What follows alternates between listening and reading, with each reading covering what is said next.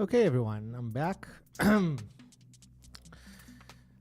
back because I really have to make progress with this. Hopefully, I will manage to solve all the annoying problems that I ran into about this code and get something productive happening. So how's everybody doing? Hopefully, everyone are doing okay. Okay, so I really want to solve this problem that I was running into. Am I compiling here? I don't remember. Probably not. Who knows? Yes. Okay. So I need to fix this compilation issue. Just to give basic context, I'm working on this music composition software. But before I'm continuing to go back to that software, I ran into a data structure problem. I had to create a data structure that can maintain pointer-like relationships, but also can be serialized into some text format like JSON. Yes, so call me your personal template warrior. Here you go. Alana knows so much more about templates than I do, and I think it's awesome that we have her here on the stream. Template metaprogramming is such an obscure part of C++. That's why I'll be switching often to something like Gemini when I have to do that. Yeah, so let's see exactly where my code failed right now. Let's see if we can have some idea about this. Where's my messages here? Here they are. Okay, so I was trying to do this. Maybe I didn't call this correctly. Ref name object, right? I think that's it. Shared pointer of container.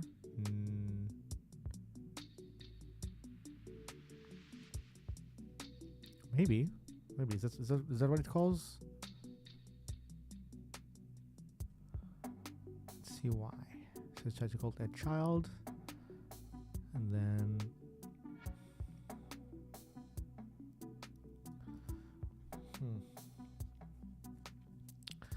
Oh, thank you. I appreciate it. I appreciate that. I was able to be of some help. We both of us, Alana and I, we are in a Discord group called the Audio Programmer, where I'm one of the mods. Feel free to jump in there, where we discuss all kinds of topics about audio programming, C++, not just C++, other languages too, and we discuss a lot of these real-time code and stuff like that. It's great. There's also a YouTube channel called the Audio Programmer. I will probably give shout outs to the channel often because it's one of my favorite channels on YouTube. I'm also on it as a guest instructor once in a while, so you should be watching this to learn programming, C++, Juice, C major, stuff like that. Okay, what is the problem here? I was spacing out while I was browsing the code.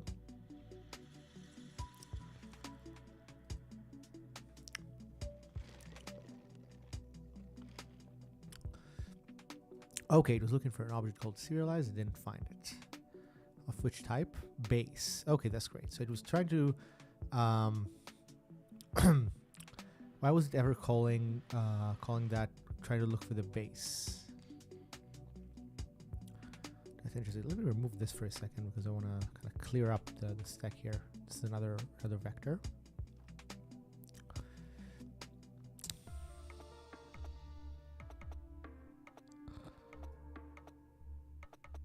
Yeah, how did the base get there? That's interesting.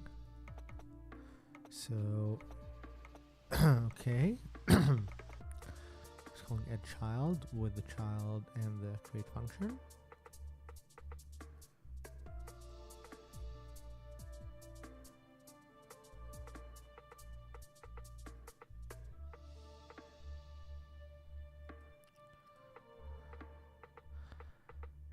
Just wait until you get your own Modalics channel when you have libraries and frameworks. I mean, I do have a Modalics channel. This is actually streaming on the Modalics channel as well on YouTube. And we do have, I have some libraries that are public to open source, but I've never put in a lot of effort in my public libraries. But there are some that I'm working on, like this drivers library that I was doing here, and I do have some public repos that you can check out, like my CMake repo and a few example repos that I have. I have a data structures repo with some helpers for real-time code as well. Okay, poly object. Let's see. So let's look at this. Came in with the correct thing into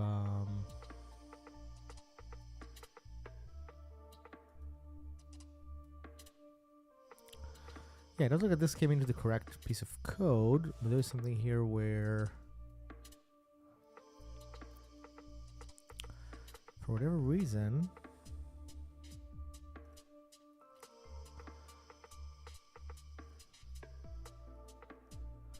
this looks correct. Pointer to container, reflector, small string.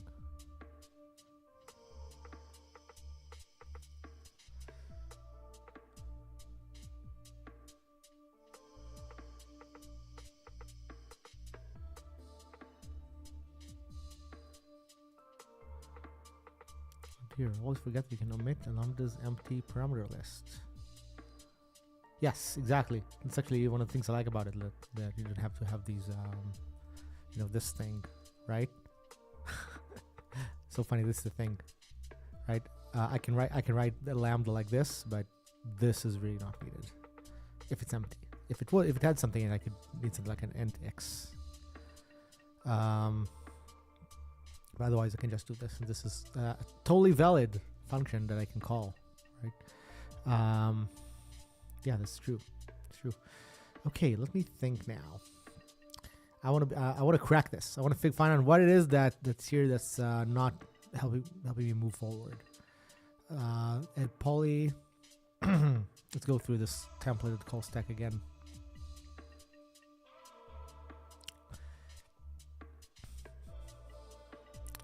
Somehow get to an object and try to call object.serialize on the child. That's interesting. Why did you do that? Ref a child.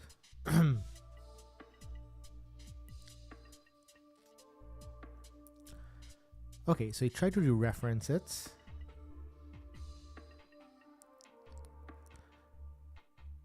But so if it's loading, it says. Let's see, what did I do there? It's been a while since I wrote this.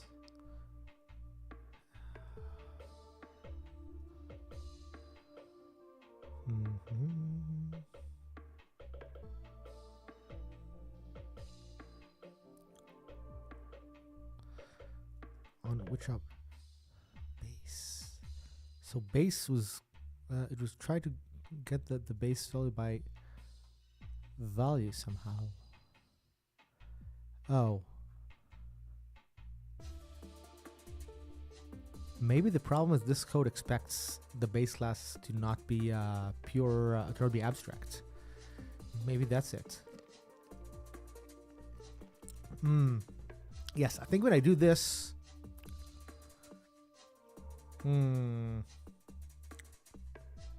okay, I think I understand the problem. The problem that this expects my code to be structured in a certain way, which is fine for now, but I need to remember this because I need to make a more durable template. I think the problem is, where's my demo app? So I think the problem is in these like fake. Let me just simplify this because I don't need all this code usually. The problem, I created this like a example base class here, but I think the problem is, I think this code expects serialize to be a virtual method, and I think that's fine. Like I can do this. I can probably even do the equals 0 void, control void serialize, right? So I think, and then I have to make sure that these other parts override. I think this is the part where that I was kind of assuming that types would have it. Let's see what happens now. Okay, fail somewhere else. That's good. No matching constructors for pointer ID base with the type is vector of shared pointer base. Okay.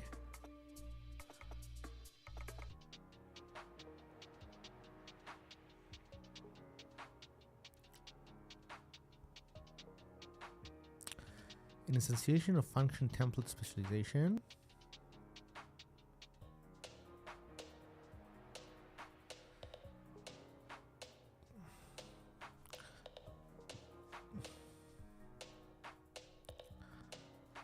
I pass the container. And then I pass the object.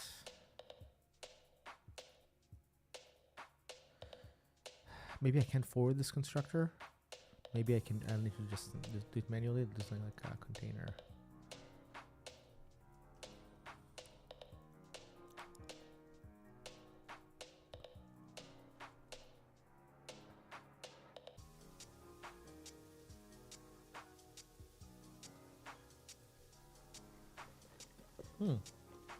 There we go.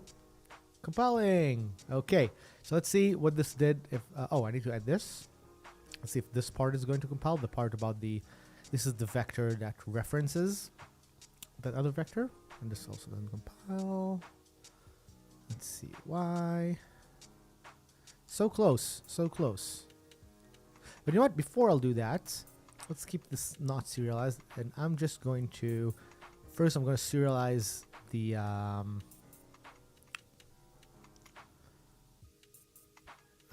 this. So what I'll do, I'll change this function order a little. I'll do something like, just create initial data, return data. Now let's start with serializing auto data equals create initial data, serializing debug JSON data.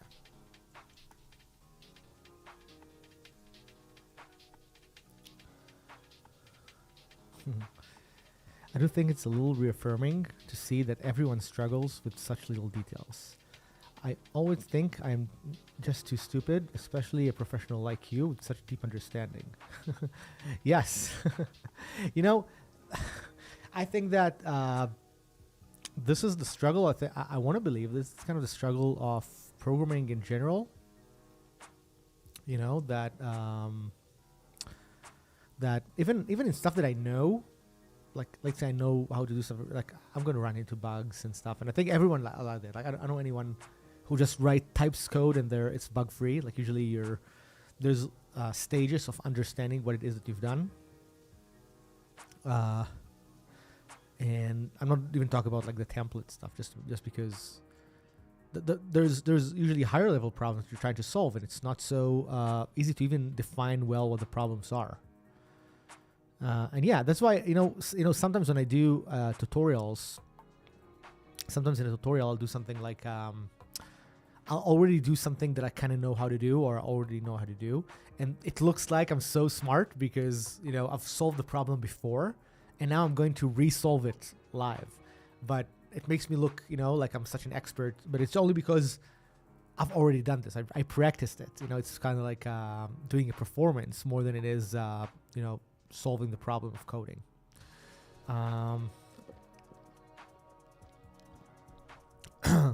Yeah, so I think that there's a lot to be said about, in my opinion, about the process of iterating over it and not knowing what to do and find better solutions over time and stuff like that. Yeah, so I want to see what is this thing that I serialized. I just grabbed this JSON thing. I'm going to put it in Visual Studio Code just because I want to have a nice JSON visualizer. Okay. Sorry, format. Was that it? Command Shift F or Alt Shift F? What am I doing to?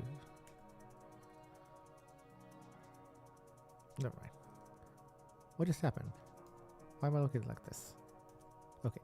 So, yeah, so as you can see, the idea of what I wanted to do is I wanted to see that my my poly serializer works, and that means there's other types here. I actually put in different types in the code, A, B, and A, and they have different members, right? You can see that let's look at this JSON thing. You can see that if it's of type A, the member was X and it's a number. If it's of type B, the member was called Y and it's a text, right? So that's why I wanted to check that works. I want to see that I'm able to store these different types in this JSON thing, and then when this will get deserialized, we're going to test this in a second. We need to see that the actual types, like the C++ types, get restored from this. So I'm going to, now I'm going to do something like serializing get JSON. Oh, to JSON. How do I call this? To JSON data. So I'm storing the JSON. Now I'm going to create another something like to restored data, which is going to be serializing create from JSON of type data with this data, or with this sorry, to JSON equals this.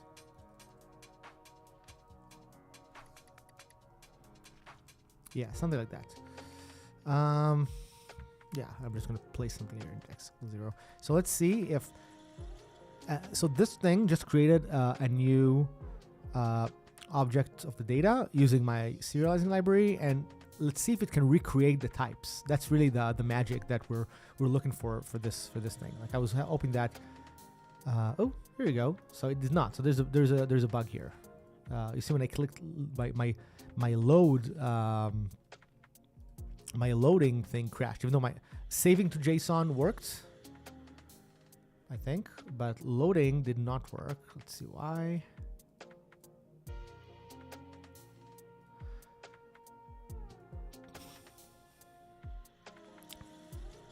So what is it I create? Okay, yeah, so doing this failed. Let's see why. I'm going to trace these calls. I also want to put on the screen what Orlando was saying. That's what professionals should teach beginners. Failing is normal and not because of yourself. Yes. You know what? This is really important. This is actually something that I think some people should know about this. You kind of see, especially if you go to like YouTube or Twitch or something, you go and see sometimes people being like in the zone, especially when they're doing these edited segments where they're getting through from one thing to another, and it's so straight line and they know what to do. But that's not real coding. That's more of like reprising something you've already done. Like, let's say I'm going to write code that I've already written yesterday, but I'm going to rewrite it today. I can achieve that speed and this like confidence. But I can't do it with a problem that I haven't solved yet. And nobody can. Nobody can. Not John Carmack, and not Jonathan Blow, and not Linus Torvalds. Like nobody who's even like the genius coders can just say, okay, you just type from one point to another. They're also looking, searching, debugging, running into weird things. At least to my understanding. That this is how they work from working with a lot of programmers. I think this is the method that I'm familiar with. So I think that people should really not be too starstruck by what they see on YouTube and Twitch, because some of these stuff, not always, sometimes people do like me. They do like these streams where they do it live and they handle the problem, but sometimes it's just a rehearsed thing. And I do that too, right? Sometimes I would rehearse something. Before the stream, I'll go over all the classes and functions that need to be there, and then during the stream, I'll be like so smooth and confident, and I would know where everything is. And I do it to make the stream a bit more snappy, right? But I don't think that's necessarily the reality of the day-to-day stuff of programming. That's my opinion about this. Okay.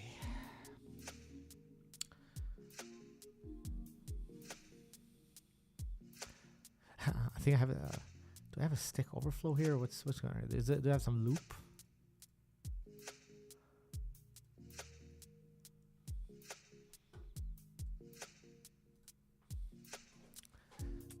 trying to see what the bug is.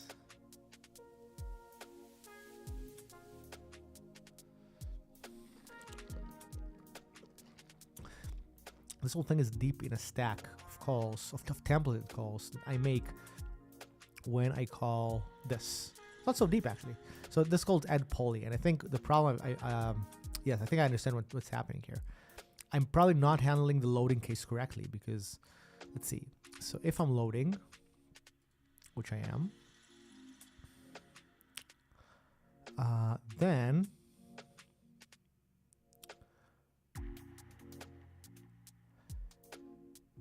yeah, so I have this thing that it should be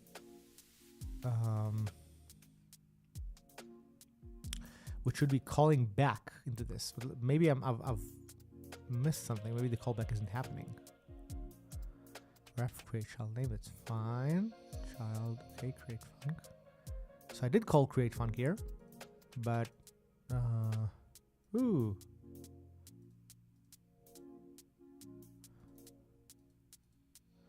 Why is this an invalid value?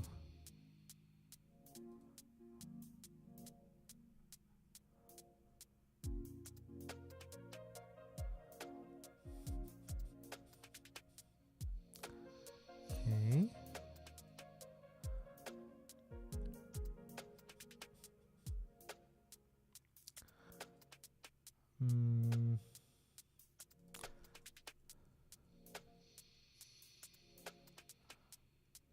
Okay, this looks fine. It looks like there is a container there. Invalid value. Why is this an invalid value?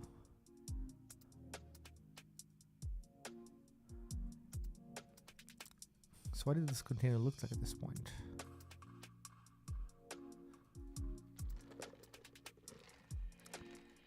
I did have a good break.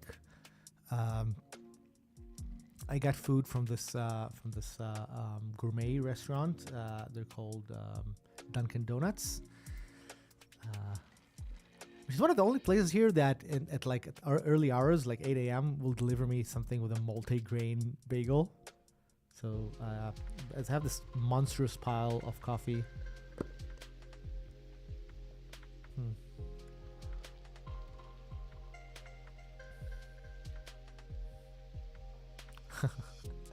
Thank you so much. Thank you so much for these comments. Honestly, I really appreciate it. I really appreciate people watching and talking, and this is kind of, you know, this kind of gets me energized. And some people like Alanda are extremely smart and helpful, and I think that I'm super happy to be you know, in the presence of a few people.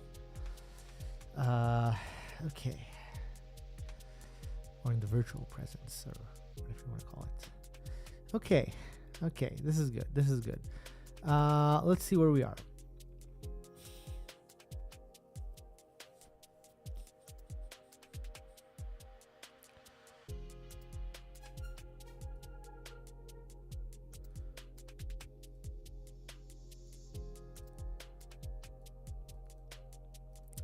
I need a way to figure out why is this. So what happens? This tries to dereference this immediately. I think this is kind of weird.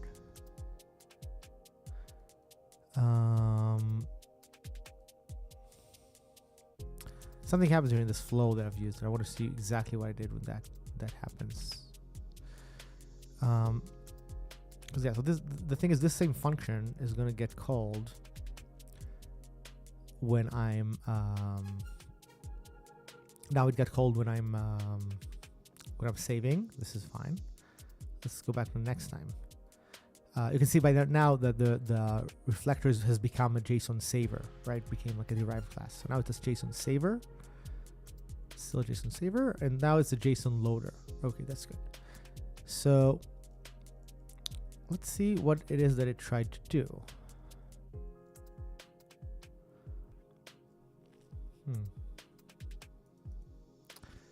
So this is a comment here. Interesting. So I wasn't sure what this is going to be. I have some basic SQL and Python coding experience, but purchased Modalics products and am experiencing with my home studio. Interesting to see this. Oh, thank you. Yeah, you know, It's something that, or my partner in Modalics and I were thinking like, hey, are people on the Modalics channels are going to be interested in this? But hopefully once right now I'm handling some very low level data structure problem, but hopefully you will also see, and you do see on these streams, you will also see a lot of like higher level design things that we're doing. Like you will see later how this all kind of connects to this music composition software and plugin that we're working on.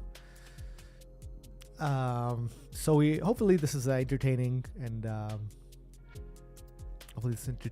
helpful to everyone.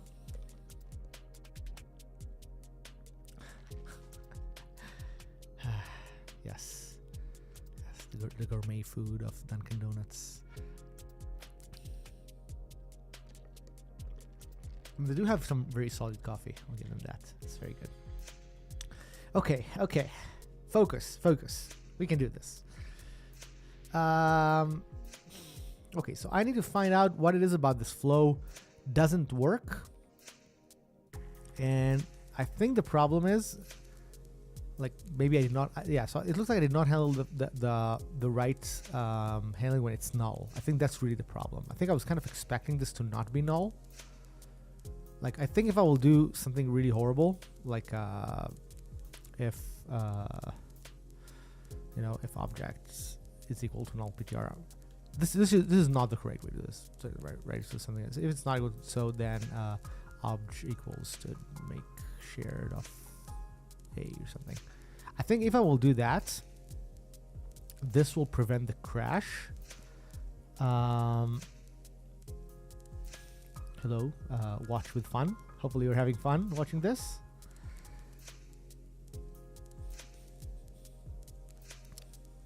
I'm working, so people know I'm working on the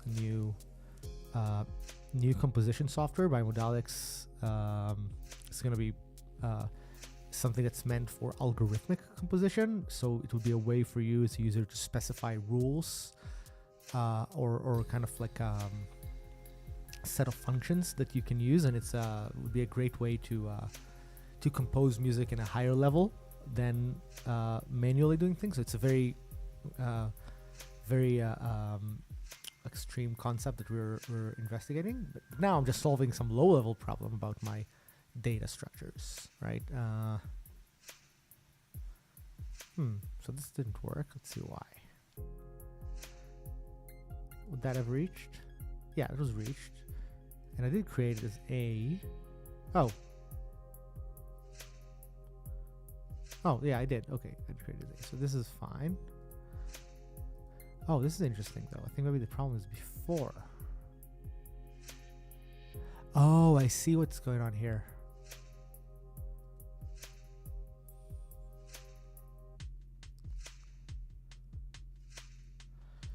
So the comment is, so cool. I am a data analyst for a health insurance company, but I'm a bassist learning the ropes of home studio. I'm using Mindset and Beat Scholar mostly. Yay! That's awesome. That's awesome that you're using Mindset and Beat Scholar. If you have tracks that you've made with it, please send it over. I think it would be awesome for me and for people in the chat to watch. Mindset and Beat Scholar. Those are two of our flagship plugins. I love them. I'm definitely would be interested to know what kind of music people are creating with this. We just got a video yesterday from Brazil, I think, from somebody making really nice music with Mindset drums from Brazil. I thought it was awesome. I'm really looking to see how it inspires people. I found recently there was this amazing Arabic musician making Arabic music with it. So good. It's very, very interesting the way people get kind of explore these products. And this actually, I'm going to switch over to my speech here. What I'm doing actually is, you can say that it's the next level of things that we've experimented with in products like Beat Scholar and Eon ARP, where we were trying to broaden the horizon of what can be done interface-wise, like how do you express music a certain way. and yeah, and we're trying to even just push this even further in terms of what your mind can comprehend and what we can put on screen in front of you to help you with that. So the question is, would you mind sharing the Brazil music? Yeah, absolutely. Let me go. This is on the Modalics Instagram, but I can just copy the link. Hopefully the link copying is going to just work. So we got tagged. It was just yesterday. It was a person who made more than one demo. I want to share the previous demo he made. You know what? Because it's so good. Because he made more than one track. It's by a person. His name is. I'm pretty sure he's Brazilian, right? Am I wrong? He's Brazilian. His name is Samir Razak. I hope I'm not getting this wrong, but I'm almost sure that he's from Brazil. Let's see if I find the right video.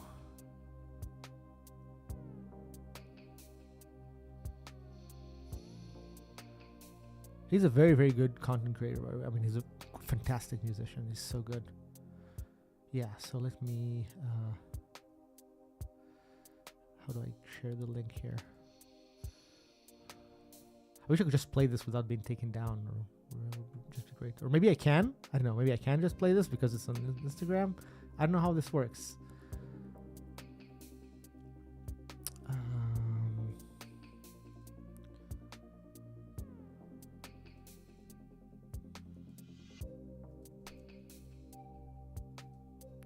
Yeah, I'm just gonna put the link here in the comments.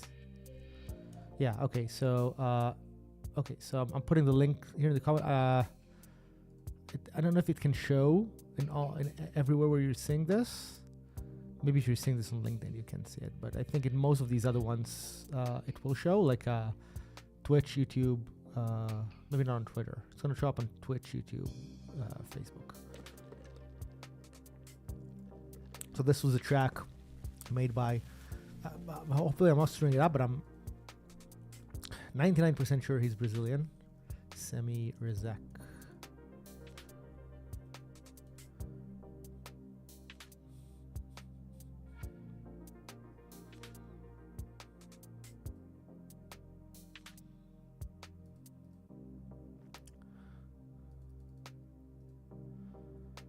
Maybe someone can dig deeper and remind me that if I'm actually correct that he's from Brazil. But he's so good. He does finger drummings with mindset drums. It's so beautiful. Mad Hatter is asking, how do we share? I'm not good at this yet and just starting, but made a track with Eon Arp and Beat Scholar. It is fun. Yes. How do you share? First of all, you can post the link here in the comments. You can also, go to our Discord. We have a Modalics Discord and place it. There's a place there where people can post their music. Yeah, you can always, send this to me over email on info@modalics.com. That will reach both me and Orlu Bianico, my partner. So we can see it. It's always, like the best moments for us when people send us tracks. I'll say hi to Omiko here. Thank you for joining the stream. So as I said, I'm working on this music composition software for Modalics. It's going to be a standalone app, but also a plugin. And right now I'm just trying to find an annoying bug with my data structures, right? Something with my my very, very complicated templated serializing library has a bug, and I need to be solving that bug. And I think what happened was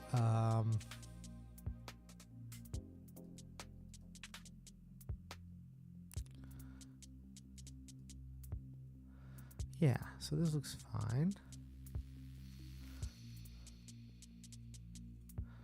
Here you go. This is not good. Objects, invalid value. Yeah, it seems like something here didn't work. So there should be some extra protection mechanism, I guess, that's missing here. Let's see why that is. So why does the Restream bot show some YouTube comments? Why aren't they in chat like my messages? Oh, you know what? I think it's because I'm streaming this on a few different places. So I think, for example, if you're watching this on YouTube, I'm actually broadcasting this on both my channel and the Modalics channel. I don't know where you're watching this from, but I think this is the reason. Like, it could be another YouTube channel.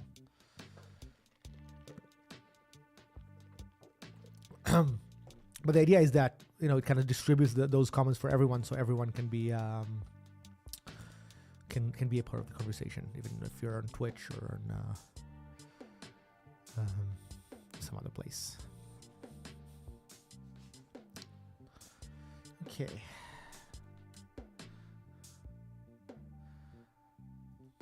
Okay. So the problem is, if I'm starting to understand it.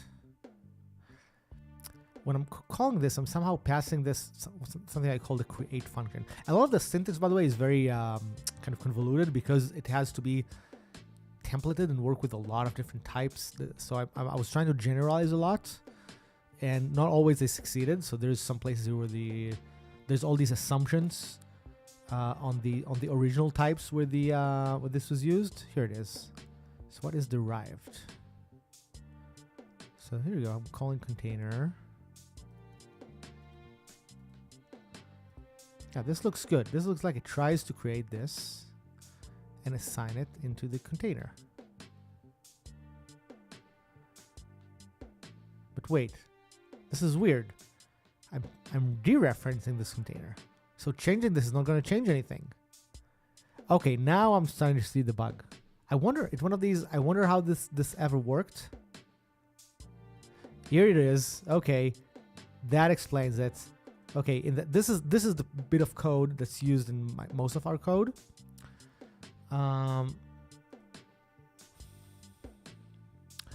This is the bit, and when I converted it to this was just added like a day or two ago. I think I was I think the problem is I was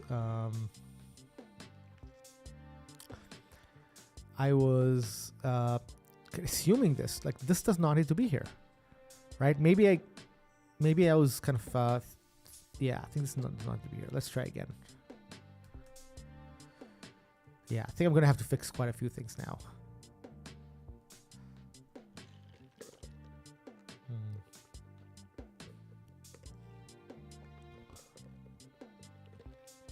Okay, this has not crashed, and so the owner vector has, oh sorry, what was the type that I restored? Restore data. Let's see if the types, here it is, A, B, and A. This worked out, woohoo! Okay, so the, I'm gonna just dial back to explain that I did reach my immediate goal here. The immediate goal here was that I can create this hybrid data structure that has, in this case, different classes brought into, right? So I have this vector here, this thing, owner vec. It's a vector shared pointer to the base class. And what I did is that I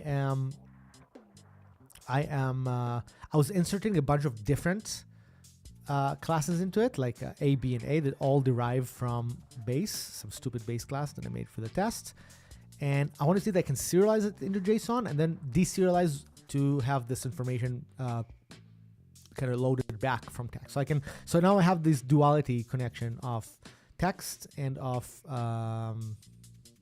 C++ data types. Basically, they can co-interact. Now I need to finish this, and hopefully this part won't be so difficult, so that I can I'll be able to start moving this entire solution back into my my program, back into my real program.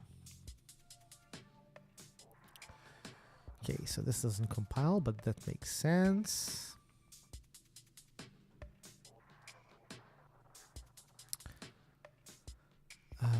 That makes sense. So let's see what's up here. Where is my actual error? Could not construct.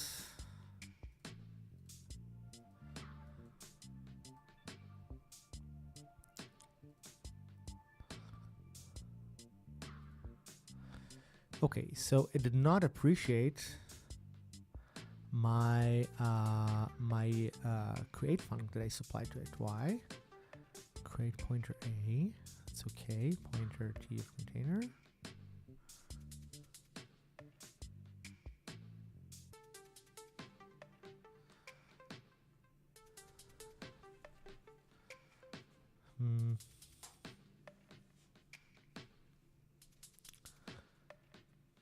Let's see.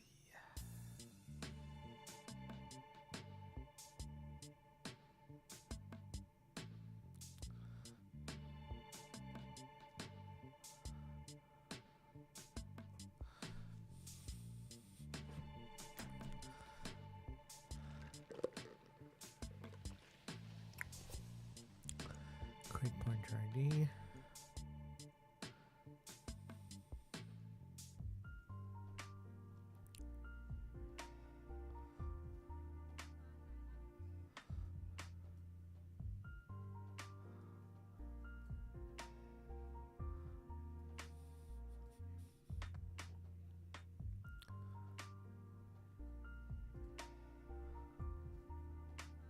Oh, you know what? I think maybe the problem is I might need an assignment operator on this.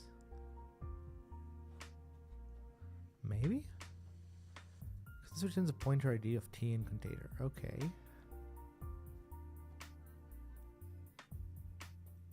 Okay. And then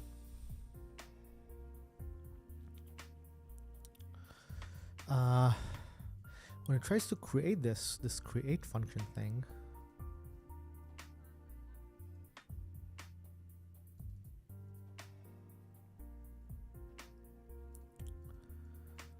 passes this thing, the factory.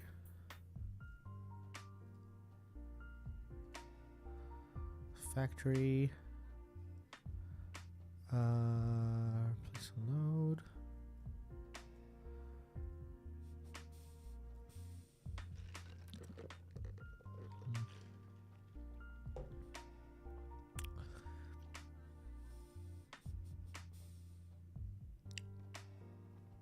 Okay. Okay.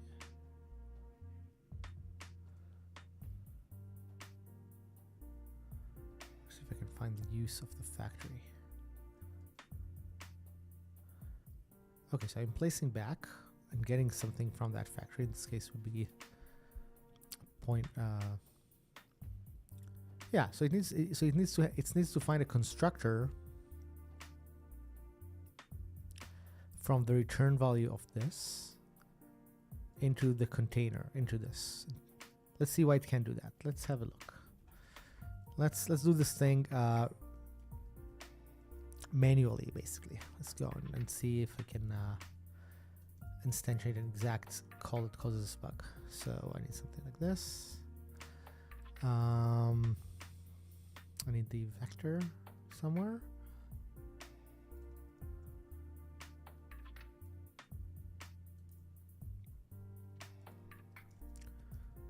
On the rec,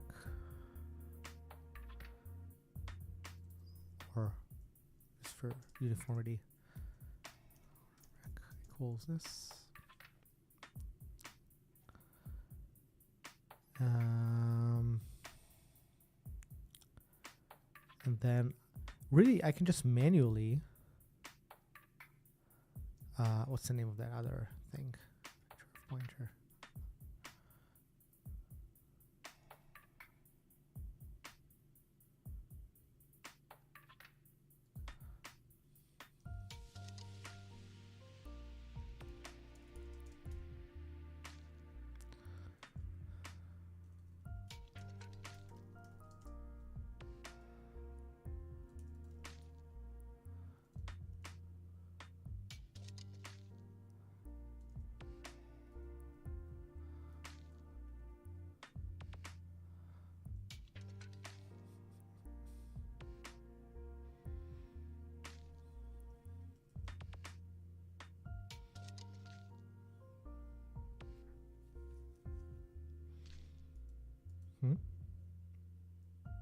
Oops.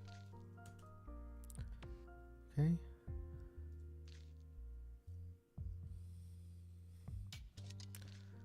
going to be a vector of this. Okay, so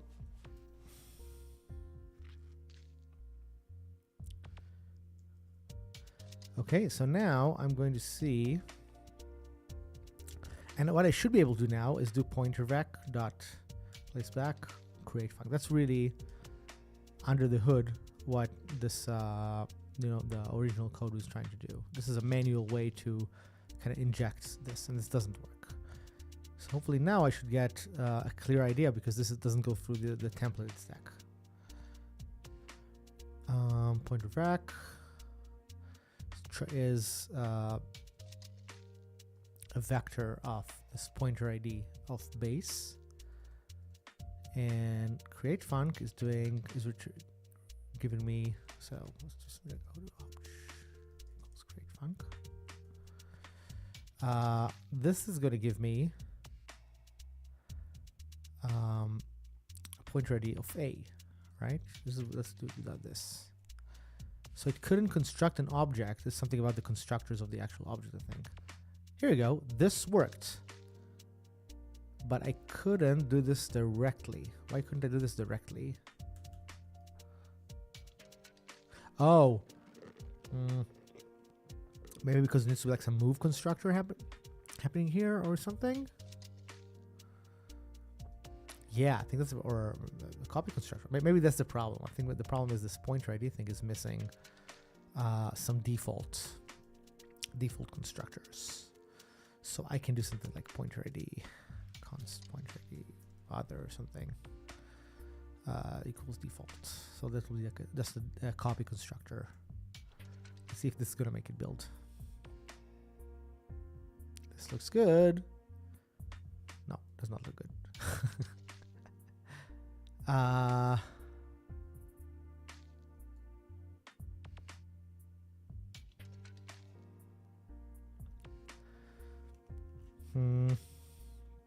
Why couldn't this construct this? This will give me a pointer ID of A and blah blah blah, the container blah blah. Pointer ID of A. Why can't I construct something with a pointer ID of base with an A?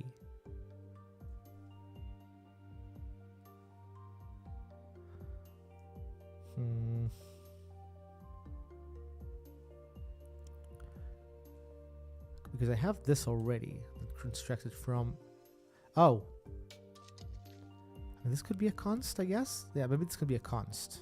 Let's see. So I think maybe the problem is just couldn't construct it on the spot. Okay, this looks better. This is compiling. Now let's remove this and go back to my actual serialization code, which does the same thing in a more encapsulated way. And it compiles. And now, drum roll. Drum roll. And then I can, well, I'm so excited this finally gets to a place where it's working. Let's remove all this stuff and let's do, again, O2 original equals create initial data. JSON is serializing to JSON original. And then let's create a whole new object. You know, new data equals serializing create from JSON or of type data with the original. With the JSON. And I'll place something here for debugging. And this is really what I was going for. Like this, if this works, pray to the lords of code, pray to Bjarne Strustrup or whoever it is that you're praying for. Owner vector. Okay, this is not good. This is not what should have happened here. There should not have been 6 items here.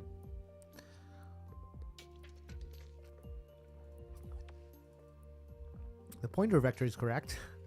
The owner vector is doing something double. Why is it doing something double? Let's see. Probably some weird logical error.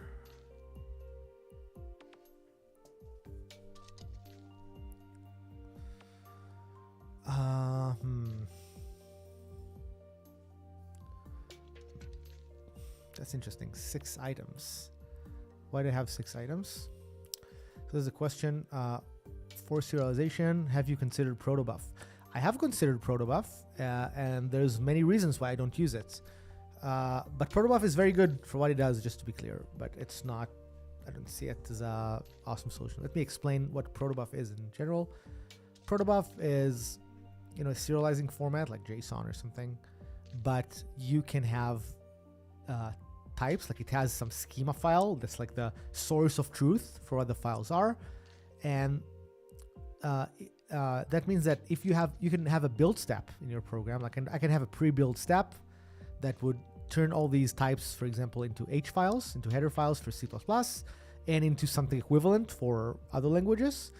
And that means that you can share those types. Like you can build a struct, and that will generate, schema files and stuff like that for JavaScript and stuff, and header files for C++, and all of them will be generated from the same source of truth, which is protobuf.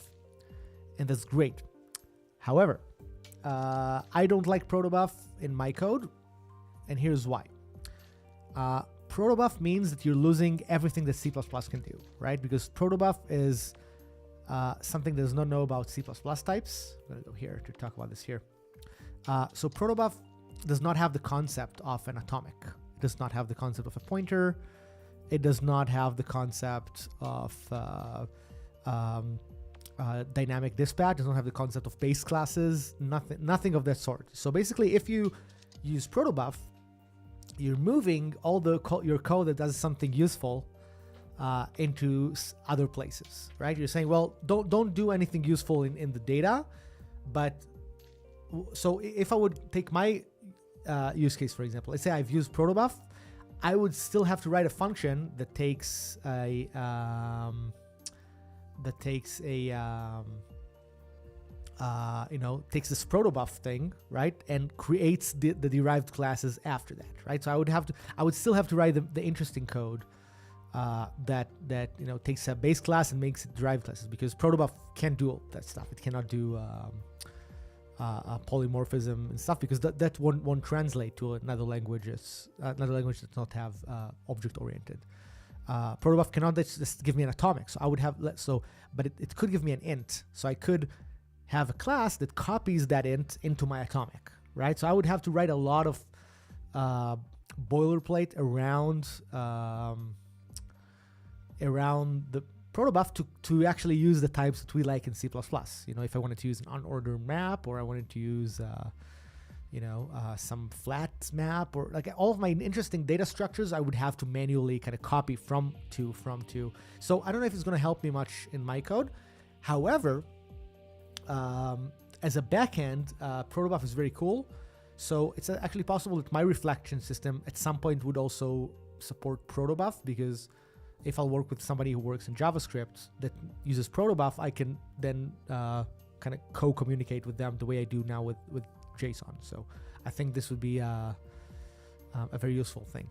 It's just again, all this problem with these serialization is that it tries to look for a common denominator, and the common denominator between C++ and JavaScript is JavaScript, and it's not C++. So that's really where it gets kind of lossy format. So I want to say hi to Python Gamer. Hey Python. I will give a bit of context. I'm creating a music composition software plugin that is meant for algorithmic composition, kind of where you're supplying rules and functions almost, and it lets you kind of create very long and complicated music with just a few statements. I am implementing this in C++, so there's going to be some C++ discussion intertwined with this, and you'll see a lot of C++ code on screen. This is for my company Modalics, my company that I've started with Olu Bianikel, my awesome partner. Who, as we speak, as I'm doing the code, he's somewhere else doing design and trying to come up with UI concept and stuff like that. He might jump on the stream. He goes on these streams often, and then he shows more on the user side. He's much better than this than I am. He's going to show he's going to show his graphic mock-ups and other stuff that will eventually be made into a product. So there's a question: what do you prefer, Python or C++? I prefer. I mean, okay. I'm going to say it like this. If you ask me personally, I much prefer to write as a language, right? Let's not talk about like the usage of language. I love C++. I think C++, especially modern C++, is a beautiful language. There are now more modern languages that you can look at, and those are super interesting. But I think C++ has this combination of really enormous expressivity. Like you can really express anything that you want in C++ with templates and object-oriented programming and all this stuff.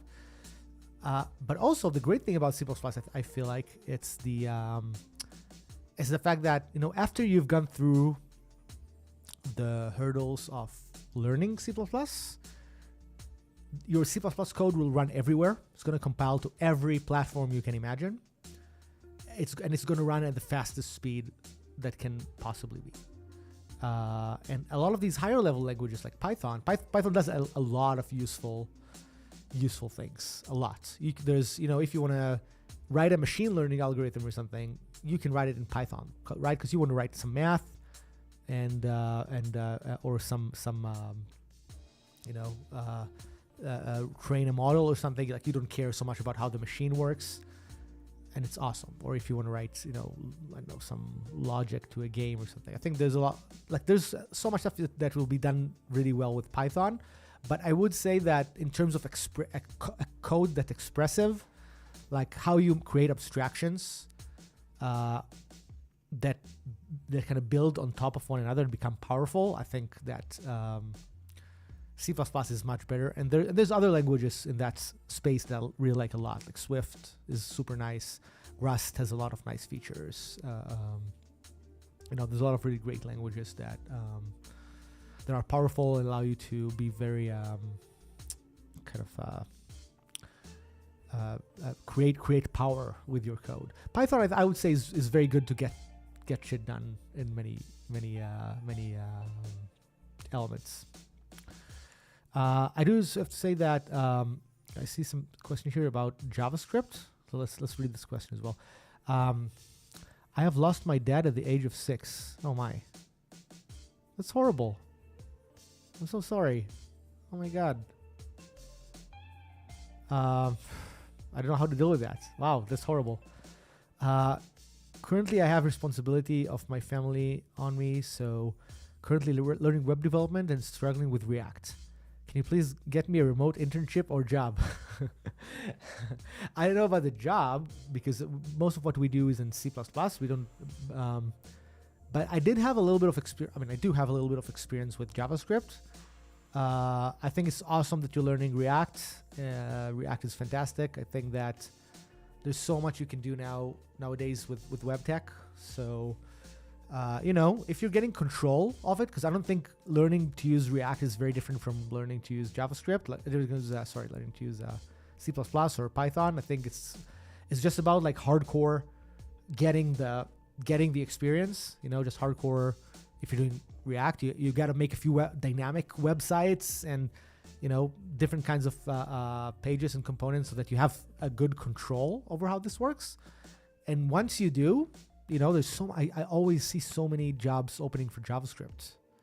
I think that if you go on LinkedIn or something, I think you will very quickly be able to find interviews for a remote job or a job where you are, because there's so much demand for people who can do good front end. So yeah, I would just so again, I can't help you on the job stuff because it's not we don't hire front end JavaScript people, but pretty much like if I open LinkedIn, like half the stuff I see is like we're looking for a React programmer or something. I think it's gonna be easy.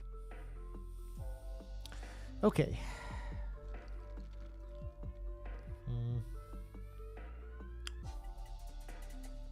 Landa says she thinks React is getting out of fashion with all the frameworks out there. Some of these frameworks, I believe, are based on React. right? I need to read more about this. Like I'm not as up to date about all the different frameworks. But it's not like if you learn React, then later you can't learn, something else. Like I think if you learn React, you'll be quickly adjusted to whatever is the next best thing. Like it's basically all JavaScript, and most of these have similar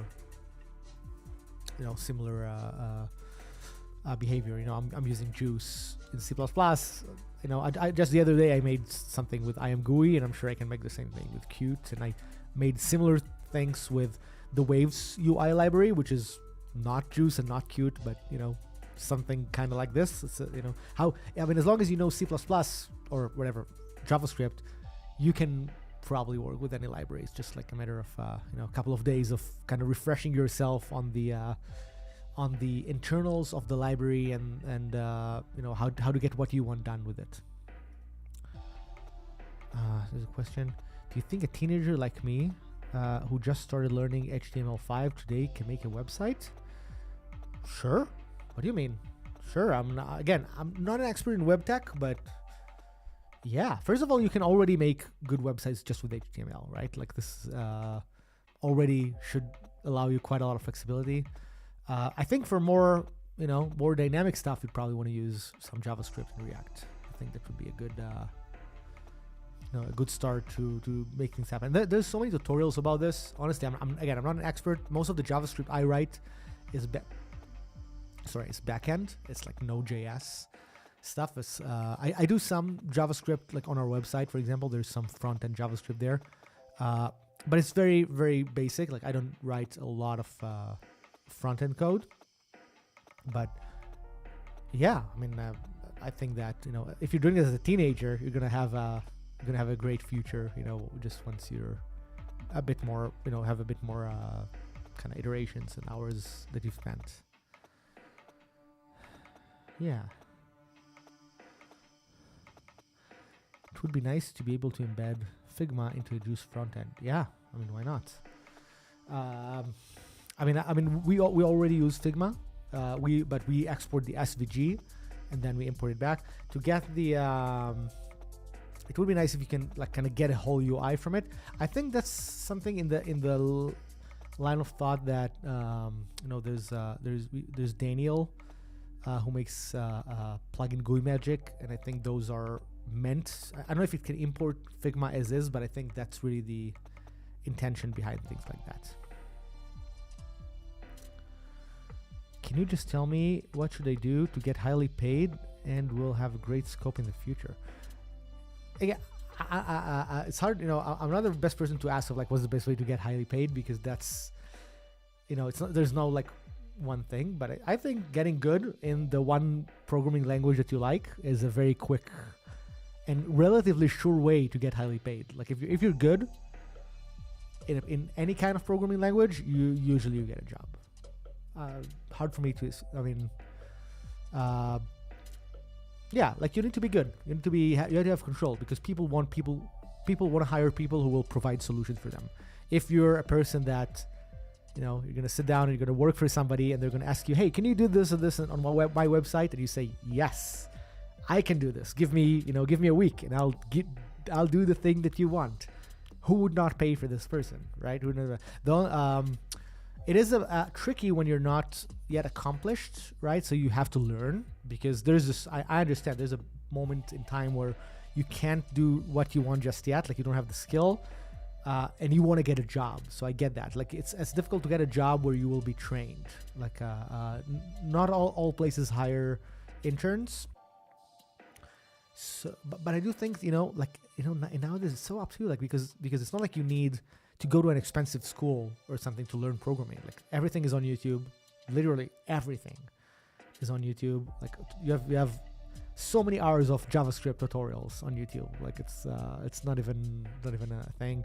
And there's Discord groups and forums, and like it's so easy to get the answers what you need. Now you can use ChatGPT or Gemini to help you even with autocomplete the parts of the code you don't understand. You can get started. I don't know. I don't see why.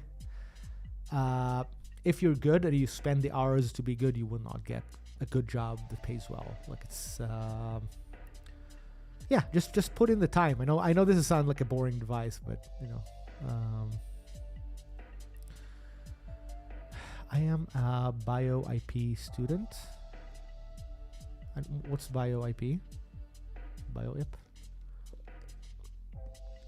And many YouTubers say that programming requires math and methods. Do you think math is actually important for programming? I mean, I probably know I'm probably one of the people who knows the least amount of math among programmers. So maybe I'm the wrong person to ask. My math is not amazing, to say the least. I think it is helpful to know some math, but you don't need to be like an expert in math. There are places where in DSP and stuff where I'm like, okay, I bite the bullet and I'm reading a little bit about math. Not much, not a lot of math in most of what I do, at least. But it's a lot of logic. Logic is really heavy. Like, you need to be able to think about all these complicated flows from one thing to another, like we do now. It's and how it kind of how things connect, and you need to be able to build trees of information in your brain and parse them. So there's a lot of that, which is the same skill you need in math, I guess. But there's also some domains, like if you want to do GPU programming or something, then you need to know more math, right? If you need to do DSP programming, you need more math. There are fields where math is very, in the core of the thing.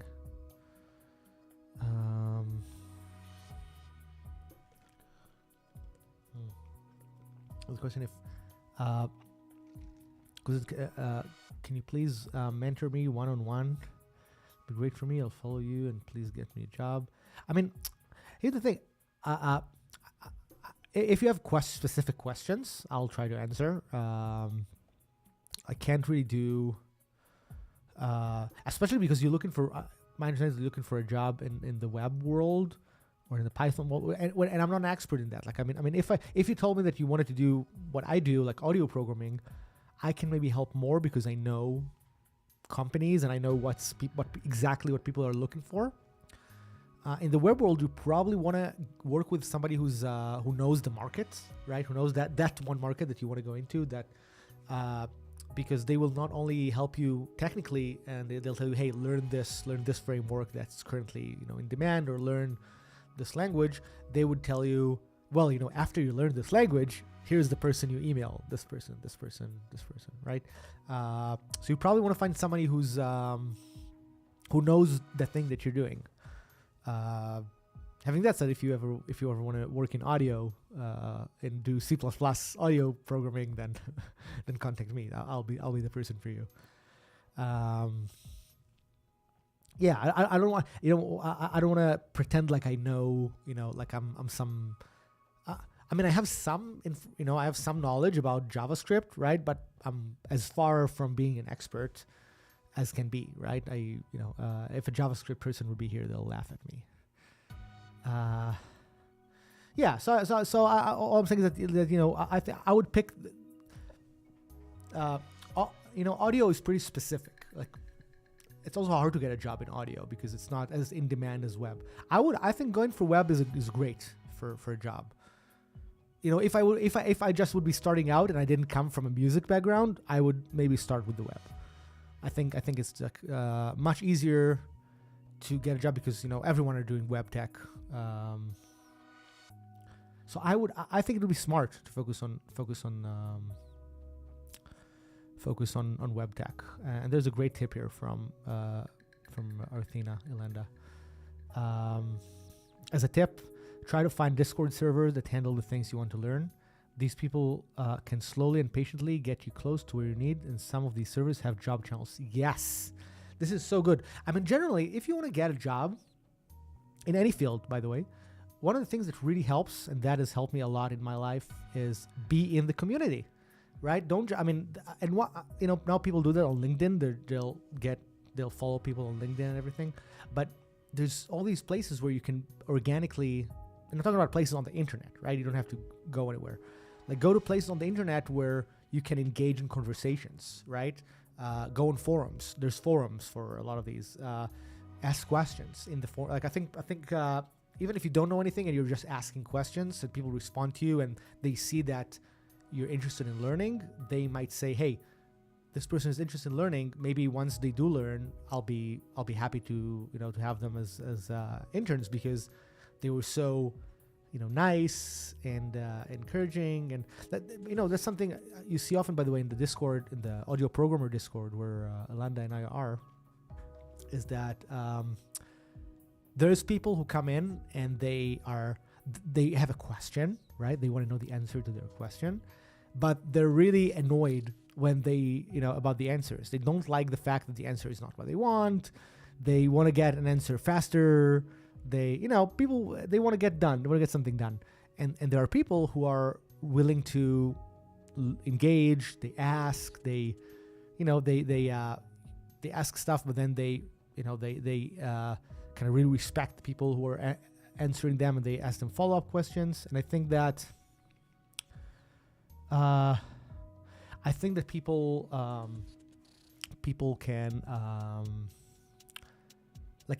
people can really look at that as an experience that can actually get you jobs. If you go to somewhere, go to a Discord, like Alana says, and ask questions and see also what people are interested in, because you will see sometimes you'll ask a question and people will tell you, this framework is not good, you should be using this other framework.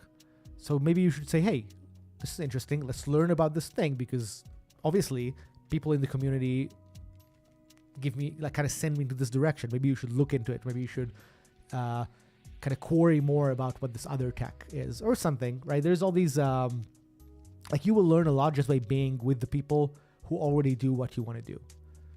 I didn't choose C++ because I thought C++ was the best. I chose C++ because I called companies that I was going to work with and I asked them, hey, what are you using? And they said, we're using C++. And we're like, okay, I'm gonna use C++. This is the correct answer, because I know that I want to work at that company. So I thought you have network in web dev, like your friends or anyone who can be. I mean, I have a few friends who work in web dev, but it's not like I have a big, but it's not like I have some deep knowledge in that world. I know a little bit, it's very casual. But again, if you ask me about audio, I can talk to you about all the companies and what each one of these companies are doing. I will have proper information, right? If you ask me, what's the current best framework for JavaScript, or what's the best trend, because usually you have to look at trends. What's the new trend? I don't know. I can't tell you. I know a little bit from what I know, and that's it, really in that world. Which is a shame. I want to know more, But I'm sure if you'll follow somebody like, there's all these YouTubers, Twitchers, Prime, Theo, Benawad, all these people who are expert web devs. They know more about where things are going, and not really me. Okay, so question is, I'm dropping out of university due to some financial issues. Will it be a hindrance for me if I don't attend college at all? Well, I did not. I don't have any computer college degree. I have. I went to a music college, which I don't have a diploma from, by the way, even though I did 3 years. I don't have a college degree, and I don't think it's an issue, honestly. I think that if you're able to teach yourself, I think that you should be totally fine. There are some fields in the world where you kind of have to be in college. I know that, sometimes if you want to be a teacher, like a professor, sometimes I think you need a degree for that. I'm not an expert. Depends on the country. But I do know that for programming, you don't need a college degree. Maybe it helps. Maybe a university degree will get you into some jobs. But I think that if you're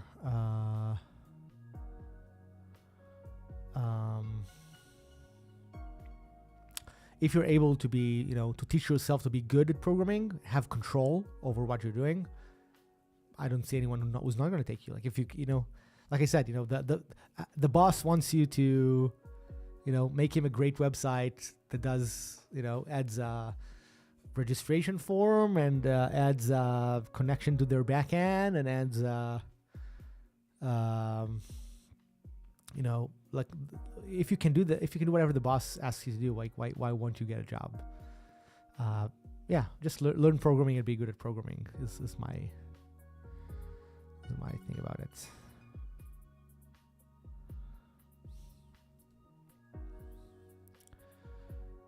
Oh yeah, thank you. I'm trying to not. One of the things you kind of learn in programming, in my opinion, is that you learn to be humbled and say what you don't know. Like there are things that I don't know, but I think I can learn quickly. Like let's say that there's a C++ library that I've never used. I've already used it, a million C++ libraries, so I know that if I take couple of days, I will learn that library because I have some experience doing the exact same thing. But I don't want to, when you try to reach, try to pretend like if I'm this technology person, then I know everything about technology. It's gonna be difficult. I don't think anyone knows everything about technology. I think, and also I see things from a paradigm, right? My paradigm is to do these high performance audio applications. So a lot of tasks that don't fit in with my view of the world, I see as kind of redundant, right?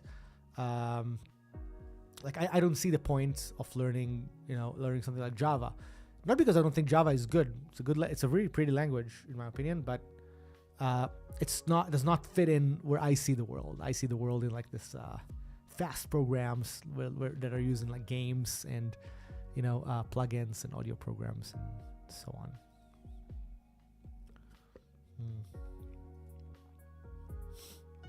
I'm still waiting for the day when the LS use FFmpeg. Sure, yeah, I've used FFmpeg. FFmpeg is not that bad. It's a little bad. I don't know. It's not the most. It's difficult to kind of a difficult building process. You have to link dynamically against it and add the DLL and stuff. Oh, and I think that it's something about the buffers. Like the buffers are interleaved. So you kind of have to copy the buffers. I forgot the details about that. I've used it a couple of times years ago. I forgot the details on about FFmpeg. FFmpeg is like this media playback library that a lot of people use. Honestly, I just recently did a bunch of wrappers around OpenGL, and OpenGL is much worse than FFmpeg. OpenGL is just horrible to use, so horrible. But you wrap it, you learn the horrible syntax, you write wrappers, and then suddenly it cleans up.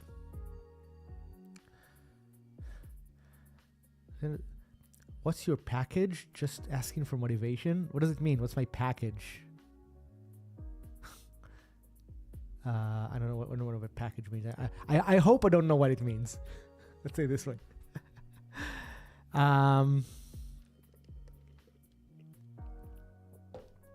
Okay. All right, let's continue and get stuff done. This is awesome. Thank you, by the way, everyone for these comments. Keep them coming. I will be back into them.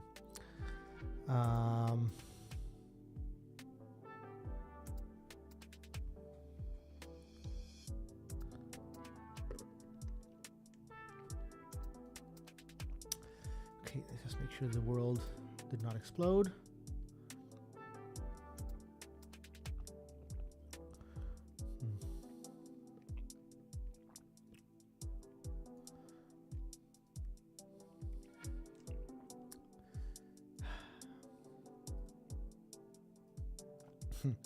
Okay, package annually what you get paid. I don't want to talk about this stuff. Yeah, I didn't put anything on screen. I know.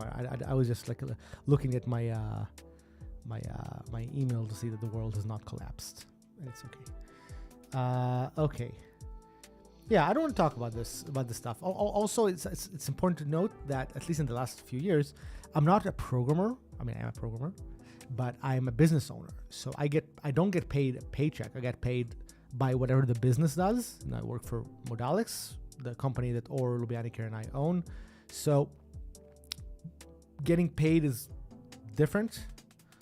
like if the business is doing well, sales are good, then I get paid. But also what I get paid is very fluctuating, right? Because let's say that the business did well, I'm not necessarily banking this money. It's very possible this money is going into hiring somebody, right? Or whatever, something like that. Like it's not. So my finances are not as straightforward as they were when I was working as a programmer for Waves or Xfer. Like for those companies, I was getting a paycheck. But this is different. Here I'm, very many times I might decide to take in a paycheck of zero because we want to put in that money back in the company. Like or I will decide, hey, let's not take money this month. Let's hire somebody that will make us grow the business instead, right? So that's something that, I guess it's hard to explain in the life of somebody who's not an employee. But, that's the reality of where I am right now. So, okay.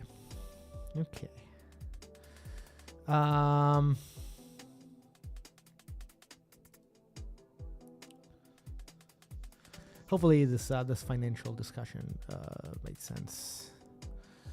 Okay, back to screen. Here we go. Okay. Modalics will be the new NI. NI is Native Instruments. Sure, yeah. I mean, they've done pretty well for themselves, right? Maybe this is the direction we should be going. Who knows?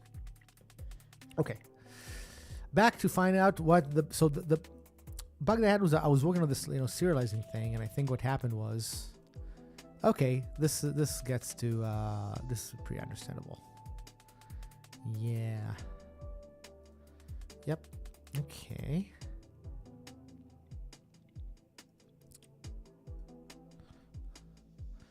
So the problem I ran into is for some reason, which I was not yet sure, something got deserialized here twice.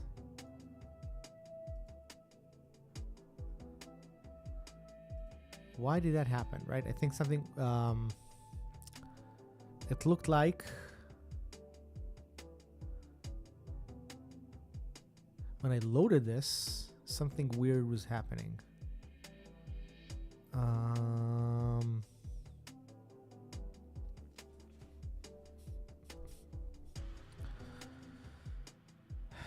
So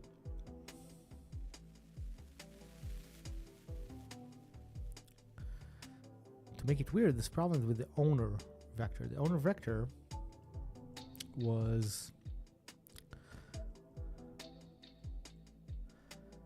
why was it loading the same thing twice? Let's see if we can. I don't know anything here in the constructor, so I don't think that's the problem. But it does look like, because I think when I stored the data, it was correct.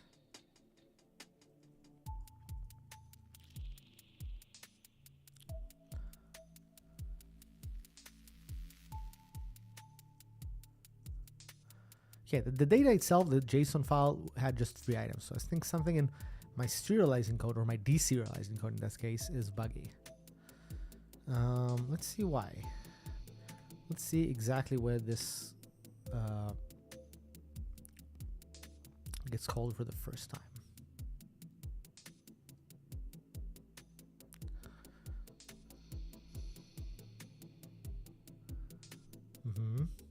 Okay. This is the first time. It says here's the point. Here's A, and what this should do is create an object of type A if the name is A. That's really what it should do, right? That's the abstraction here, I guess. So this did work. It went here to create the object of type A. That's fine.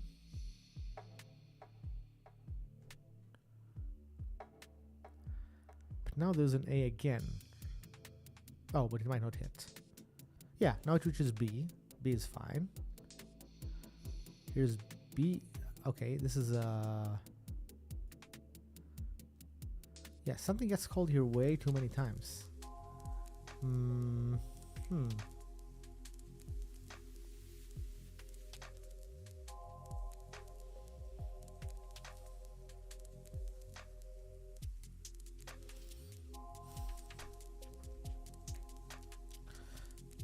check if it's loading. If ref is loading.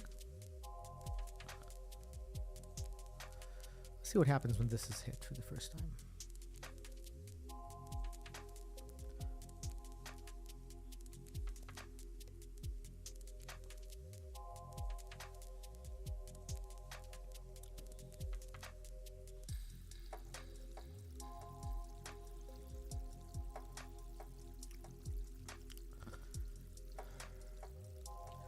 Child is null.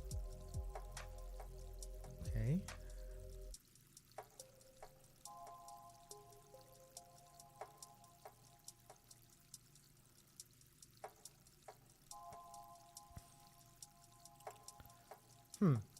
So nothing happened.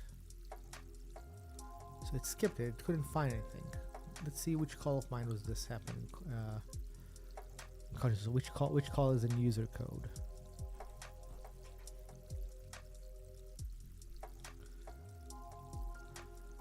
Yeah. So it's called. It was calling my call. This is fine.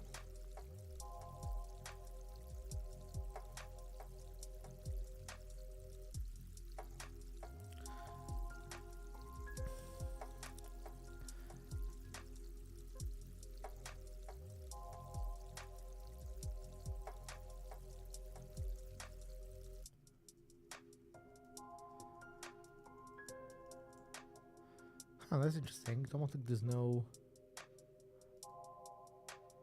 How did this work?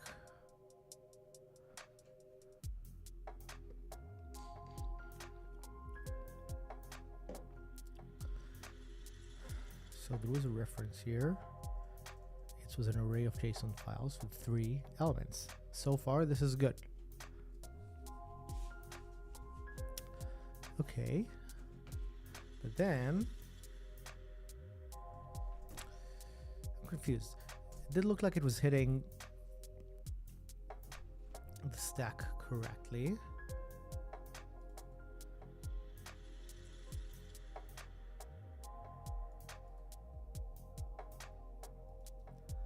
Yeah, the child should be a null PTR. That actually makes sense. But where is...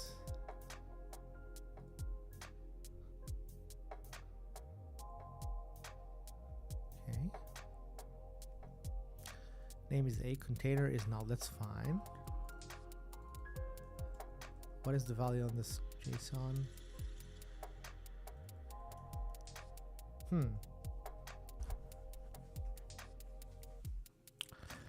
Oh. I have an estimate on what this could be. Let's see what this could be.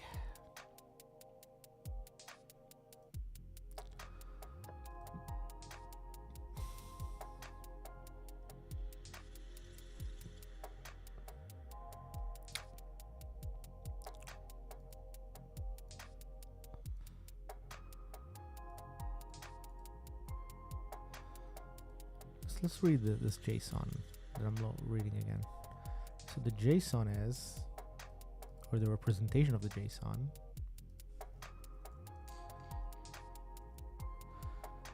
an object, right? There's an object called owners. You get an array of 3 things, but let's look more deeper into what this array of 3 things is. This thing is null. Okay, that's not what I was expecting. No, this should not be a null. No. Okay, so I think the saving is actually a bigger problem. When it's saved, which is weird because I was under the impression that we did get this to work correctly, but maybe I screwed something up now when I did this. Let's do something like log JSON dump. It's gonna print what's in this JSON before I even read this.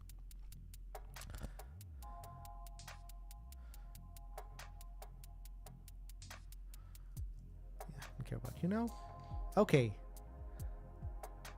owners is null. Okay, so the owners were never deserialized. So I guess something I just did recently.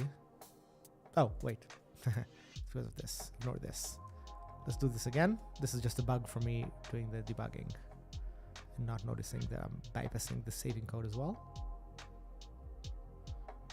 Okay, saving code is good. A, X50, B, yeah. This is fine. So this isn't the problem. The problem was that my debugging code was kind of incorrect. So what I want to do is I still want to, you know what I'll do? I'm good. Just to that, I will not see the saving text just for the debugging measure. I'm going to just save this the string. Right? I'm just gonna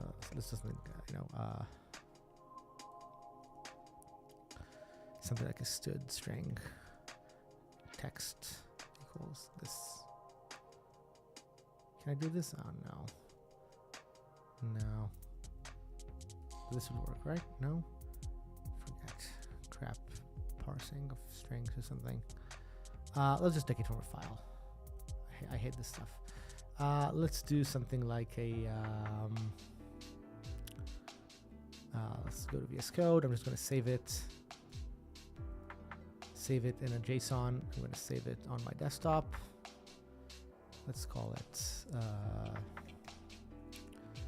test data.json. Good. And now instead of creating data and all that, I'm literally just going to do serialize.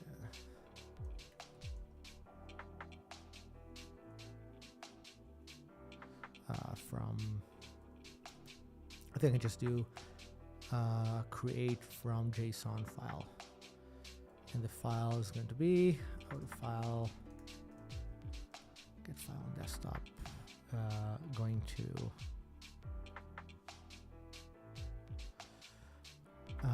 get file on desktop with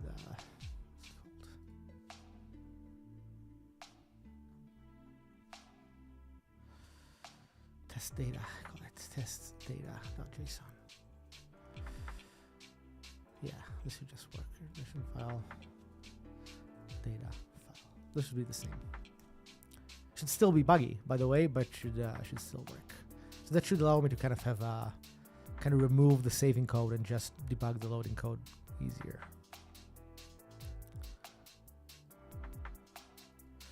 Okay, now let's see exactly what happens here when I do this. If ref is loading. Actually, I don't need this because this is not going to be called by saving. I can just debug this. Good. Okay. So I got an object, but let's see what the JSON that was passed to me is. JSON is an object. It does have the name A. And then there's an object with the X variable. Yeah, so this is fine. This is correct. The file that passed to me is doing what it should, but probably here there's a bug.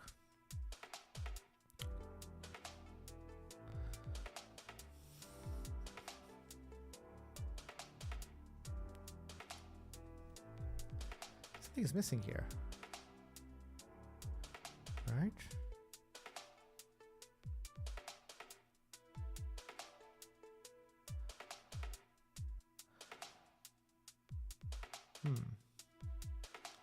See what this does internally. So validate add. Okay, that's fine. This is going to search really. Add child. Okay, add child calls to another child. This creates the child.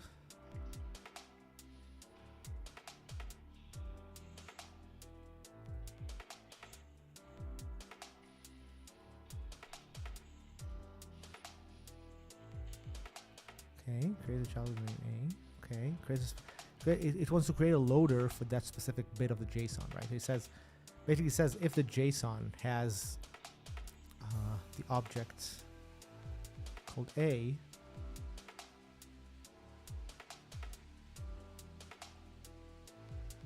right? Because which type is it?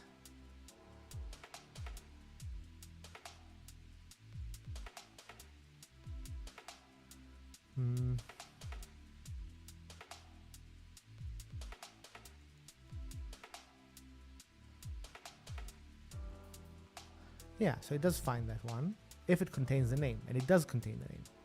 Good. This is where the if statement happens. This is where it should validate everything. So now it says, well, I'm good. I should be calling this because I found the child, right?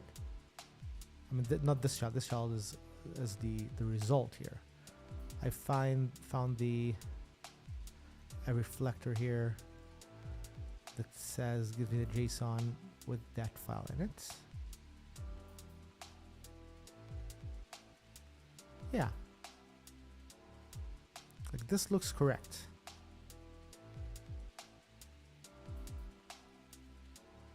But it's probably operating on the wrong thing here or something.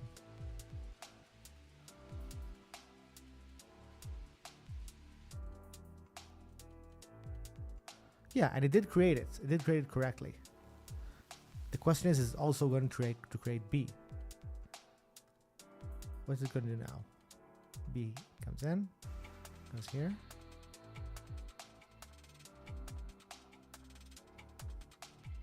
Yeah, it doesn't contain B, so it just leaves.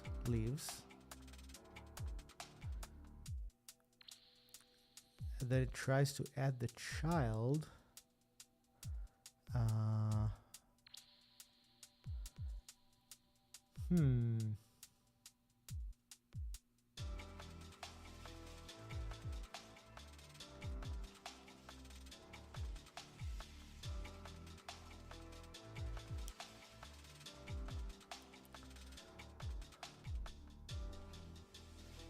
Yeah, but this thing should do nothing really, if I understand correctly.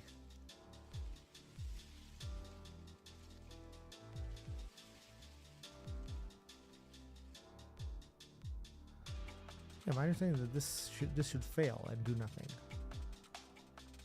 It's possible the bug is somewhere else too.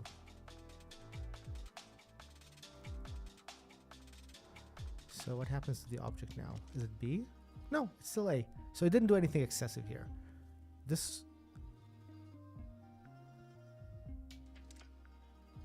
think this works. Maybe the problem is in the container code. That's also possible.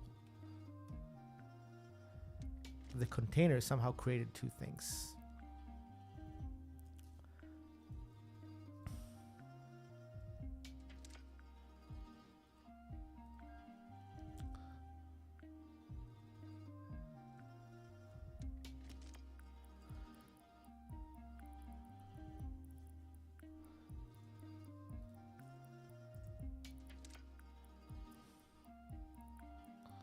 That's weird. Here it is. So the container somehow added more things than it should. I wonder why.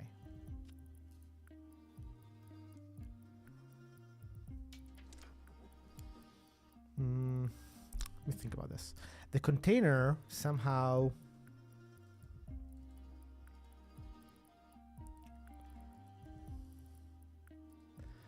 things were added to this container for no reason. No, actually, you know, that's not true. All these three should have been added like this. I think I'm resizing this. I think I'm calling a resize. And then one by one, I'm deserializing these files. I think this is okay because I think that is that it should have known that there are three things happening. The question is, when does this get changed? Can I add a watch to the size of the vector? Is that a thing? Probably not, right?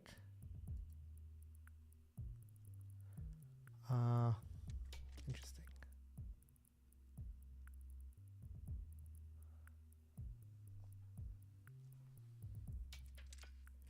Oh, wait a second. Hang on a second. I might just be super stupid and just not paying attention. And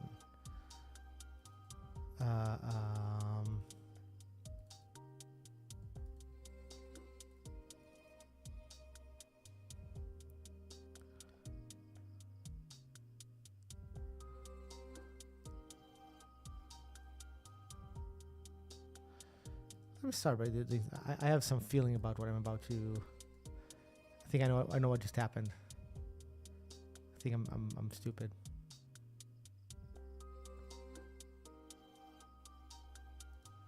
See what happens now.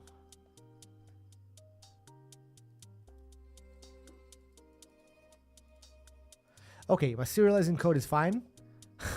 I'm just stupid. Here's the problem: I completely didn't notice about something that I was doing there. I think the problem is in my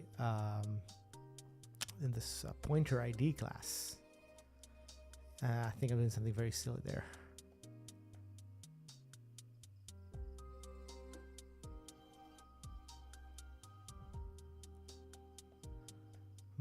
Maybe not here. Oh, yes. Okay. This thing creates pointer array. I can't use this in the serializing code. This creates new stuff. Okay.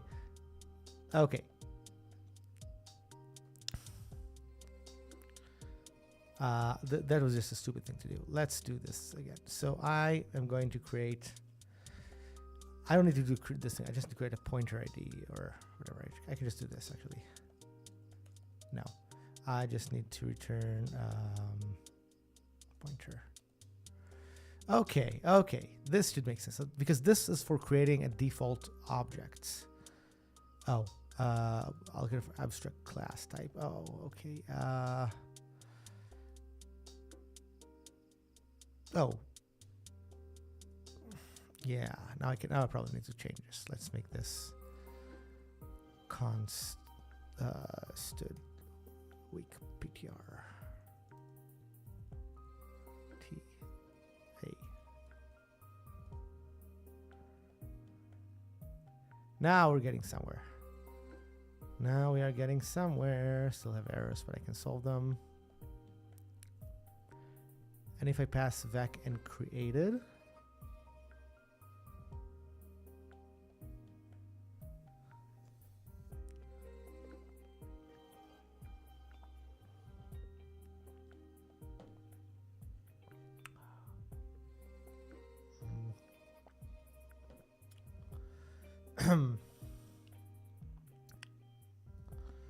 yeah, so Martinez says, what could be cool? A cool serialization system is upon declaring a sub-object, maybe with a macro that adds the property to a reflector system, or with a class that pushes the object pointer to a container, an optional name parameter. Yeah, the thing is, I guess the thing that this library was trying to solve, and similar to other libraries, I guess, is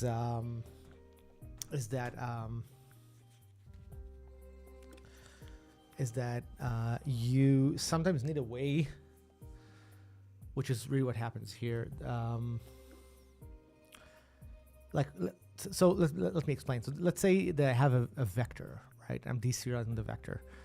If my vector is straightforward, like if everything has default constructors and everything, then I can just say, okay, well, take a vector from the JSON and take the container and change this one to fit with this one, right? And this is what my library does by default. It's and it works. You can just do add container, and you give it the container with this name thing, and that's it.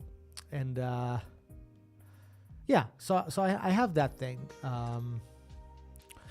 It gets interesting where the objects are not trivial, like where the objects have a constructor of them. In this case, this object is complicated because these objects depend on the container.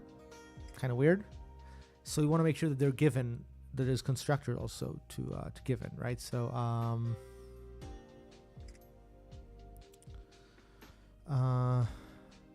yeah. So usually my like if you look at most of my user code, there's no parameters there. It's all it's pretty straightforward, but it gets interesting when I'm creating this pointer ID thing, which is a library object. So that's where this is more involved. I think it's more involved in all serialization libraries, really, because of the way objects are constructed and copied and moved. Like it's not it's hard to give the serializing library away. Just, hey, manage this, make it work, because your semantics are custom sometimes. So it's that's why when I have a default constructor, everything just works. But whenever I have a custom constructor, especially these kind of things, this gets difficult. Anyway, what my part was this constructor? This is like a vec and created. Created is a shared pointer. Oh, maybe I should also. Can't it make where was pointer ID class? Can't this thing make a Can this thing be constructed from a shared pointer? If it's a shared pointer, this is not going to work. I thought it should, right? I thought a weak pointer can be created from a shared pointer.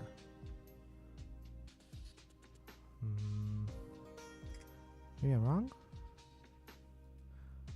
Maybe I do need to somehow explicitly also give it a shared pointer. Let's do that just for the test. Right, I'm just going to copy this and do a version with a shared pointer. Just to see if this is what stops it from compiling.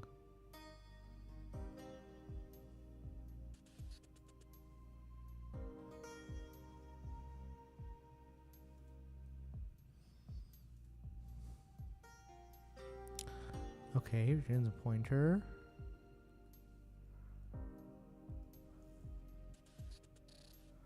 Which takes in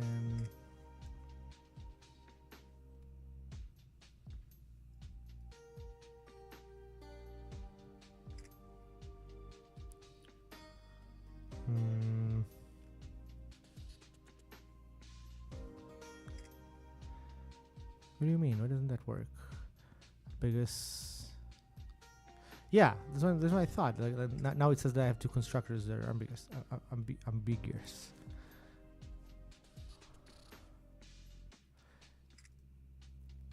By the way, can I construct a shared pointer from a weak pointer? Is that something that happens default? Let's see. I need to learn more about these weak pointer semantics. Let's just have a new console app object.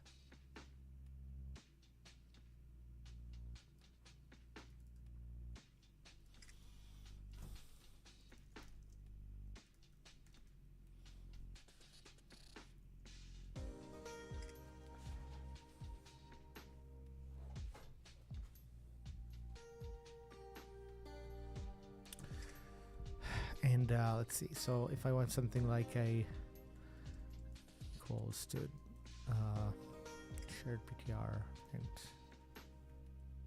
let's do make shared and stud with stud with PTR.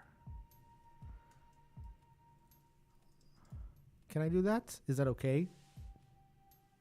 Yeah, I thought that's fine. That's why I thought there's a conversion from this one to this one. I'm really surprised that that's why the other thing didn't work. Yeah, by the way, this is the other way around. Like if I had this being here and then I should do something like y. Can I do x equals y? No, right? I can't create the shared pointer from a weak pointer. I think it has to be like lock. Yeah.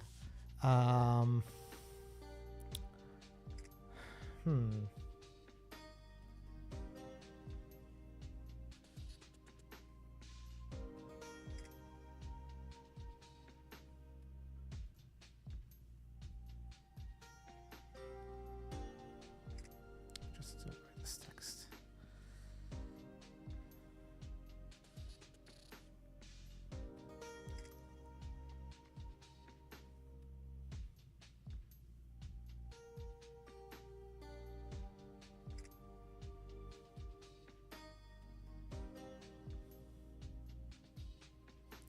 Yeah, let's finish with this because after you solve this whole element of the code, it's been delayed me for so long.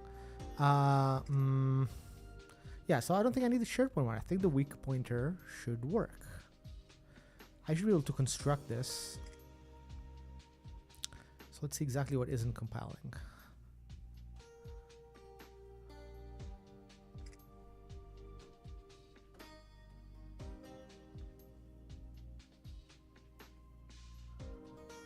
Yeah, so yeah, and in this case, this has to be a weak pointer, by the way, because the idea is that there's two properties that are interesting with a weak pointer. One is that weak pointer does not maintain the lifetime, and this is very important because I want that if, like, think about this, because all these lists in the case of our composition program, they're held by the user, right? The user the user, like in the UI or something. So the user might add a function and a bunch of function calls, and it's very possible the user will delete that function. That is a valid thing to do. And I don't want to keep the references while this is live.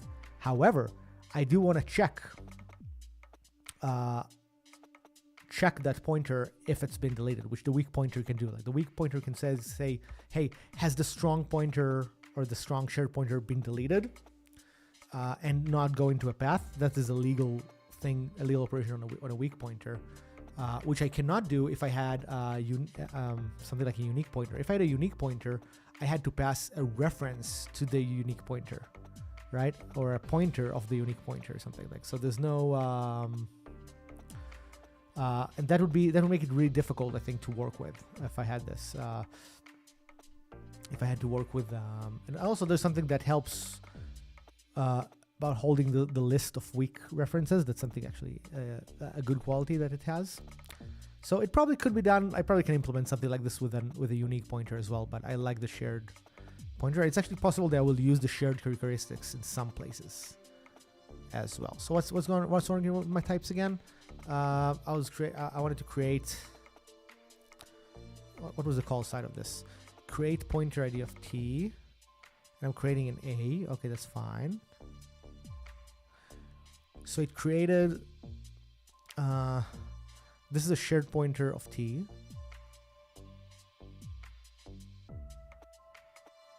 Okay.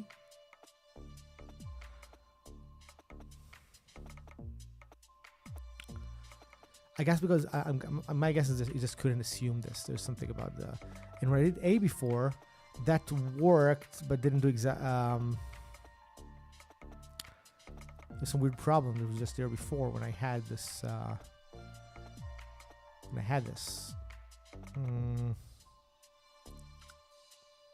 Right, what was the problem that I ran into when this was an A? Just A. Yeah, actually, let's do the default, by the way, so that it's the default should be a weak pointer of T, not T.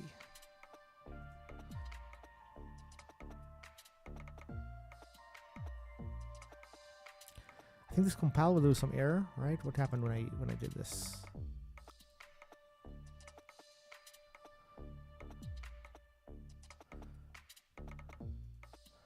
Okay, this worked, but let's see if it did the correct thing. Because maybe this is all I need to do. New data.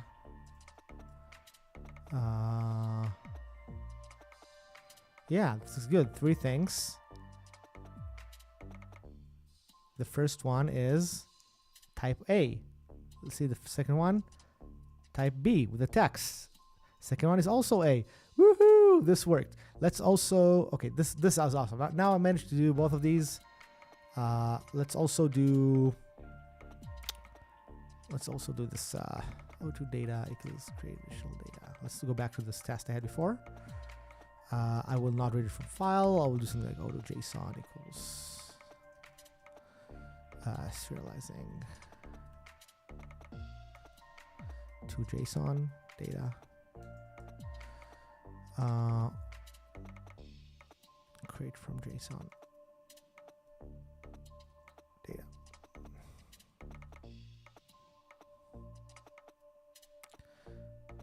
So I want to see that it's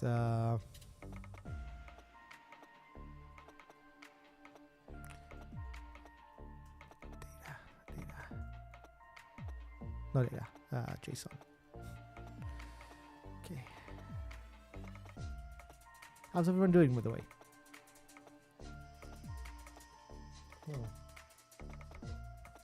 How do you enjoy this AI generated music? I'm getting into it. It's still not what I would have listened to, but you know, I don't know. It's not so bad. I've heard worse.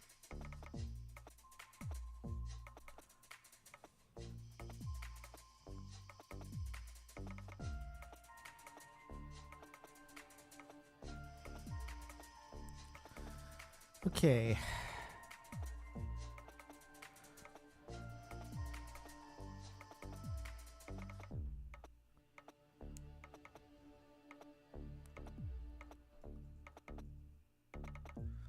I think this looks really good.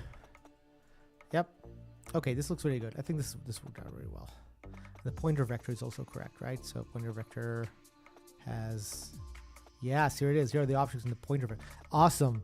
Okay, so this is great. This is what I was after. So just to give you a clear idea, what I was going for, to go back a little bit, is I wanted to create this thing where when you serialize this stack, this graph of object that has multiple derived types, right? Not just a single type, a container of these derived types, and other containers, in this case I just said one for the example, but other containers that hold pointers to that type, and the connections get restored when we serialize and deserialize. And I think we got that.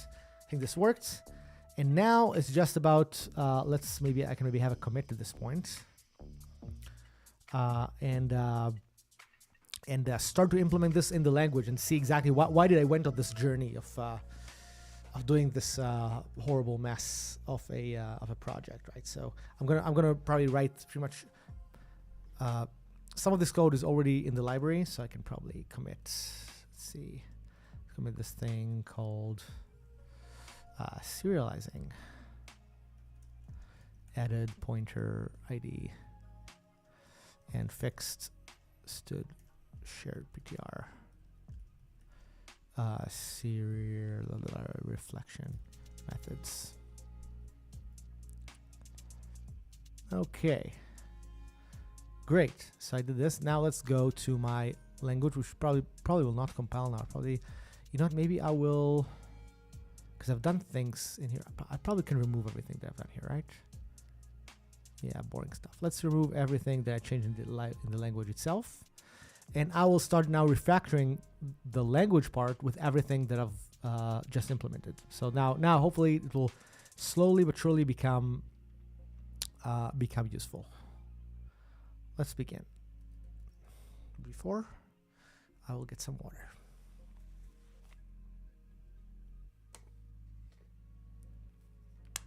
You know what? I'll take a 3-minute break to get more coffee, and I will be with you shortly.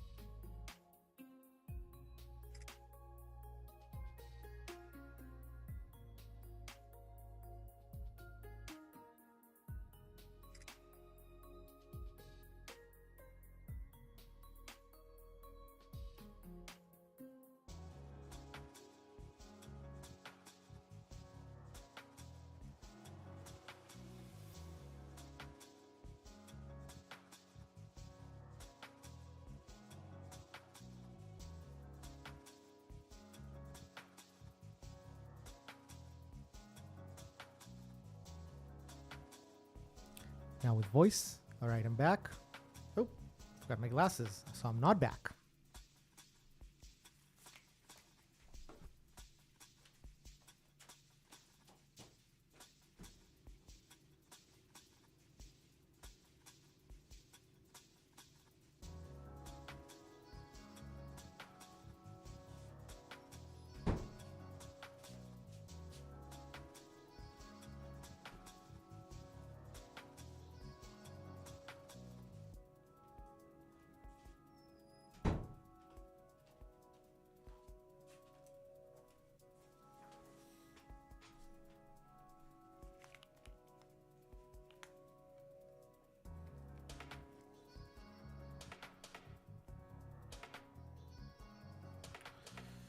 Okay, now I'm really back. How's everyone doing? Hopefully people are having fun.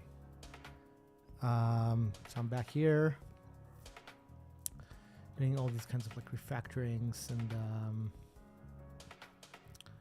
other work with my musical composition software.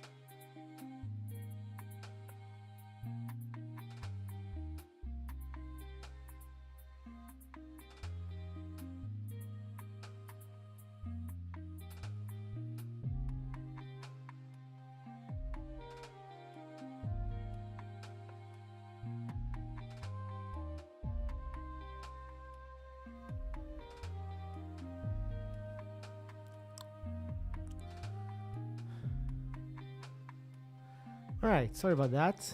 My computer completely flipped out. No idea what happened there. I really got to get a separate computer for this stream. Does anyone have a recommendation for a Windows computer? A Windows laptop that has good thermal management, so it's not loud. I'm not going to play games on it, but I need something that does not power up the fans quickly. That's the main thing. I really wanted to get like something like a MacBook Air, but I need another Windows computer. I need a Windows computer. So if someone has a recommendation to me on the chat, that would be great.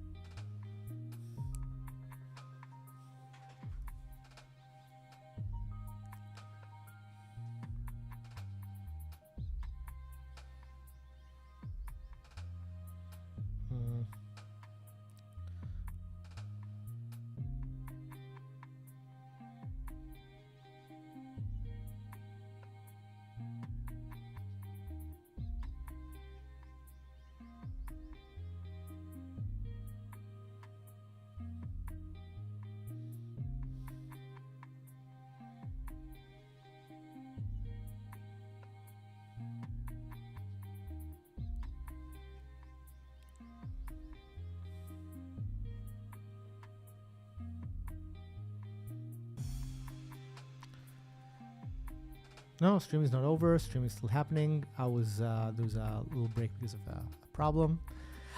So what I asked before was that maybe someone has a recommendation for a good Windows computer, one that would be generally silent, or not so super silent, but something with the fans don't kick in unless you're like playing a game. Something that has good thermals. I'm just talking about a laptop, not a desktop. Desktop would mean I have to buy like another keyboard and mouse, and just there's no way to place it on my desk. So just a laptop. So if anyone has an idea, I'll be very happy to hear on does not have to be like a high-end gaming PC, but because I honestly don't care about stuff like a good GPU. I don't care so much about that. I can deal with those pretty low end, but it would be great to have something that I can use as my Windows dev machine. So it would be great if it can something that has decent performance from the CPU perspective. But thermals I think is the most important thing. Like if the thing is gonna just make a ton of noise, I'll never use it. So very important. Okay, back into my code. So what happened just before I left was that I did some refactorings in my and some add-ons to my serialize library, because I want to add this type that can be have pointers, but also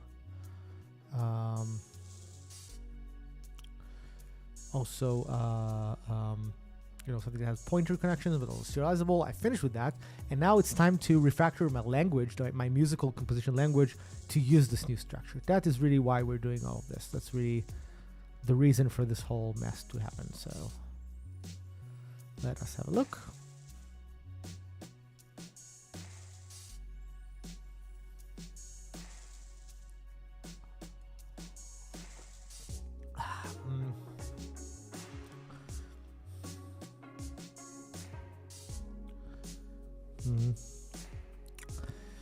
Okay. Yeah, like one of the reasons why I was thinking of getting a MacBook Air was that the MacBook Air especially the new ones with M3, M2, those are really fast and they have no fans, so they make no noise, which is really useful for a stream. But I need a Windows machine, and you can't really run you can, but you can run a virtual Windows machine on a Mac now, but it doesn't work well because it's an ARM CPU, and I want something with an Intel CPU. Okay, where was I?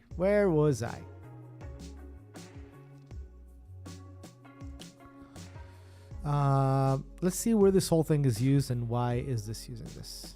So the question is, and a remote machine. Yeah, so I have a remote machine right now. I have a very strong remote machine or Lubyanika's house. But the thing is, it's over there. It's in another country. So I'm using it, but I can't use it for a stream. For the stream, I would need something where I physically connect the camera, and I physically connect the screen capture. Because if I would broadcast those out, it would be basically the same problem that I have now. Now I'm broadcasting those out, and this is where it costs me. So I need to, and I have a card where I can kind of get the screen share out, and I can just connect the camera to this other computer. And then the advantage is I could run OBS and the streaming software and everything on the other computer, but I won't need to. Maybe an NUC. What's an NUC? What is an NUC?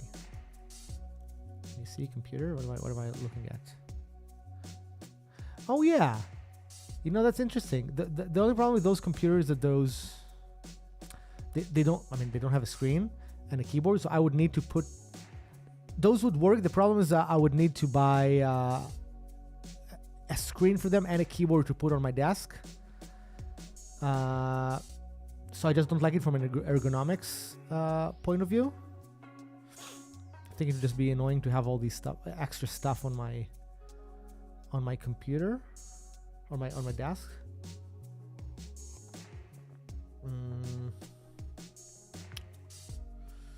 Because I need to have those in the same time, right? I need to have like now, for example, I need to see the stream in the same. I need to have two screens basically. Like I can't just do it with one screen. I need to see what I'm doing, because for example, now you see that I'm switching from this view to this view, and I'm doing it on another screen on the same computer, but it's still I need to have some visual feedback. I can't just do a switch, because then I won't know. For example, if the stream is disconnected, I wouldn't be able to know. Like I need to see the chat and everything else from that other machine. Okay. So let's get back to things. I promised myself I would finish this big refactor, and I just made the let's call it the library part for this, but now it's about to refactor the real language. So here we are. Everything started because and now I'm going to break the language in so many different ways. So everything started because I have a module, vocabularies, language, music, not music. This is not here anymore. All right, get out of here. So I'll start with it incrementally. I'll start with this thing called the holder. This is something I wanted to remove from this code for a while. This is something that really, what I did was I had this thing called the holder that I just used for serializing. Really, it's just a mess. It's just there's so much code here and there's forwarding and it made the use of this so complicated. I really want to just remove this. I really want to make this whole thing just a function. That's really what I want. I want this to be a function. So I'm going to get rid of the thing called holder. Completely get rid of this.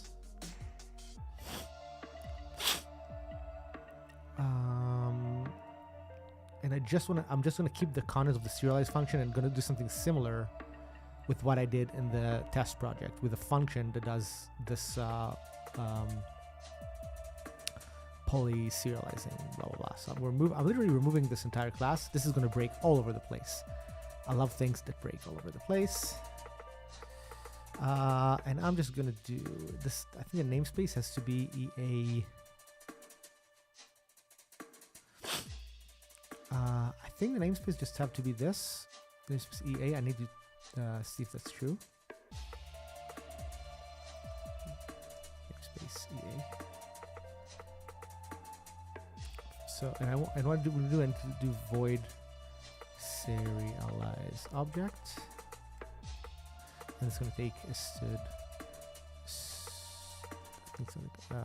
stood shared PTR off lang expression XPR and a reflector. This is what this like the basically the template overload that would help this resolve. Now I can do using namespace. This is fine. This is lang expressions.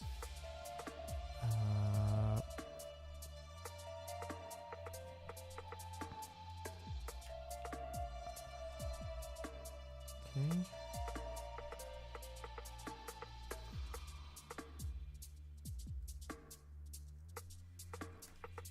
Yeah, pretty much something like this. I need to add a bunch of other elements in it, but the idea is that I would do this. This is going to break in so many ways.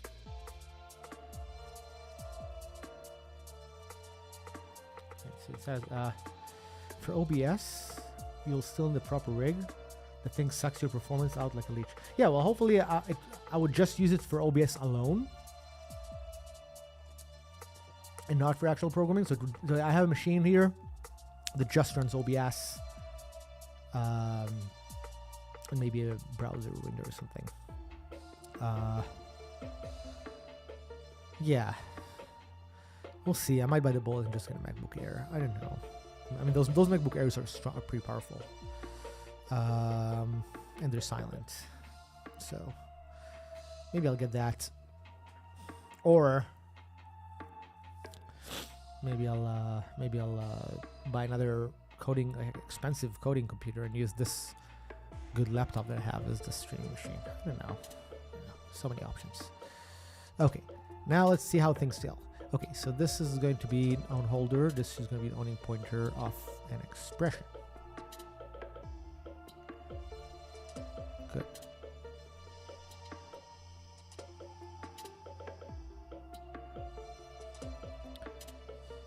I got a cheap touchscreen on Amazon for $60. It's as big as a tablet and works flawlessly. Oh, really?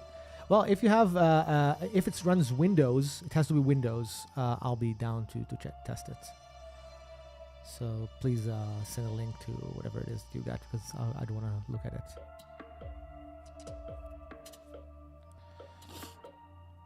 Oh, you mean just a screen? Yeah, that's an option, I guess, having like some small screen and then connect it to a desktop. But I don't know. It feels loose to me. Like I feel like I would like to have, you know, a machine that kind of self-contained. I put it right next to me for the chat and whatever. Then I'm finished with it. I kind of close it, move it to the side. I think from just for ergonomics, from an ergonomics point of view, I don't want to have 3 devices here with wires and stuff. I would just like to have one computer that can be removed whenever I finish the stream. If I'd have a desktop here, it would be such a pain to just take it apart. Okay.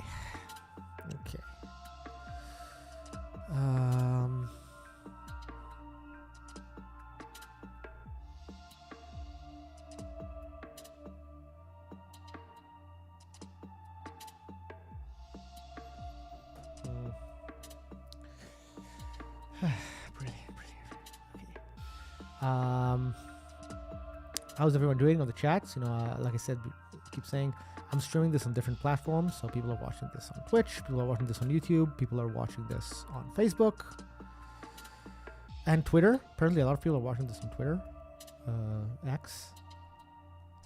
It's kind of cool. Feel free to let me know what you're thinking. What are your opinions? I'd be interested to hear. Okay.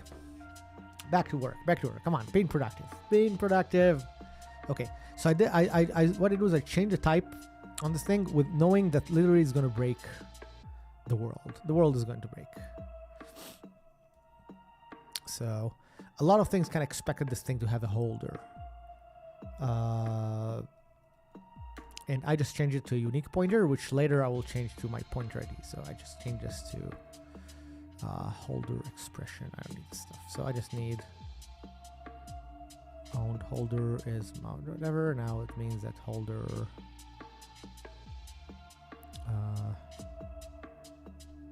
yeah, so just compare the addresses. Yeah, let's remove expression second.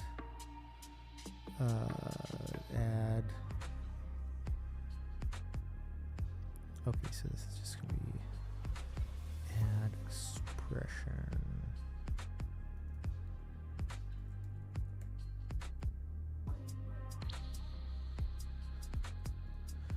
So it would be cool if you can also stream it on Discord. Honestly, I can stream it on Discord. Let me think about this for a second.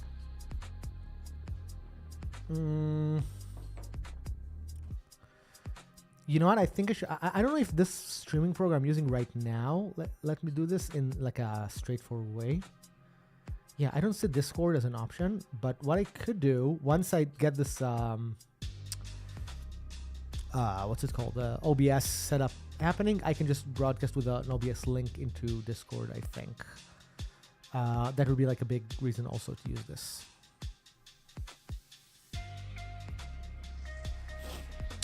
Okay. What does this do? Create. Oh, no, I don't need to do this. So now when I created this, object create. This is kind of weird. What do I want to do there? Yeah. So this just now this is just a regular pointer now, right? Oh, I used to call this a map, right? Oh, it is a map. This now. But it's probably not going to need to be a map pretty soon. So I'll start with being a map just for now. So I created this, and then I will create the object inside of the owning pointer. Okay, so what is this I'm actually working on here? Okay, so what I'm working on here, and you will see this once I finish this big refactor. Really what I'm doing is, now that I've done this data structure, I'm going to implement this on my map. Right? The motivation to do this was that this kind of pointer connection with IDs was implemented already in my language with stuff like calls and function calls, for example.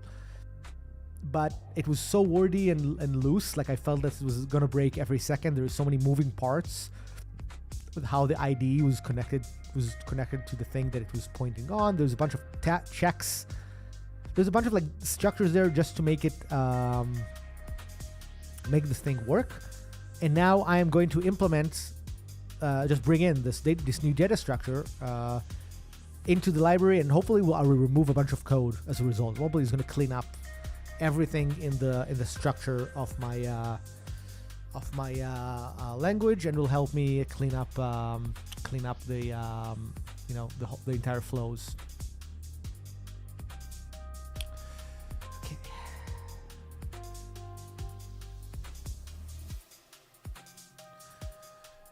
Looks like I need to get a flight onto the Bay Area in a few days. It's gonna be fun. I like the Bay Area. If anyone is here from the Bay Area, let me know, and we will hang next week when I'm around. Okay. Now, I'm going to. Okay, so this just means I wanted to create like. Oh, I see what happens. Before that, I wanted to create. I don't need this anymore. Yeah, I think I can just do object, just create P, because now I don't need to have a. Before that, I had like a temporary holder object there, and there's like a bunch of stuff dealing with the holder object. I'm getting rid of that crap. I don't need this anymore. Now I have a good way to do things, because I've fixed my serializing library to handle these polymorphic cases as well. I believe so. So this is going to be my creation.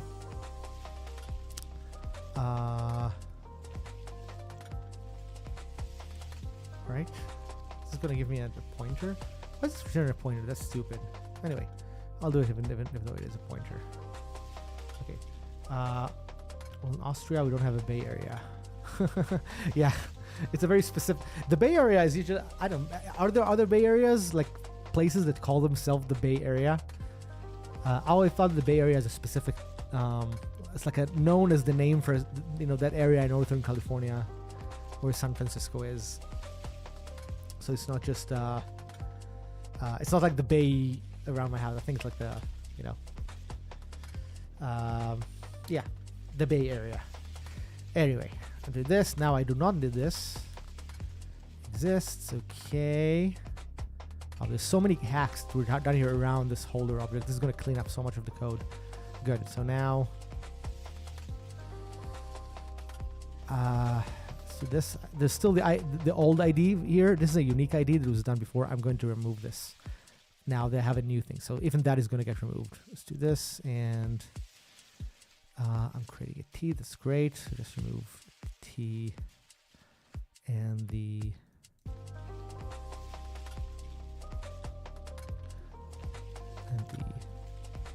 ouch. Yeah, now look at this. I've never even used this. Object create. Okay. Suddenly this code is already better, but it's still not good. So I will fix the horrors one by one.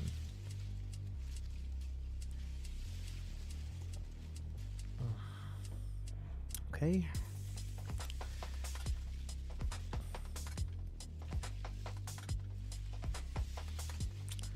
Okay, I don't need to do this anymore.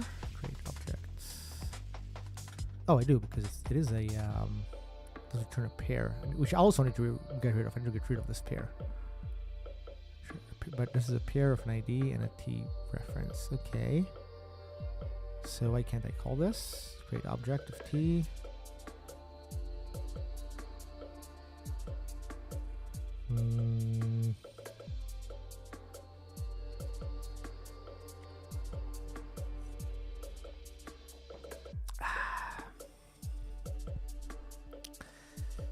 Return create object.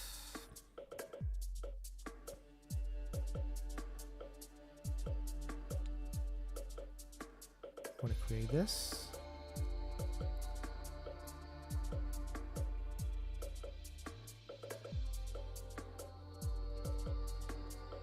Oh, I see what happens.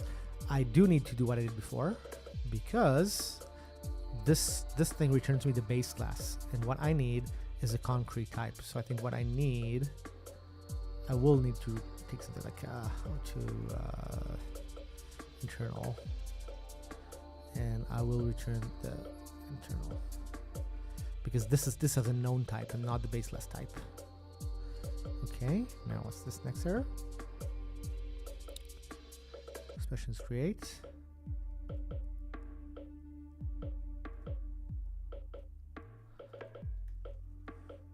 Yeah, no. What is this? This goes on over the map. Expressions create with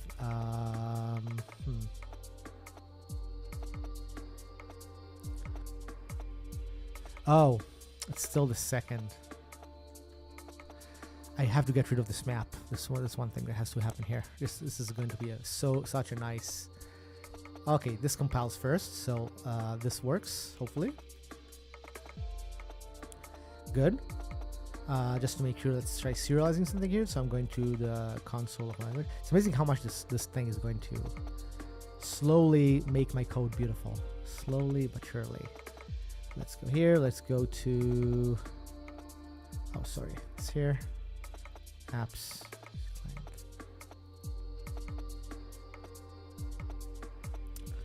Yeah, so I'm just going to start by serializing debug JSON expression map. See if it can do that. This does not have the concept of the pointer IDs just yet, but it does have. Here you go. Awesome. It has this thing, unique ID. I'm going to get rid of this thing. But first of all, it does serialize. Oh, wait. Oh, it is A and B. That's right. I forgot. But I should see the actual types here. That's weird. Wait, that's not correct. No. But I do have something called A and B somewhere here, right? Wait, this is weird. Show this to me again. Name A. No, this is not good. I need to see the actual type. This doesn't do what I need to do, or at least it doesn't resolve to my. I think this doesn't get resolved probably. Shared pointer of expression. It's probably not resolving.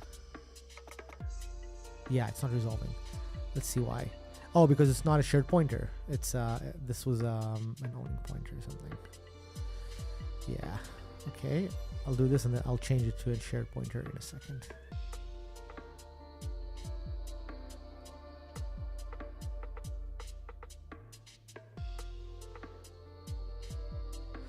Okay.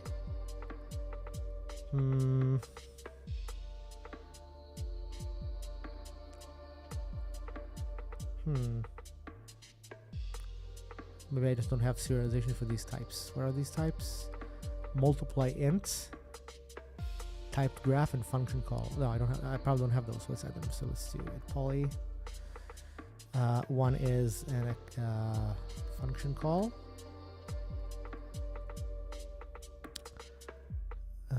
It's gonna be a function call, right? Let's call it a function call just to be compatible with XML. And let's do something like a. What else? I have the multiply int.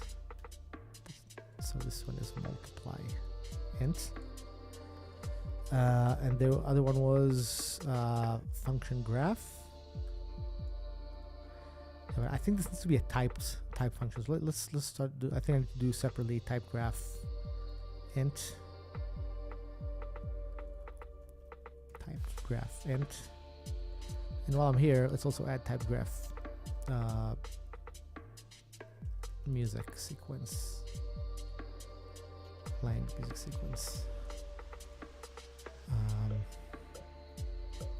Sequence. So these are the types. Let's see that if it can do them. Ooh.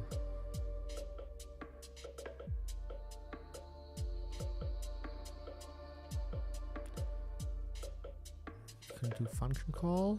Oh, because function call. Okay, we have to remove this thing. Function call now has a has an ID, so this thing. I'll add this default constructor for now, but I think it's. I need to fix this particular class now that I have a good system to do that. Good. Here you go. Here are my types. The first type is type graph int. Then I have a function call. Then I have another function call. So I did two function calls into this. The typed graph is actually not correct. I need to see the multiply here, right? Do I see the multiply function?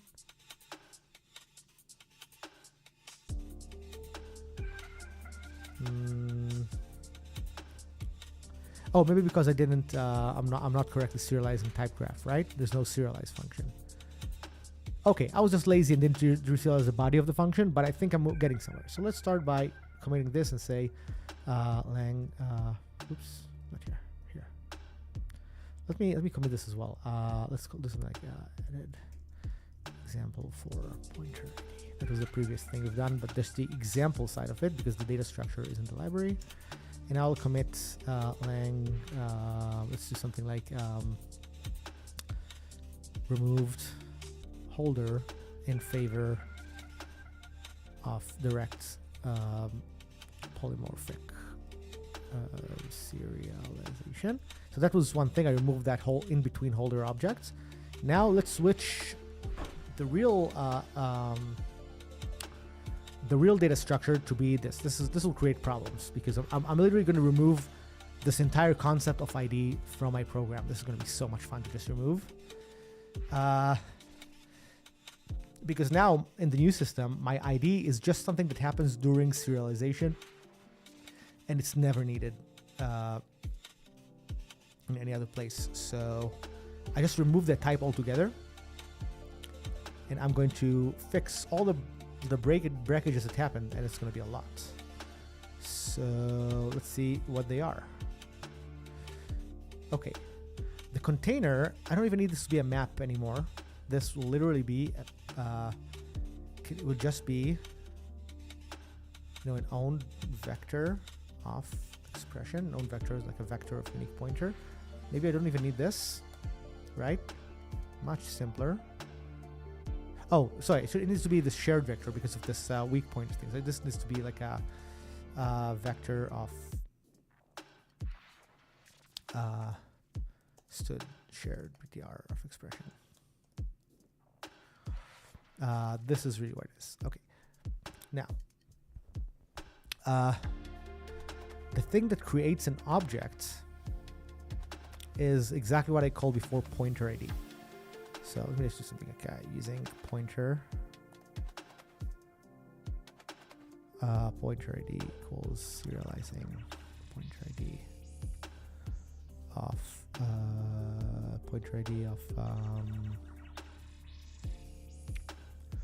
T. Sorry, because there could be different T's here.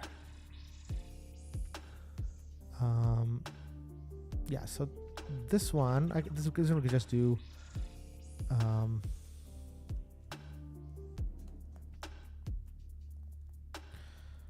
So use a serializing pointer ID T, right? T. Oh, and I know which type of container it is, right? So the container is this. So I can just say, I probably just need to do pointer ID equals pointer ID of T in container. So that would always bring in my container type. There's no other container types in this context. So this is one simplification. The other simplification would be that I would use expression pointer or something, which would be the base class for this. Some of these types would need to move somewhere. Because other classes are also using this. But it's going to be something like a vector of pointer ID of. Oh, sorry. Expression pointer is just actually the pointer ID of expression. Let's do what it is. Awesome. So let's see. I got the container. Now, what this is going to return is just the pointer ID of T.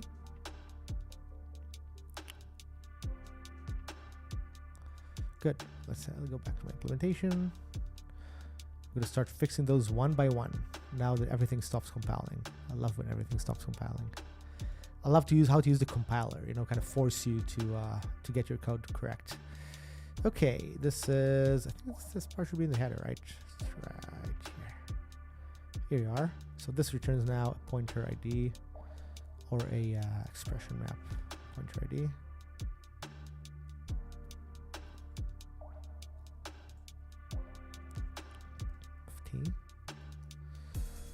Okay, so I don't need this UUID stuff.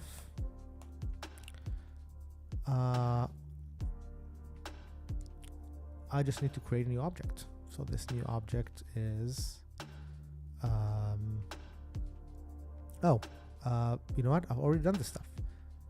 Yeah, so I just need to do something like created equals serializing create pointer ID of type T and expression map container. Or just container, I guess. And then very straightforward args. Nice. I don't need this crap. Contains. This is for the unique ID. Oh, you know what? This is called the unique ID, but it's not the unique ID. It's actually like a unique letter. So this actually should remain. Yeah, this should remain. So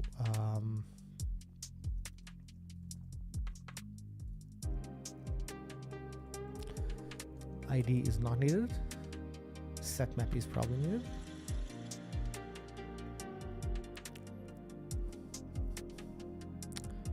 And return created, right?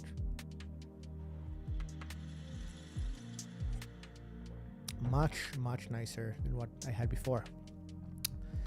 Continue. Create expression that returns the ID. I probably don't need this anymore. What else is horrible here? This can probably move to the CPP file. I'm not sure why it's there. And this is not even a unique ID. This is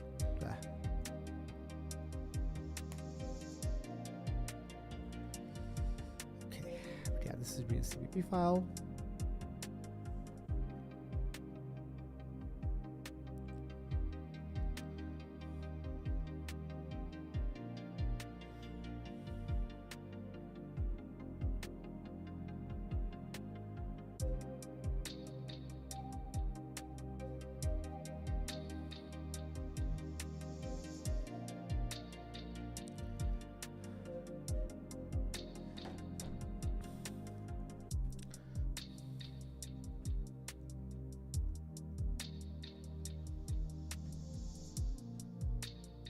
Okay.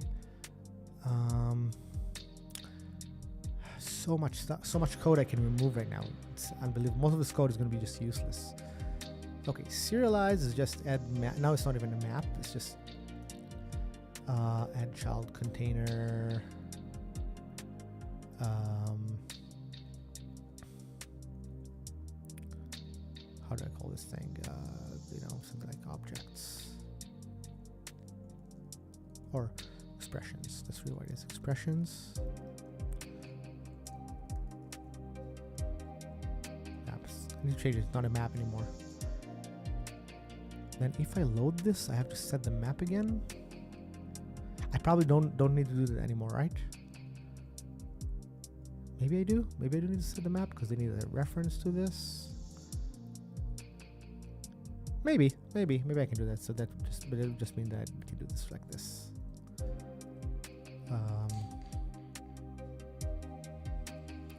Yeah, this might be needed, I guess, because it's not created for this.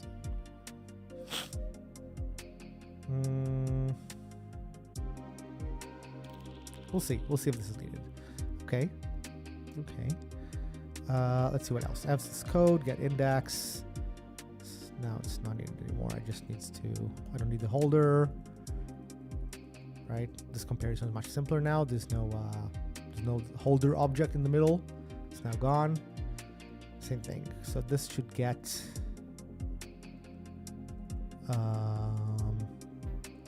yeah, this would give me a pointer ID or something, right? This is a get function. Get me the pointer ID for this expression. Not sure what this is the thing. I might even remove them. I just decided, hey, let's just work according to the pointer ID, right? Yeah, I can probably really clean up this interface. Expression get by the ID.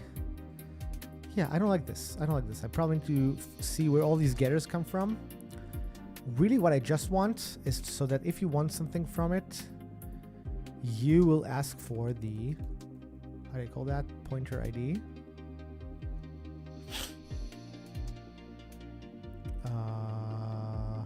Expression pointer.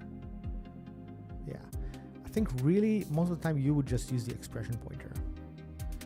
If you want to talk to the map, to look by the token, maybe.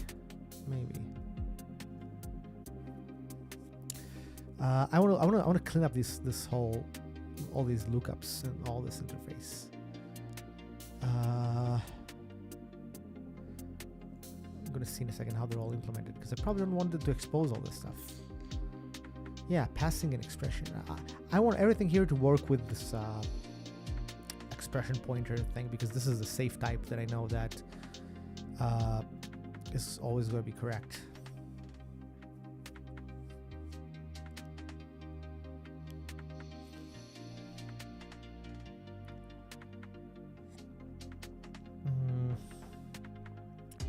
Yeah, maybe I will start by removing all these, and I would literally create all these from scratch because it's so easy to do.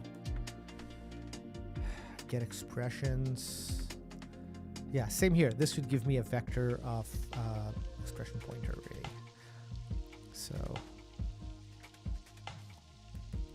because this is for stuff like connections, when you connect one thing to the other. So give me a list of expressions. If you want to, I'll give it to you in a way that is already useful. Expression pointer.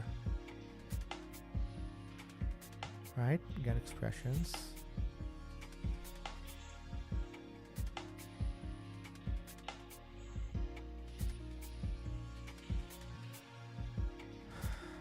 Remember, get expressions. Oh, what is this? Okay.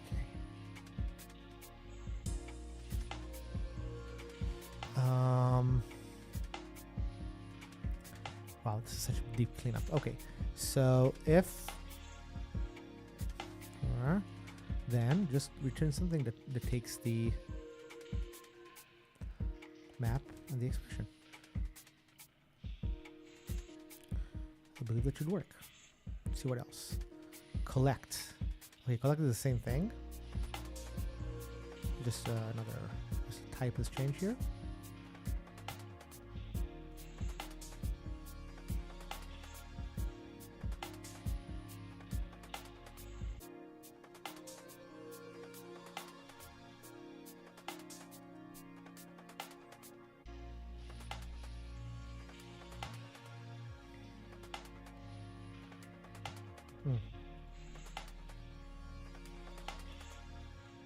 Okay. How's everyone doing, by the way? I'm here doing a major refactor after I spent the last few hours kind of writing some new data structures. So now I'm going to be removing a ton of code because this data structure is supposed to be solving a lot of these deep problems. As many of you know, I'm broadcasting this on Twitch, LinkedIn, Facebook, Twitter, YouTube.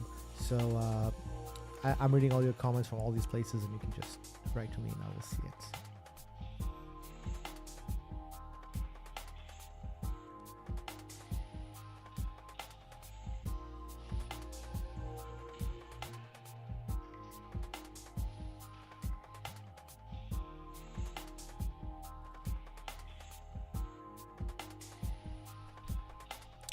Okay, let's see what now.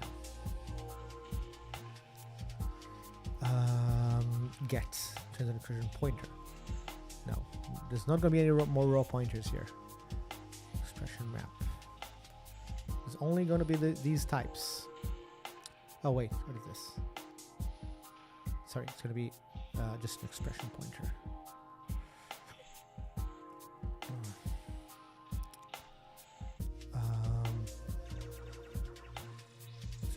This with a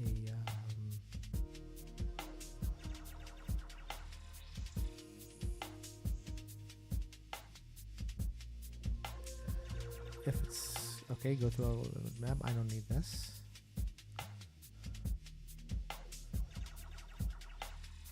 Yeah, so if element named token return map element. Otherwise, no, it's not gonna work. Expression pointer, right? That's a pointer ID. It should be able to work with this in an element.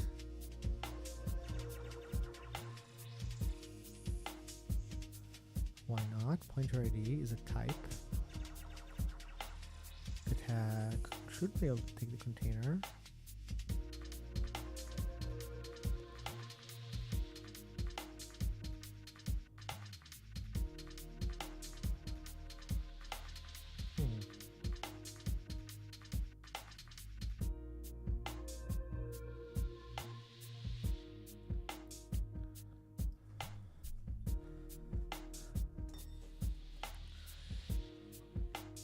Why couldn't it if I'll give it to the type in an explicit way, like hey, expression pointer?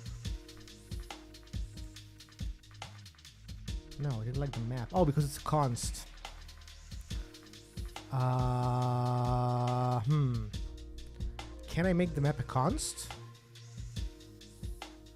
You know what? Maybe I can. Maybe I can go to the pointer ID. Like, right? It's very possible that I don't need map to be non-const here. Let's look at how I use the map. So one is to get the index off, right? I think that's a const operation. And the other is just an accessor. The question is, because I need a stateful object here, so I wonder, is getting this a const operation? Let's take a look. I'm not sure. Let's see if I can get away with this. This might be really nice. Container.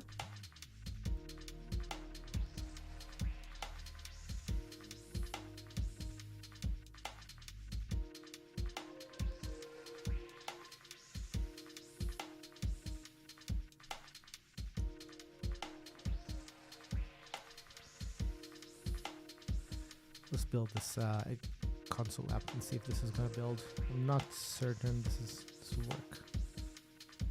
And maybe it does. Okay, it does build. Okay, so we're on the horse here. How do you say it in English? We're rolling. Good. So this now did compile for my change. Just need to change the signature of this function. It's called get. Oh, I removed this function altogether. Oh, because it get by token. I probably do need that, right? So yeah, let's do get.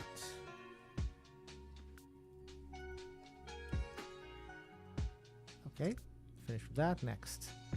Get by ID.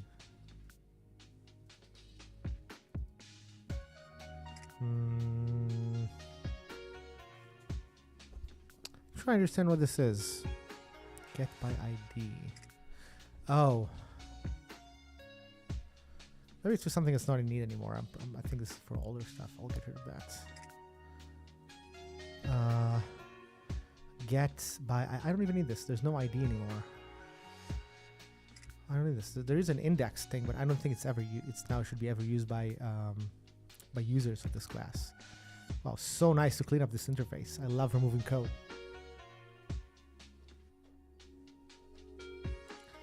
Things get so much clearer when you remove code.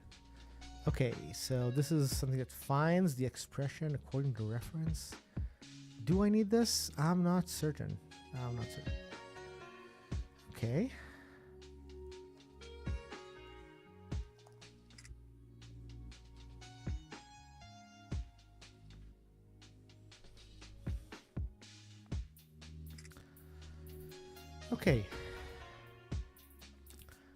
Okay, there's no reds here, but the world would probably fail to build because I removed a million functions and I need to change the types everywhere. But I am strong, and that's why I will do this. Okay, here's a great use case for why I need this. This cannot be here. This needs to be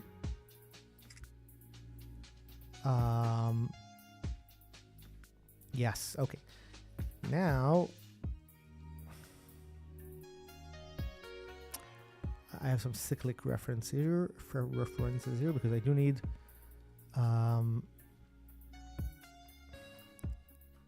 wait, not necessarily. Where's my expression? I don't need an ID here. That's the main thing. This is not needed. Let's remove. There's some reference to the ID. No, good. So ID is out. There's nothing like that anymore. Set ID. Oh, I love to get rid of all these functions. Remove.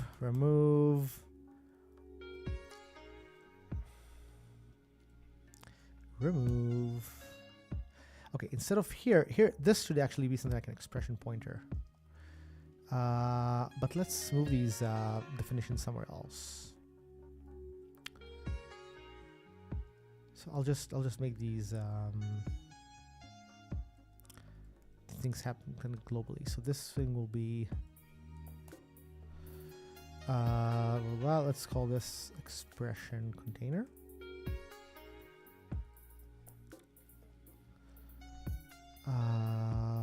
I might change this to be expression pointer ID.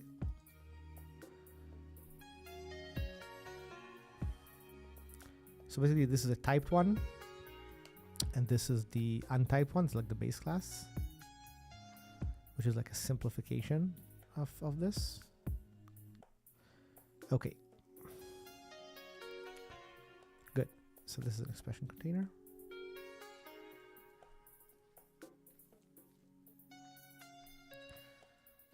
Now this type is simpler. This type is simpler.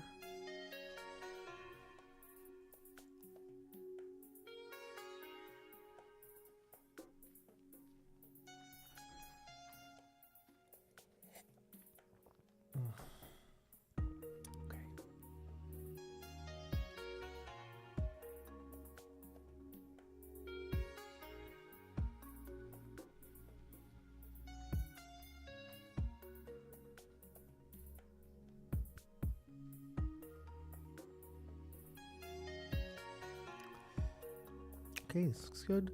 Now let's do something like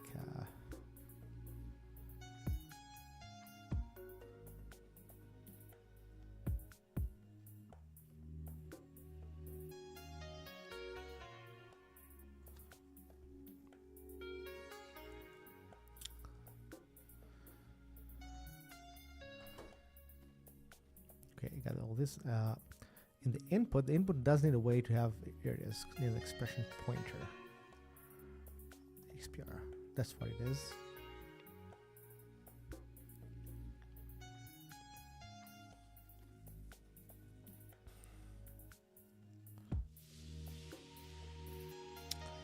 This thing still holds the map, and it actually probably does not need to hold the map. You can remove that. Because this, yeah, I think I could probably get rid of the map. Oh, so much code is going to get removed. It's going to be so beautiful. I think there's a problem here where this gets initialized lazily. This gets initialized later. So probably I need to also add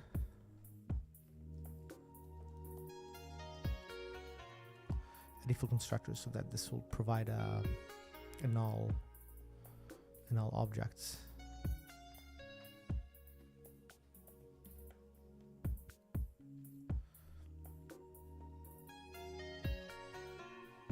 Okay. When you're adding this, this is exactly right. So this would be more like a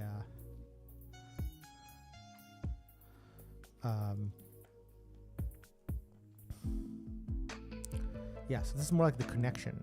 Connection is going to be the or expression, or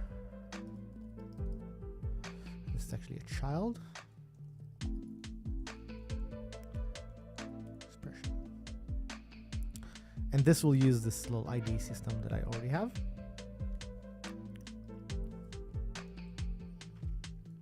Okay, when I evaluate here now, this I don't need to check on the map. Get connection. I already have this stuff, right? Disconnect I do need. This is just expression equals this. There's a disconnect. When I connect this, connect. I don't need an expression with connect. I need to pass a expression pointer. I don't need to set the map. Wow, so many functions are just getting out of it. It's so much fun. Get connection. I don't need this. I already have the connection. It's right here.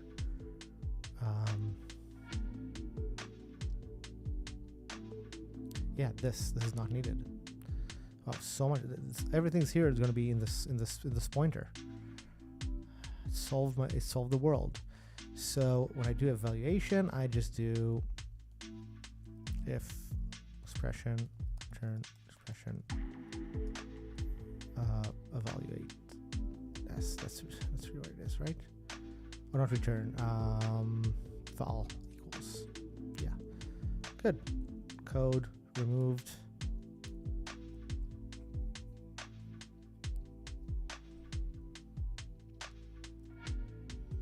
Set map does not need to exist. Connect. Oh, my connect is now different. Just it does exist, but I do want to connect with the expression pointer, and all this thing does is expression equals expression to use. Much nicer. Look at this. The code is so much cleaner. Get connection name. Get connection name. If it's just like if expression.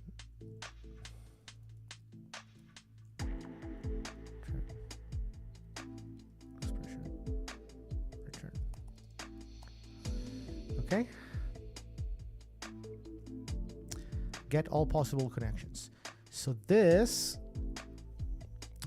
why I need the map. Okay, that explains it. So maybe I do need the map. Because the map does collect. Okay, so this is really the only function that I need the map for. Okay, that's fine. So I could still have the expression map here for oh, but you know what? No. The expression holds the map. I don't need to keep setting this. I have my owner. So this would just be owner map collect. Here you go. And this just returns an expression.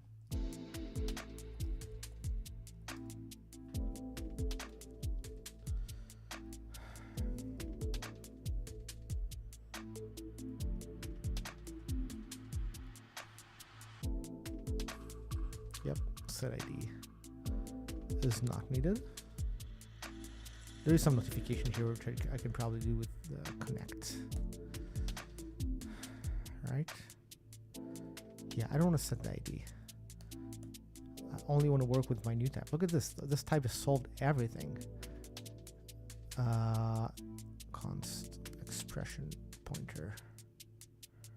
Right?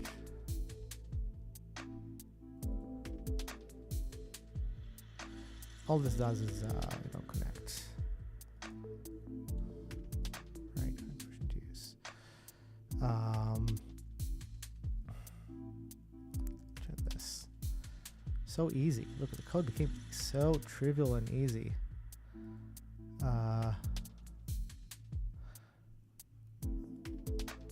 Slowly but carefully, this is going to be a really nice piece of code. Wow, this class got so much simple. Now I need to do some announcing to the listeners. Here it is. It's just in the single place. The operations are so much simpler. Oh my god. Cannot believe how much this data structure is going to be saving me. Okay, get byte token. I'm not sure why this is needed. Get. Maybe there was a reason to do that. So what was the exact problem here? Oh, let's do this. Just a minor syntax problem.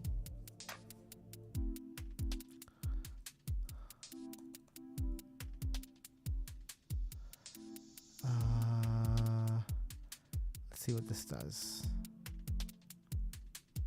Pointer ID of t. Pointer of ID.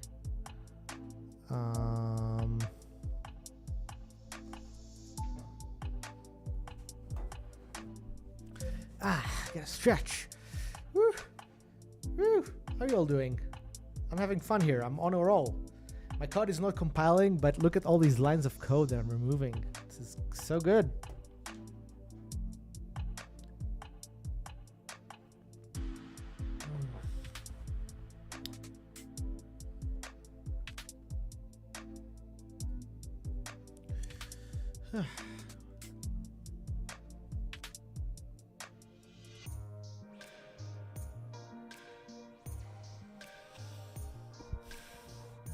Okay, so create pointer ID,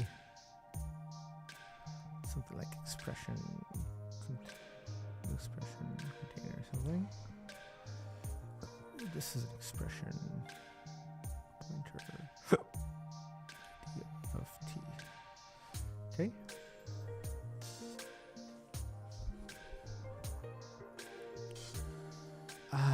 There's a map here. I'm going over the set map. No, I don't need this anymore. I don't need to set the map. When I created the pen, I gave it the owner. It can go through the map like this. There's no need to do the map. So many crazy things I did here, just to so vector of ID. Okay, here we go. So instead of an ID, this needs to be a just like before. A vector of expression pointer, right? Now, when I remove something, body remove all matches, expressions. What's expressions? So remove is good. Oh, const expression. I don't like this. No, I don't want expression anymore. I only want expression pointer. Big Juggernaut says that Eyal is the titan of coding.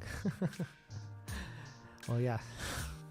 at least I have I've had like 5 hours where I feel like a failure in coding, and now I think I solved the problem. So now I feel like I'm on a roll. I feel so good. I feel like my coding experience is so good. Now just before I'm going to run into another bug.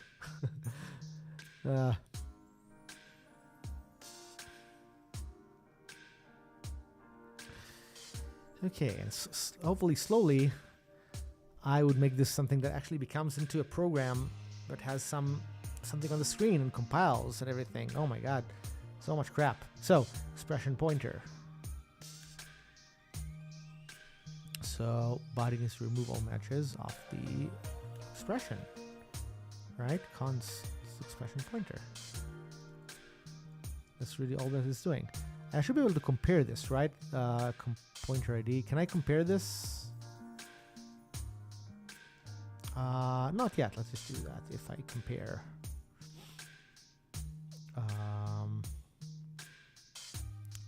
yeah, compared to another one, then just check that return object equals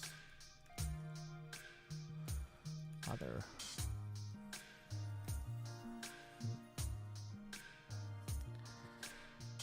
Yes, this is very true. Very true. And I felt really down this today. I feel like I couldn't get through the hurdle. I was fighting this. I wasn't sure what the problem is. Yolanda was helping me. People were helping me. I was down, but now I'm up. Now is the good part of the day. Return object is equal to other.object. And you know what? I would also probably make this a templated way. So it could be so this could also be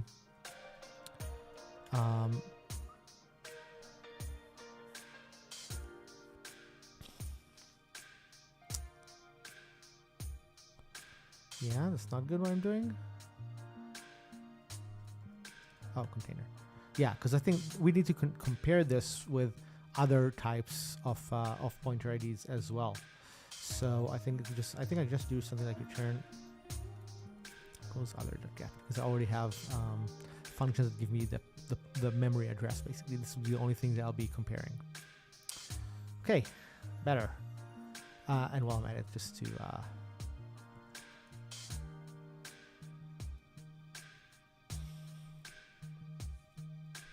operator not equals. This would return the opposite of operator equals. There you go. Okay, that's better.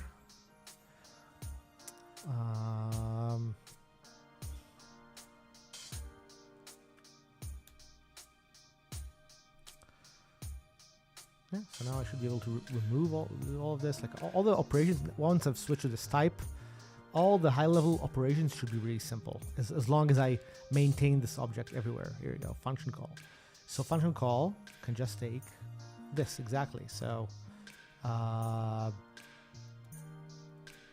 const expression pointer, other, right, but also have nothing if I want to. Do I want to initialize with nothing? Probably not. What does it even mean to initialize with nothing? Let's do this.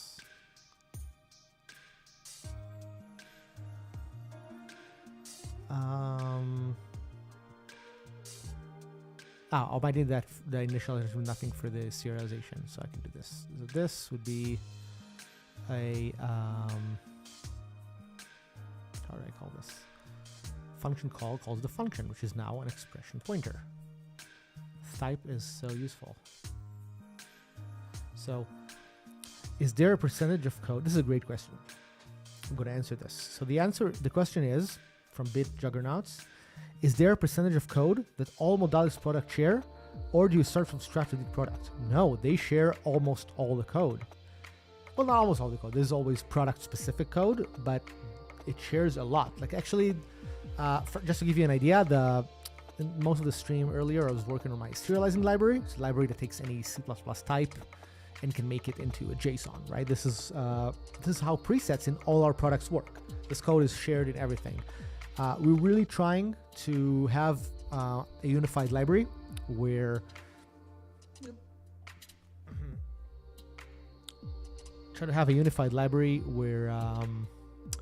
basically all the products would have similar ways of working, and that actually really helps us because first of all, it makes us be able to get new products out. Ooh, what happened to my camera? Camera does not like me today. Yeah, but the idea is that we definitely have a lot of shared code. Like it's also kind of organized into many different libraries, and you will see me working on these libraries, like I did now on the serialization library, and maybe I'll work in all my data structures, and then pretty soon I'll do probably a lot of graphic stuff, UI stuff. So maybe I'll add something to the library because I'm always into adding things that will benefit all our plugins. So yeah, so I don't like starting from scratch. I think it's boring. Like I don't want to resolve the same problems. Usually the things that would be in product specific code are stuff like the layout of the UI, but not the entire UI, just how it's laid out in the specific product. and maybe, obviously stuff like the algorithms of the DSP, but even then it will use a bunch of shared things. Like, for example, Bitfuzzer is using stuff that we wrote for the mixer in Mindset Drums, right? It's got the Mindset Drums has a simpler version of the crusher that's in Bitfuzzer. So we extracted that into the library, and now we can reuse this. We can create different products with this bit crusher. So yeah, hopefully that answered the question.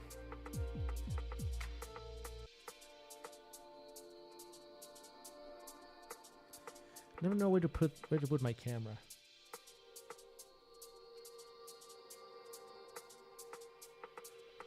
No idea why it's looking all weird today. Oh wow, look at this. So there's a question here that says, "Hello, I'm an IT student and I'm from Vietnam. Have a nice day." Awesome. Thank you, Vigi Guitar. Happy to see people from Vietnam here. I've never been to that part of the world and I would love to go.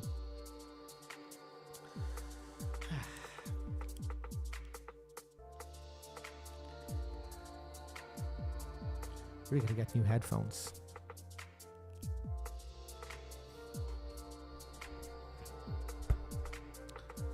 I have to figure out what the hell I'm going to do with my camera. Can't find a good angle today. The webcam is going crazy. Okay. Back into code. Although I hope you're enjoying this AI generated music. It's fun.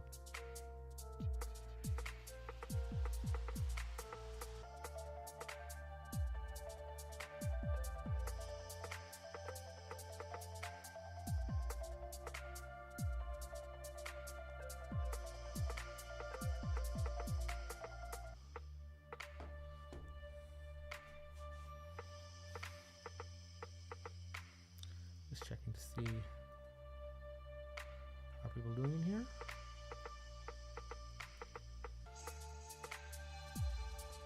Okay, back to the work. So I just wrote this type that simplifies everything that I'm doing, but I need to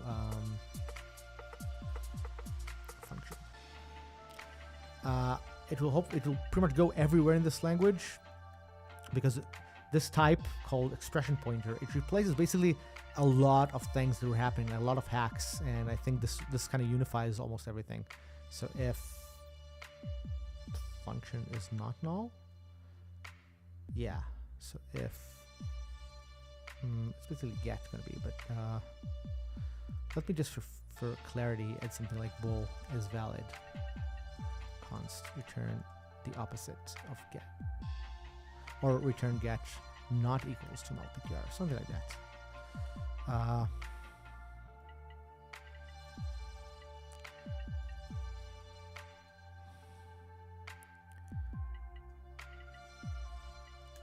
Right, I like better if it's valid.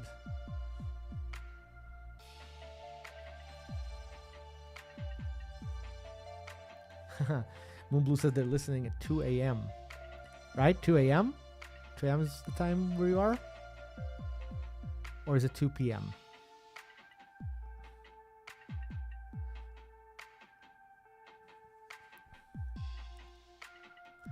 Here it's 11:45 a.m. in Las Vegas, where I'm currently am, and it's I forgot what hour I started stream, but I think it was like 4 a.m. 4 a.m. From going back.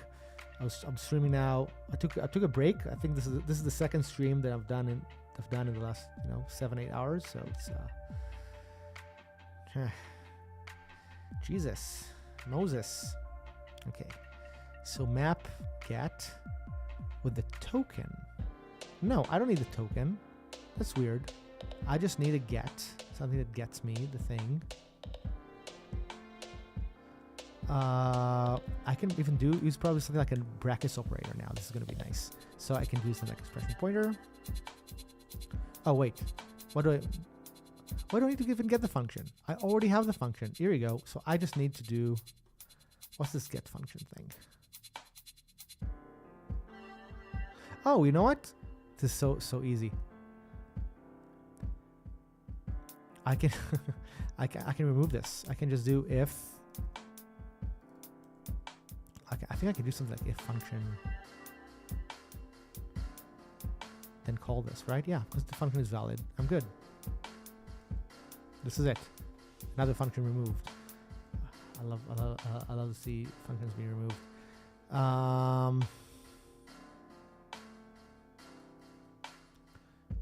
If function, I can do also is valid. It's the same thing. If function is valid.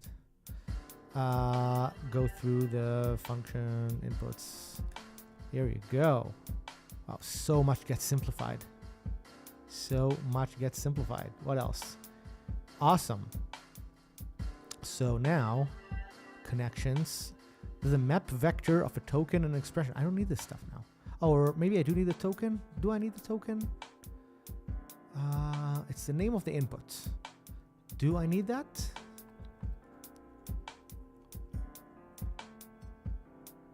I mean, I can have this as a map, but it can just be an expression pointer. Or, yeah, like this new type that I just created. Oh, I'm on a roll now. Expression pointer.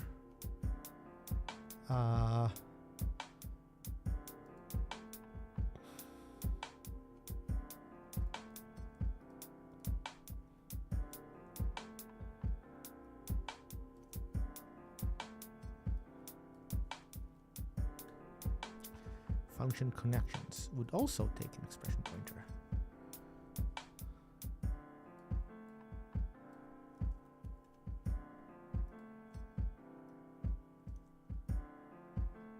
Right? No. This is the one case where I do need to be an expression, like a regular expression pointer and not my special type. Yeah, this is the one case where because this case has nothing to do with all the weak shared pointer crap. This would be just a symbol. This would be probably like a reference, really. Not sure I put a pointer there, but okay. What is this shit? Function graph. What is it trying to do? Map body.back. I have the map. So if what's the body? Body is a vector of expression pointer. Okay, that's nice. So I now don't care about the map. I can do body.empty and or body back get output. Yeah. Then just body back eval dot back. Yeah. Wow. Code is simplified dramatically. Here we go. What else? Oh, I need to have this assignment operator. Takes an expression pointer. That's great. What are these connections? This is a map of expression pointer, right? So input.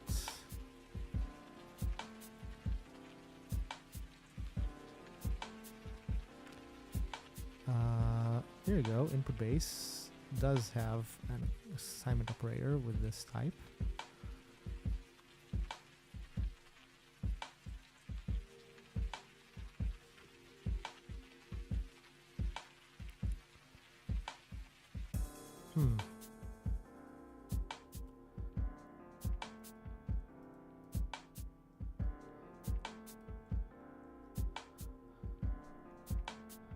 Multiply that left. Left is an input.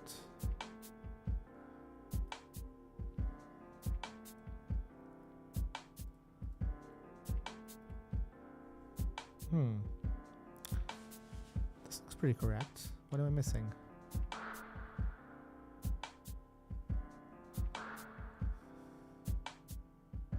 Oh, here you go. I don't even this is the reference.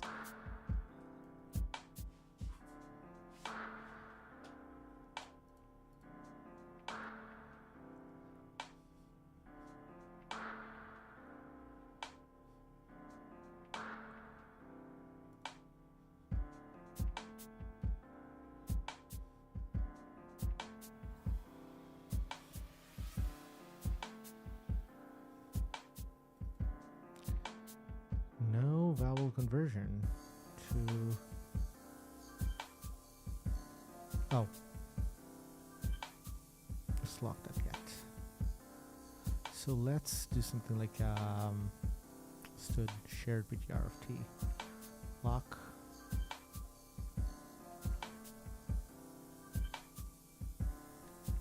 Return object lock.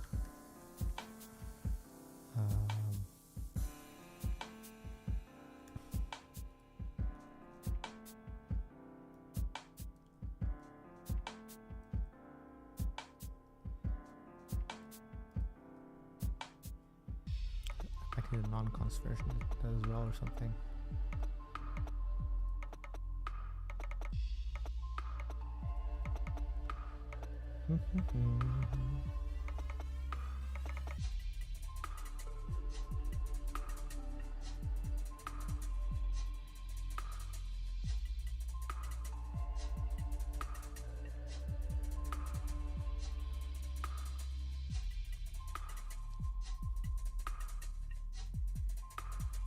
Oopsie.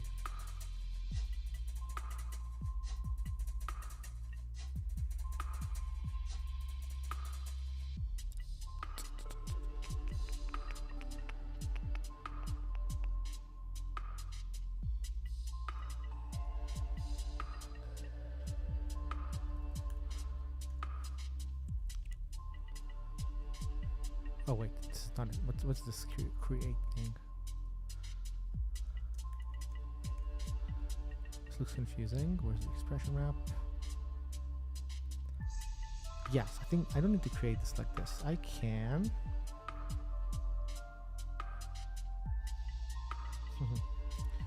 I hope your channel will be successful more. And now I have to leave. See you soon. Thank you. Thank you. Hopefully I'm providing good content for whoever is watching this. Mostly, hopefully, my efforts will be, resulting in a good piece of software. Something that will help you make music.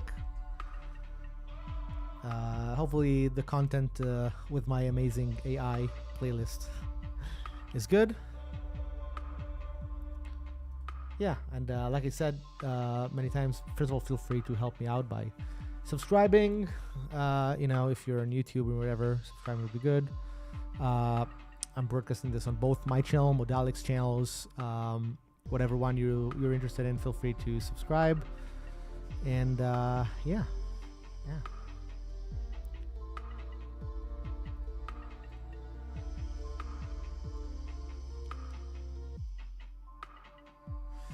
Okay, now this create thing, I can just make this just like everything here, expression pointer of type T.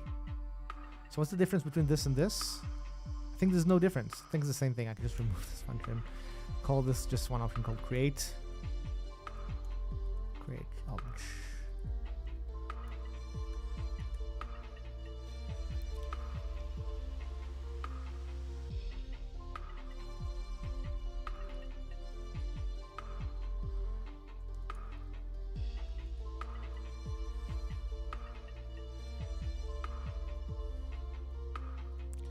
Can remove so many unneeded functions now. So many.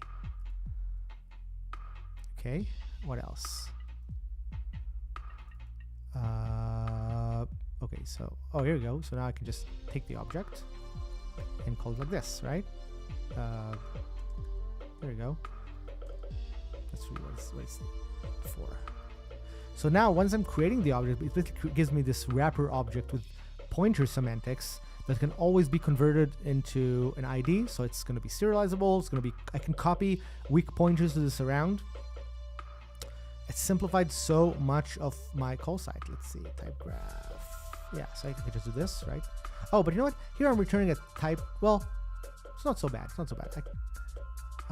It is a little bad. Yes. So now instead of returning this,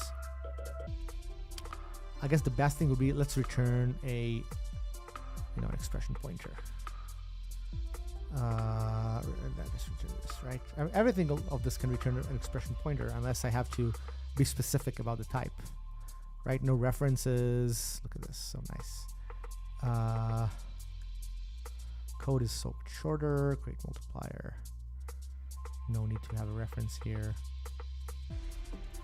This is with arrow. Why is that not working? Graph.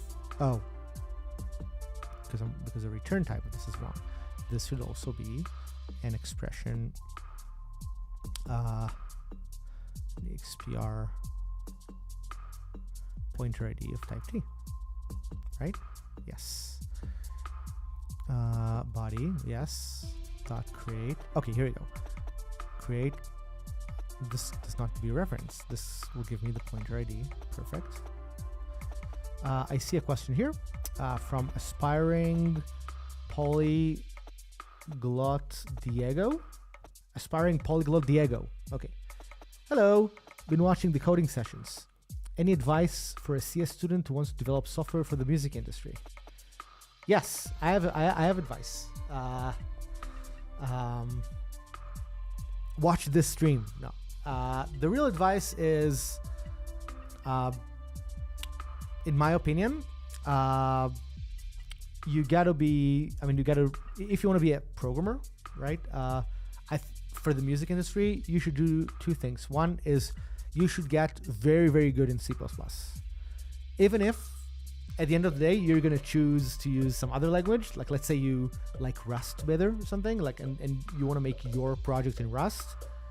All the code that's written in the world, like code for the DAW, code for the plugins, code for an audio engine for a game, all this stuff is written in C++. So you have to be very good at C++. Like you have to be good in reading C++, understanding C++, writing C++. So I would say, like, if you wanted me to hire you, I would ask for proficiency in C++. So I would definitely do that. I would try to get control over how the language works, semantics, pointers, classes, whatever. I think that if you want to get a job, that would really help. The other thing to learn is it's good to, if you're doing projects, I think the best way is to make projects from beginning to end. So for example, say that you want to make a plugin, so make sure that you make a plugin, like make something from beginning to end, make or whatever, make something that you like, make some music software thing, and try to follow through with this. Because there's all these stages of a product, even a simple product. And I think that if you will take it from beginning to end, it will already put you really high in the list of people who want to apply for a job, right? Like if you come to me for an interview and you can show me things that you've done, it's nice. But if you can show me that you've solved all the problems of a product, like you've solved the UI, connected to the presets, connected to the DSP, and you kind of made this, made a thing work, and you observed the different, let's call it, problems that you might run into, and you have opinions about them. I think this is the point where you have a good chance of getting hired. Hope that helps. Okay. So I think I'm very close to getting this code to compile. So close. Yeah, ID. There's no need for the ID. Look at this. So nice. What else? Created. Already created. Okay. I think that's pretty good. Then remove. Just remove from both of them. Nice. Okay.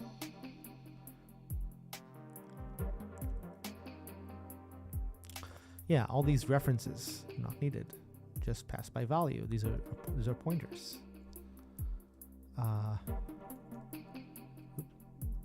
These are just arrows instead of dots because they're pointers.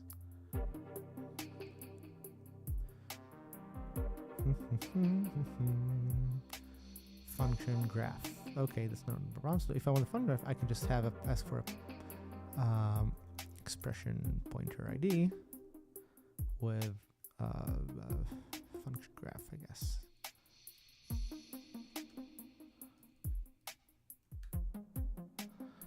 Right? Is that true, what I'm doing?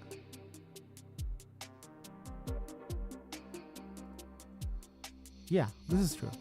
So I just need to call this like this. Yep. Probably should make this a cleaner looking type, but this is the idea. User function. Yeah, don't take, you can take the expression right directly, I guess. User function is expression pointer, create call. Oh, here it is. This still takes a thing directly. So take the map and then take the expression pointer.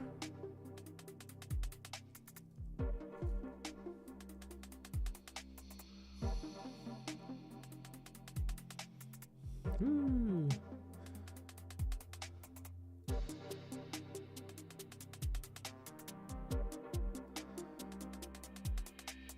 Yeah, now this is the wrong predicates. So this needs to be const expression pointer e equals owner. What is owner? Okay, so it's e get.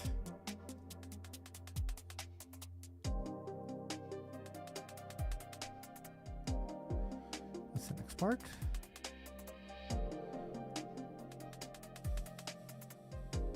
So the question is,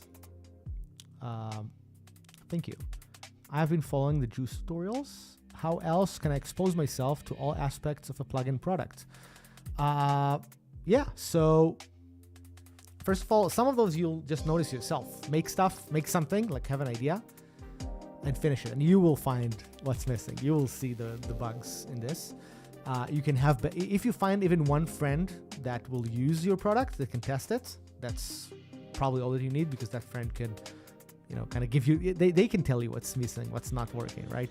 Somebody who's using the DAW. Mechanically, you should go to the Audio Programmer Discord channel, where I'm one of the mods. Many people ask questions there. I think it's an awesome place to learn coding.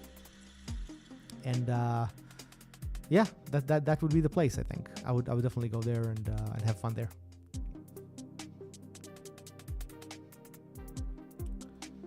Okay, I'm so close. You know, it drives me crazy that, you know, you have so long before I have a fun version of the code that works. I'm so close, so close. So the bug is now no matching function for create pointer ID, because t container blah blah blah blah.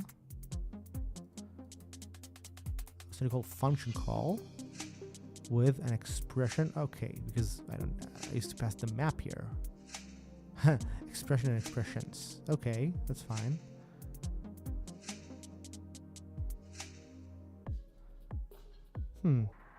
This should work, right? Maybe, maybe not. It should work. What is missing here? Expressions, create. It said that it couldn't call create pointer ID of type function call, blah blah blah. Let's see why.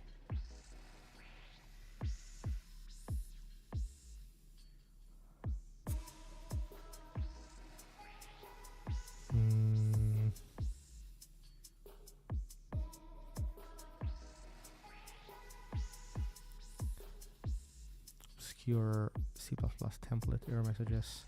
Auto equals to auto call blah blah blah blah blah. No matching function call for create pointer ID.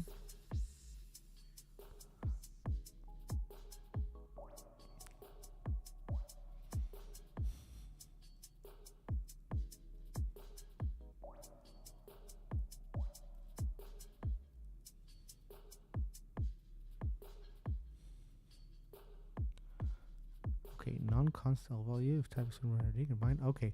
Oh, well, there's a const correctness here. That makes sense if that's true. Oh, here it is. First of all, here I'm returning a. Yeah, doesn't sound good. So this needs to be again expression pointer ID off IoT.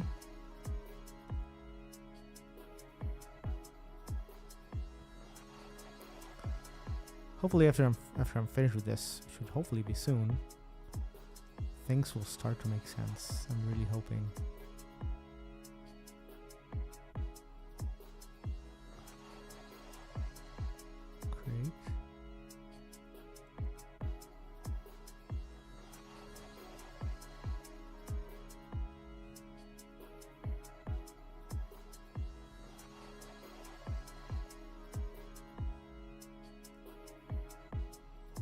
Yes, there's something having to do with the function call.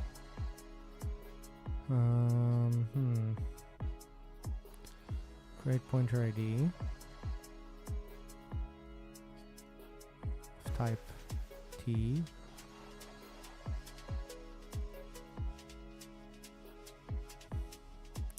Let me see if I can do my own manual call. Let's not have these calls at all here. Will this compile?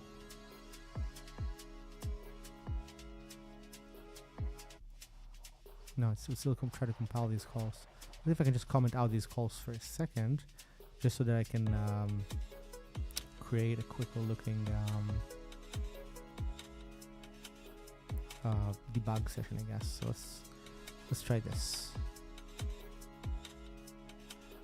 Okay, what doesn't compile here?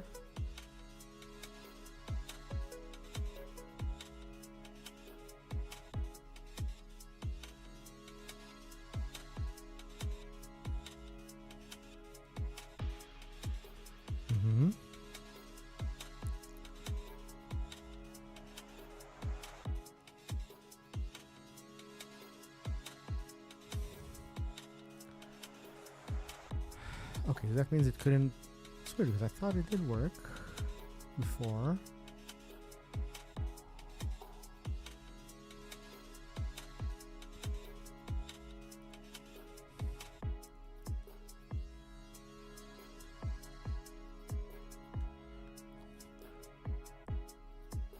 It should be able to construct an object, right?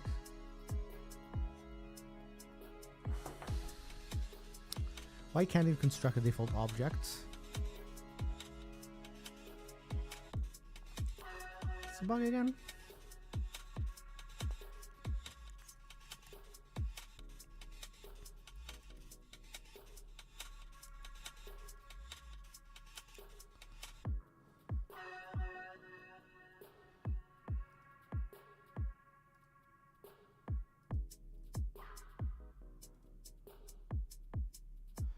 Oh. Okay, it looks like it didn't resolve to my implementation. Yes, that makes sense. It looks like it needs to somehow know.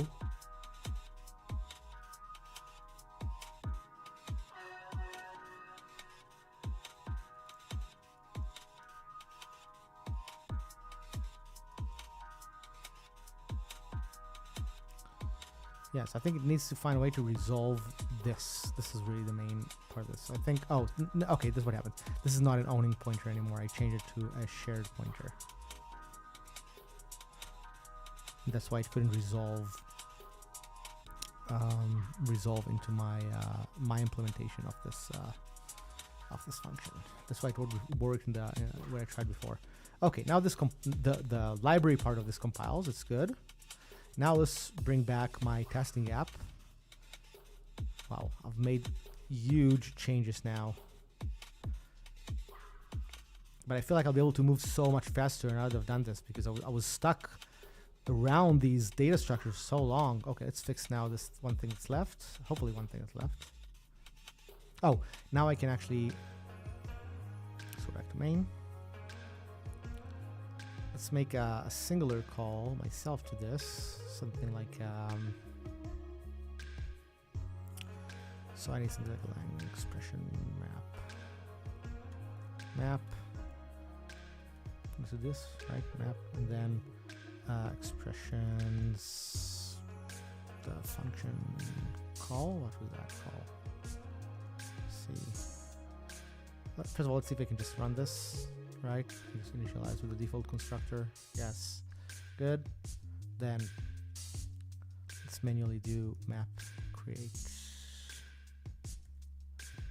I want to do something called expressions multiply int or something. Right, so O2M equals this, and now I should be able to have a call to M.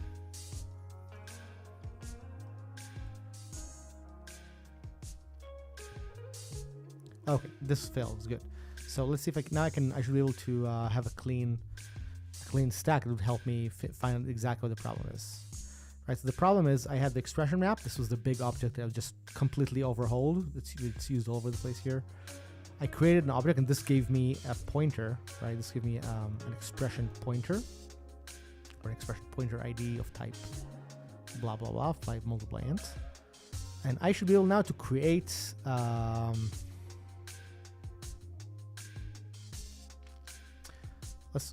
don't even think I need the function call, right? This will fail as is. Yes, good. So let's see why. The problem is create pointer ID takes this expression container. Oh, because I need to pass the container. Of course. I need to pass the map first.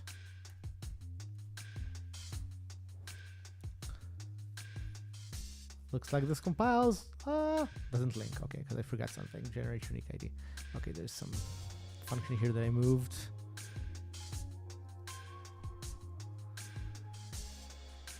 I moved the CVP file, but it should still be there, right? Let's see.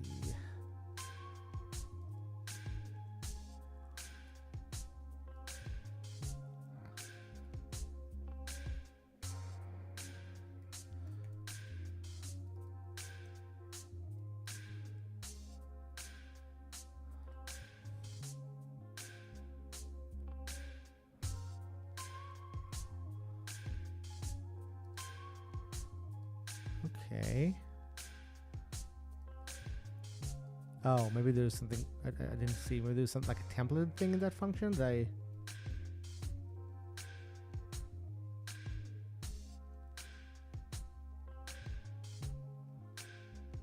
No, right? No templates in here. So why? What's missing in this? Like, why can't the linker resolve this? Really, that means there's something missing in the CVP file.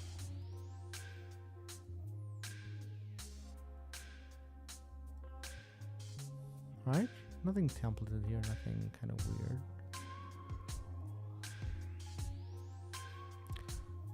Or maybe I was expecting this to be included somewhere. Now it's not. But then it failed to compile. Let's look at my CVP thing again. Modules. Expression map is right here. Very nice. It says this folder is not in use, but it does. It is used. You're lying. Holder is also an expression. That's fine. Doesn't bring in the map. Maybe I have some. I wonder.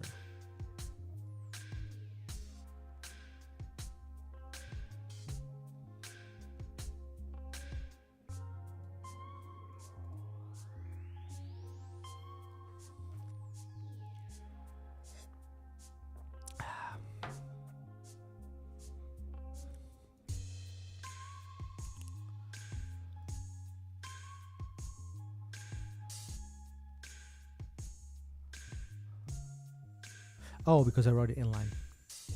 It's not inline.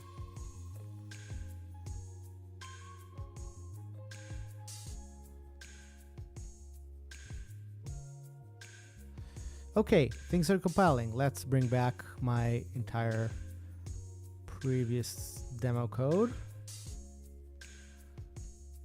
All right. Bring back all these functions. And let's pray.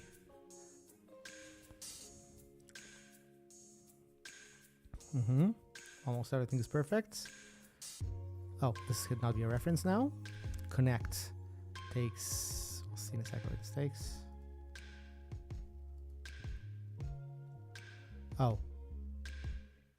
Something might not work here. Connections is a map type which already has an expression pointer, so can just take this. Connects would need connect pin here. This does not need to be an input base.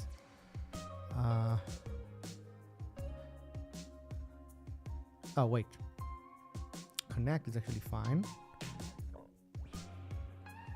I think it might work. Expression connect. Input arrow input.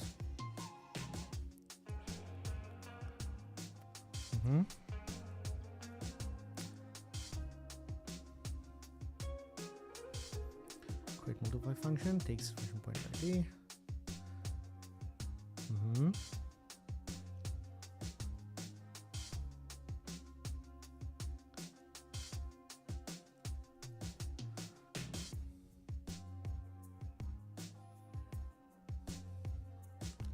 Oh, okay. Because I need to return the actual type function pointer ID of function graph, right? Or yeah.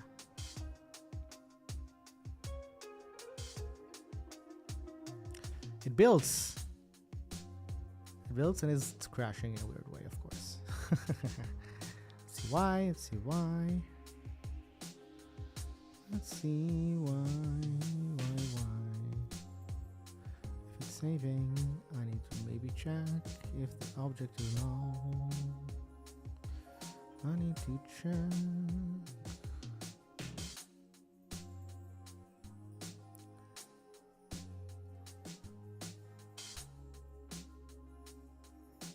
So I got here, and there's no container here. It's probably like a default state of something.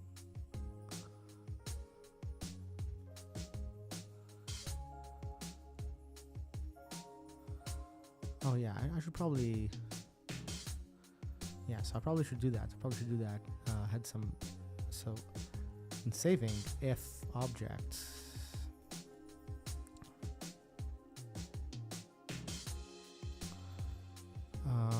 Wait, what's exactly is crashing here?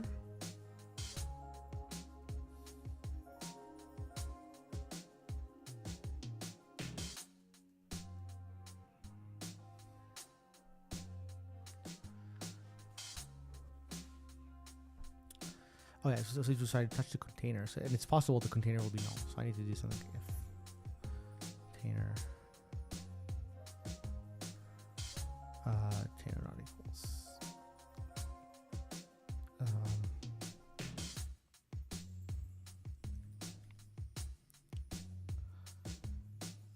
Because it should be legal for me to save, yeah, like or objects equals null PTR, right? If one of those is or val, right? No, I think it's fine.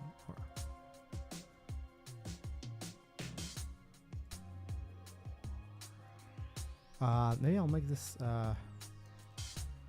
also so that return container PTR and this, because if there's no container, you're gonna be lost here. So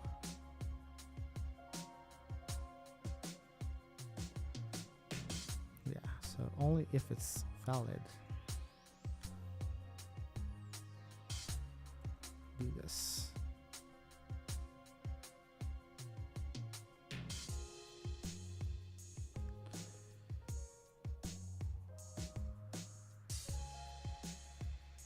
Right?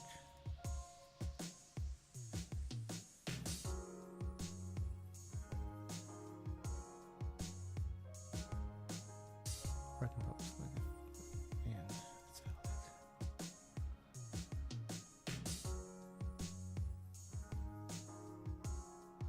No, let's put it here.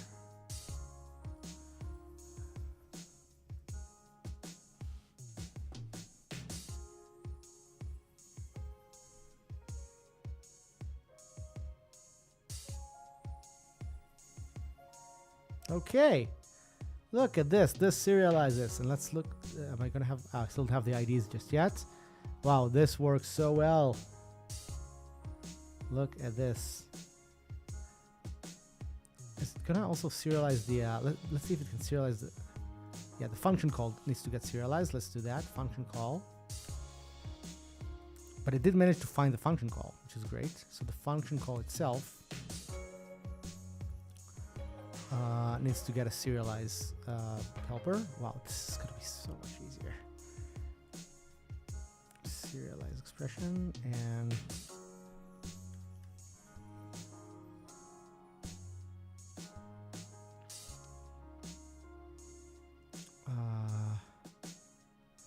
yeah, so what this needs to do, oh, this single, I need to do the inputs as well, but I'm going to start with this.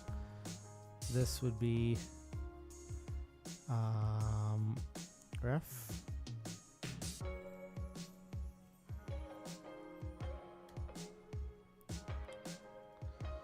Okay, the question is, what IDE am I using? I am using CLion, which is definitely my favorite IDE for C++. It's it's by JetBrains, so it's people know variations of things they've done like PyCharm, WebStorm. So this is the C++ variation of that. I am using a custom theme. This isn't the default theme, but this is same thing. Okay. Add child. This is called function. Let's see now if this is going to serialize.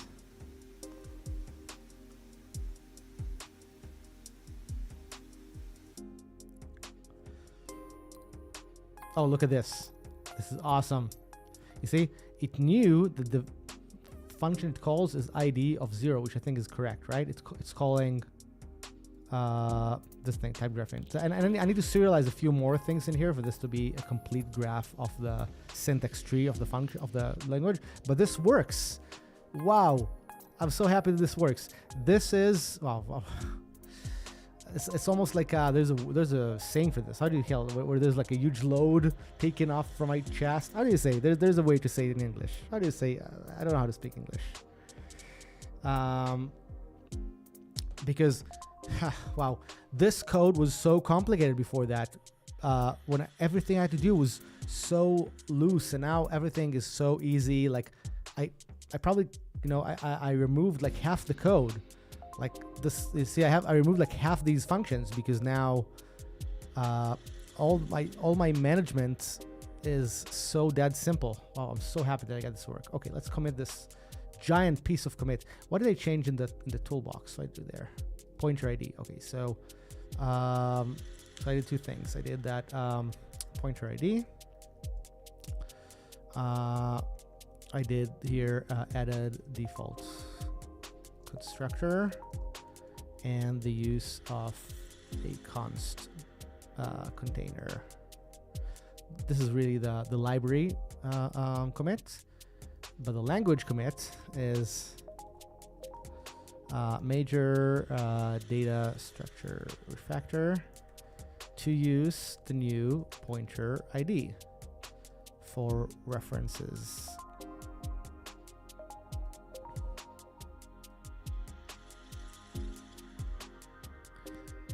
Yes, like a weight has been lifted from my shoulder or chest. Yes, this is the I've been streaming for like 8 hours today, so maybe the little English that I know has been lost at this point.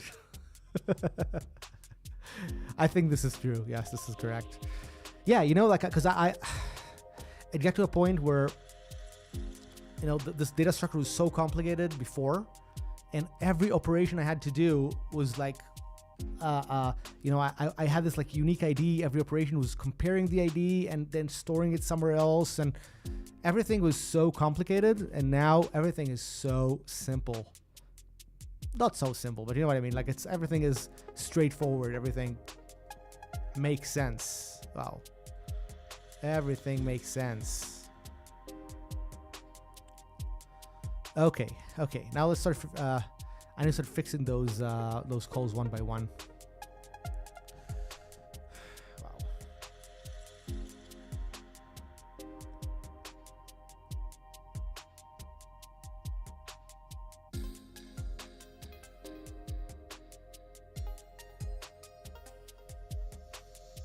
Wow. Wow. Okay. How do people do that stream for so long? I'm feeling like I'm tripping at this point. I'm hoping I did everything correct. But yeah, now I can move forward with the features that I really wanted to do, which is okay. Oh, I need to see if my the UI version will build. It probably doesn't build. I need to fix that too. Let's fix that. Hopefully that won't be that complicated. Here you go. Here are my errors. Good. So now instead of expression pointer get select expression, let's just take DSP expression pointer. And I don't need this holder stuff anymore. It's not in use. So just let's see. So the question is, this sounds like a nice relief. Lol. I don't know how long you've lived in the States, but I'd say you have pretty good English. Oh, thank you. I really appreciate it. I lived in the States for about 3 years, about 10 years ago. A bit more now, and I've been in the US for a few months, and I've been visiting here often. So I have American friends and I have British friends. So I get to talk in English, but I still feel like, I don't know. I feel like there's, once in a while, it's very obvious for me that I don't know how to speak English. That I've been winging it for years, basically. But thank you. I really appreciate it.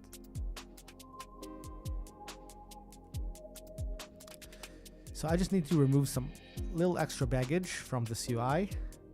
Let's remove, I don't need this dynamic cast, really. What am I doing here? What's this selected? Oh, great. So this should just be an expression pointer. DSP expression pointer. Dynamic cast. Why do I need this? Probably don't need this stuff. Oh, I just want to see if it's the type of the. I can actually do so. What that would be useful. So let's go to this pointer ID again. Let's add one more method here. I love to add that thing. So type name a get s turn dynamic casts star of get. And unfortunately, I would also have to do the same thing with the const. Let's return a const pointer. And then this would just be return selected get as t selected.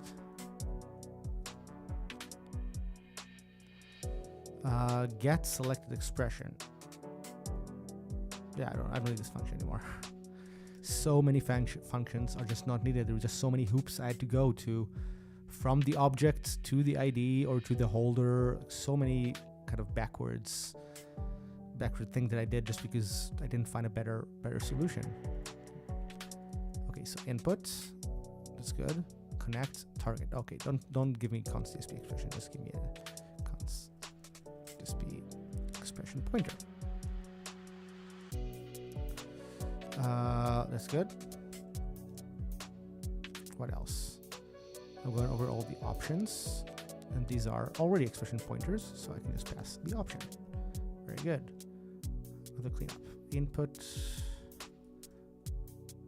No. What is the input here? Input base. Okay. Get. Oh, I don't even need the. What is because there's no need to do the get connection. I can just do this. Right? So I don't need O2 if the expression is good. Then this, and I can probably just have a function in there that just returns me this. So get type name text, right?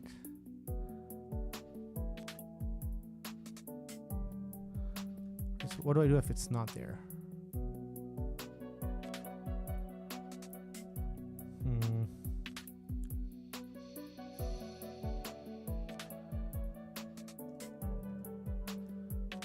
Stuff should probably be in here, I guess, but I think it's okay for now. I'll make it better in a second. So the question is, what are you currently working on?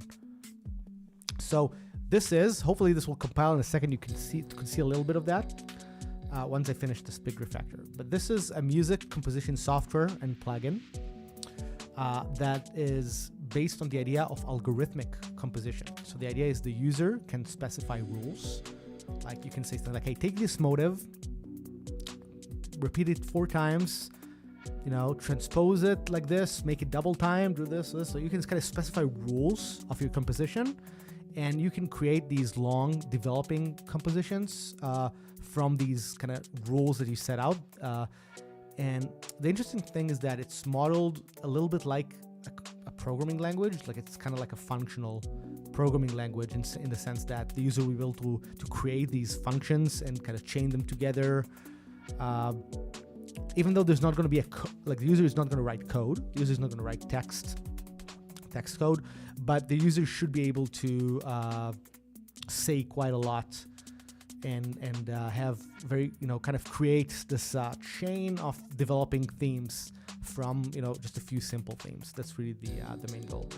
And that's why, some of the code I'm writing is complicated, because a lot of what I'm doing has to be very, very dynamic. Like, for example, there's a thing now where a lot of what I was doing the last few hours has to do with the way the user can patch function calls into functions. Like, let's say the user creates a function called, repeat this thing 4 times and make the second time double time. I don't know, something. That's a function. So let's say the function has a name. The function is called,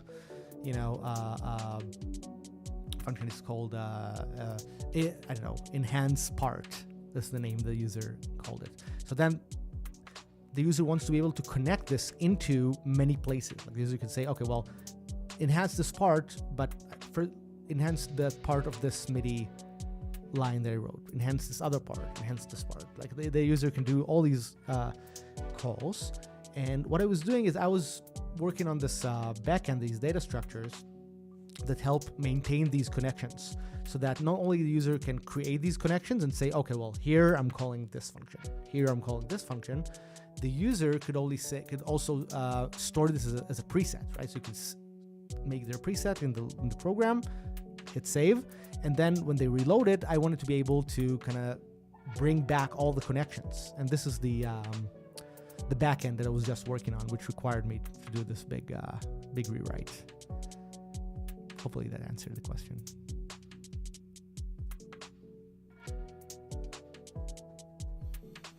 Okay, get selected expression.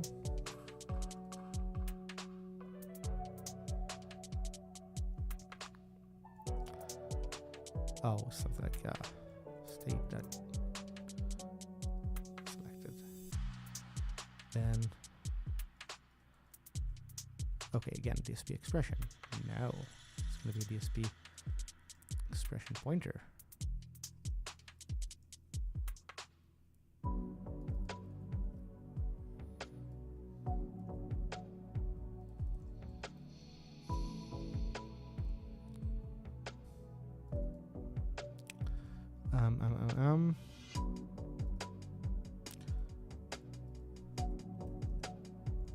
Good.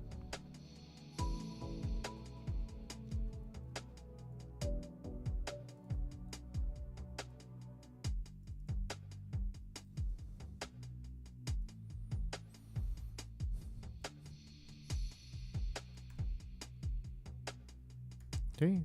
So the question is, since I was here, the question is, so they save this function to perform the transformation to MIDI as a preset, basically.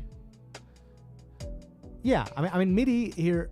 Think about MIDI as it's more like MIDI is like the end goal, but MIDI is not the actual format. Like, let's say, just to give you an idea, let's say you have your project in your DAW, right? Like a Cubase, Logic, whatever.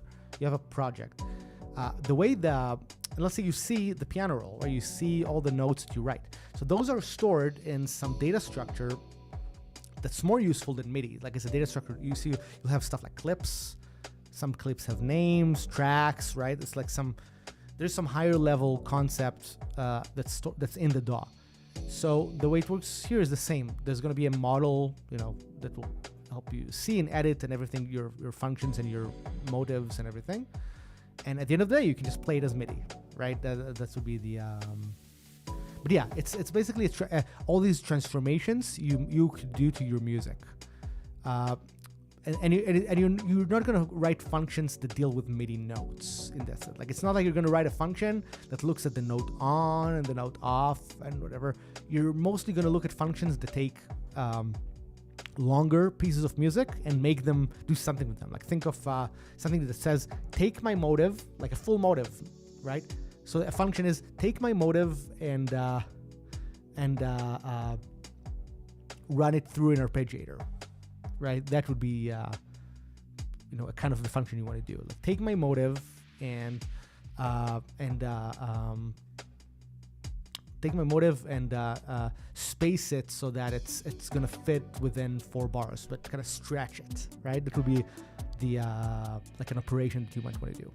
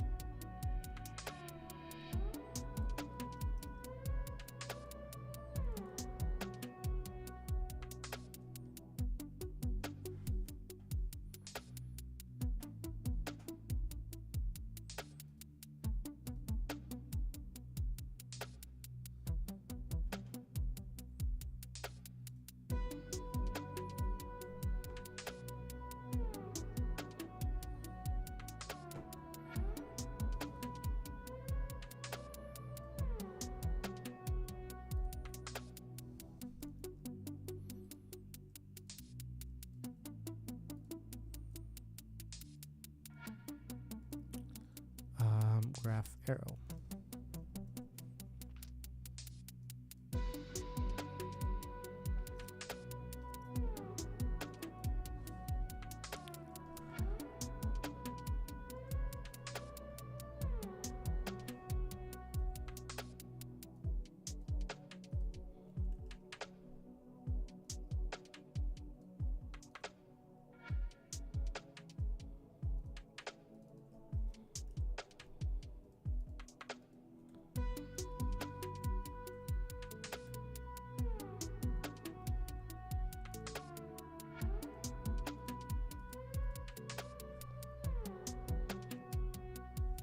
All of my functions are so much simpler now. It's amazing.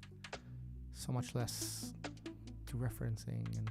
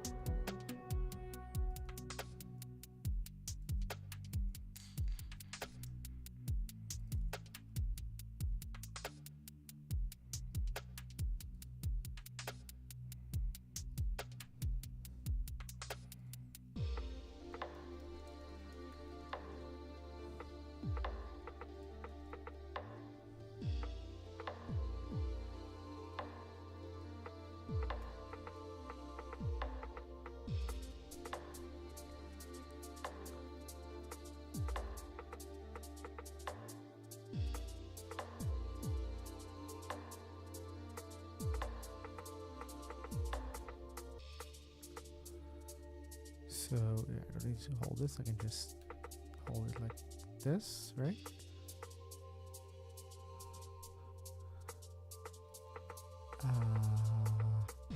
Oh, yeah, that's not true.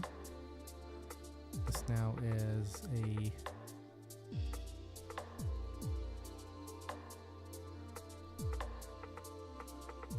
ISP expression pointer ID. I have to change these to make these shorter names.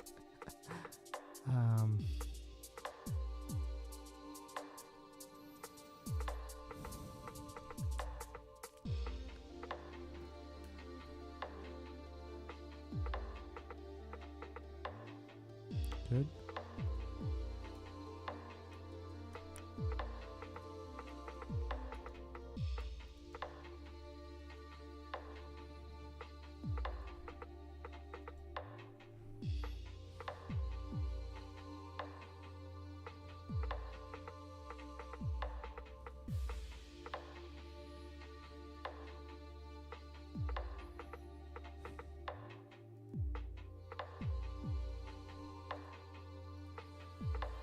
Did I make a const version of this?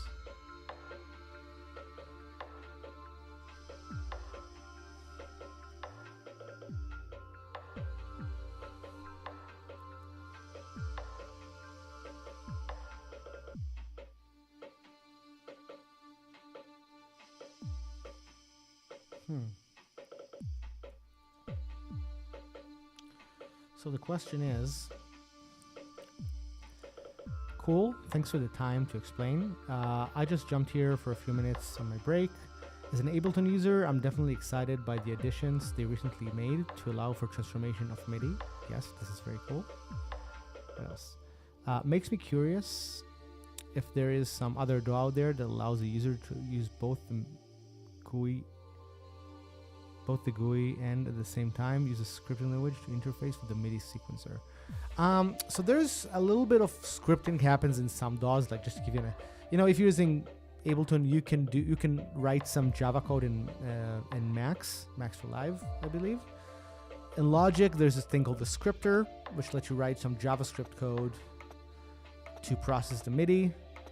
Reaper has something similar, but yes, so there is a way to do that. But however, those scriptings that you can do in all these DAWs I mentioned are not what we're doing here. Those are scripts that deal with the MIDI notes.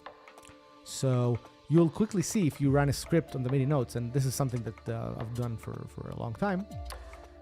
A script on the MIDI notes has a lot of states that it has to treat. It's actually very difficult, because if you just want to write a transposer, right, that's easy, because you're saying, okay, well, every note that comes in, make it higher, right? But this gets complicated, because if you just want to write a transposer, you also want to make sure that you're transposing the note off for the right note, because so there's like this, you have to start holding state between these functions. So even something simple like transpose could show some complexity that otherwise you'll get stuff like stuck notes and things like that. So what this is meant to do, and this is where it gets interesting, this isn't a scripting language over MIDI notes. This is a scripting language over musical parts. So it works with much larger blocks of music and lets you evolve those over time. So so it's a little bit of a different domain than what these DAWs give you. Some of them will give you effects that will do this, like arpeggiators is kind of an effect that will, take one note from you and build 50, right? Stuff like that. One too many relationship. But in terms of scripting, it's actually difficult, because it's hard to expose this via a regular scripting interface. It's much easier to do something like like the scripter for Logic will do, which says here's a MIDI event in code. Here's a MIDI event. Deal with that, or change it. So you can do something like, okay, well, if it's people do that for stuff like velocity curve or something. Like if the velocity is like this, curve it like here. If the velocity like this, curve it here. You can do simple stuff like that. Anything to do with timing and holding state is going to be very difficult. It's possible, but you're gonna, you'll see, like it's quite difficult to hold stateful objects in those scripting languages, or even in C++, by the way. Like even if you try to write a sequencer that would modify a sequence in C++ in a plugin, it's not so easy. It's quite a lot of state management that is not trivial. how to deal with loops and how to deal with changing sound. Like this is quite a lot of user problems in that domain. Okay.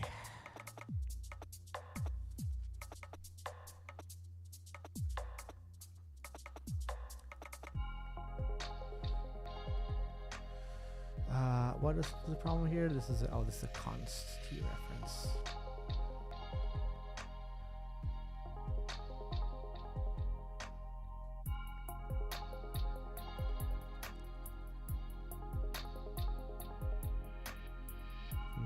Get as. Oh, I think this might be the problem. Problem is that you don't need to call anything here.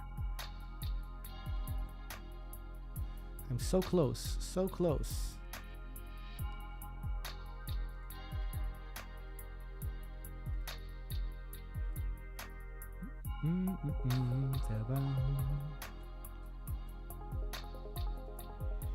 By the way, how's the mix of the music and my voice? If someone could tell me, that would be good. This is AI generated music, by the way. I'm hoping it's okay.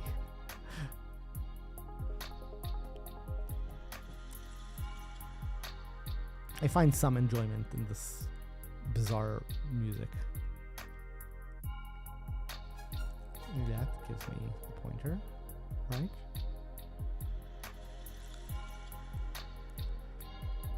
Dynamic cast from. Okay, there's some const and non-const thing here.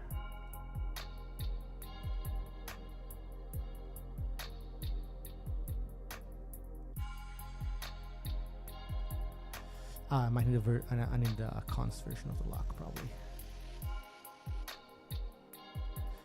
and I need I think I need both of these.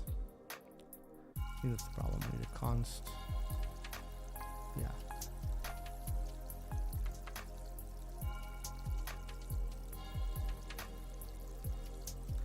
Thank you, Sarah. Very much appreciate you hanging out with me on the chat. Thank you. Okay. Let me cast from const to const. Any qualifiers. Okay. Oh, const. Come on. Come on. Where am I? Who am I? What's going on here?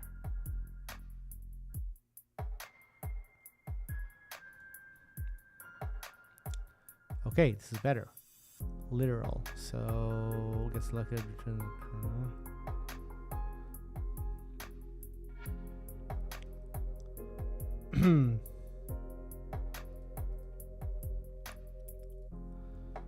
okay, I think the thing is this does not need to be const.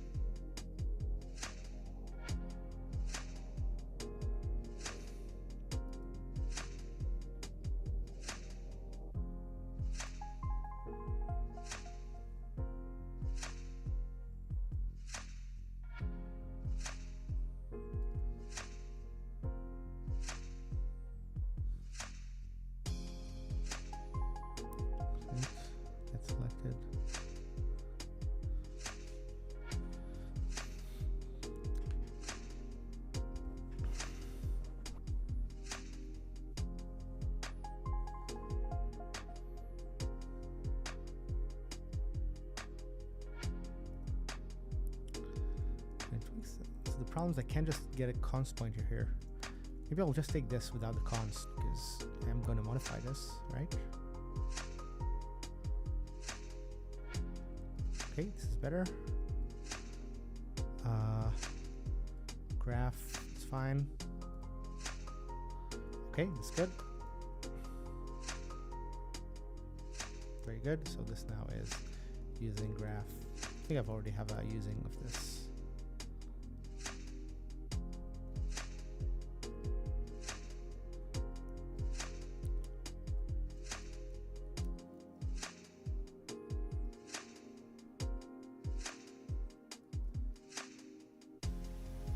I was going over and fixing I'm going over to fixing all these usages of direct references and stuff into my new little, like, smart pointer class.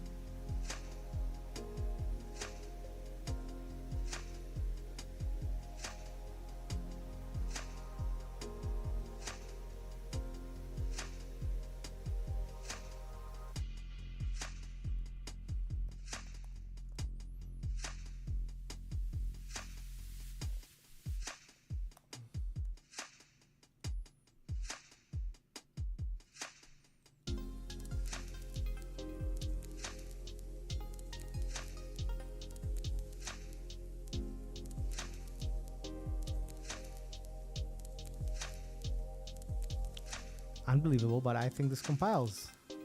I have no idea if it's going to run. Oh, it does run. Look at this.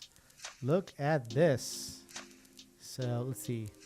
Literal, I have 2 ints, a music, and a transpose. Let's pass it through a repeat. So I can take the music from the transpose and repeat. Yes.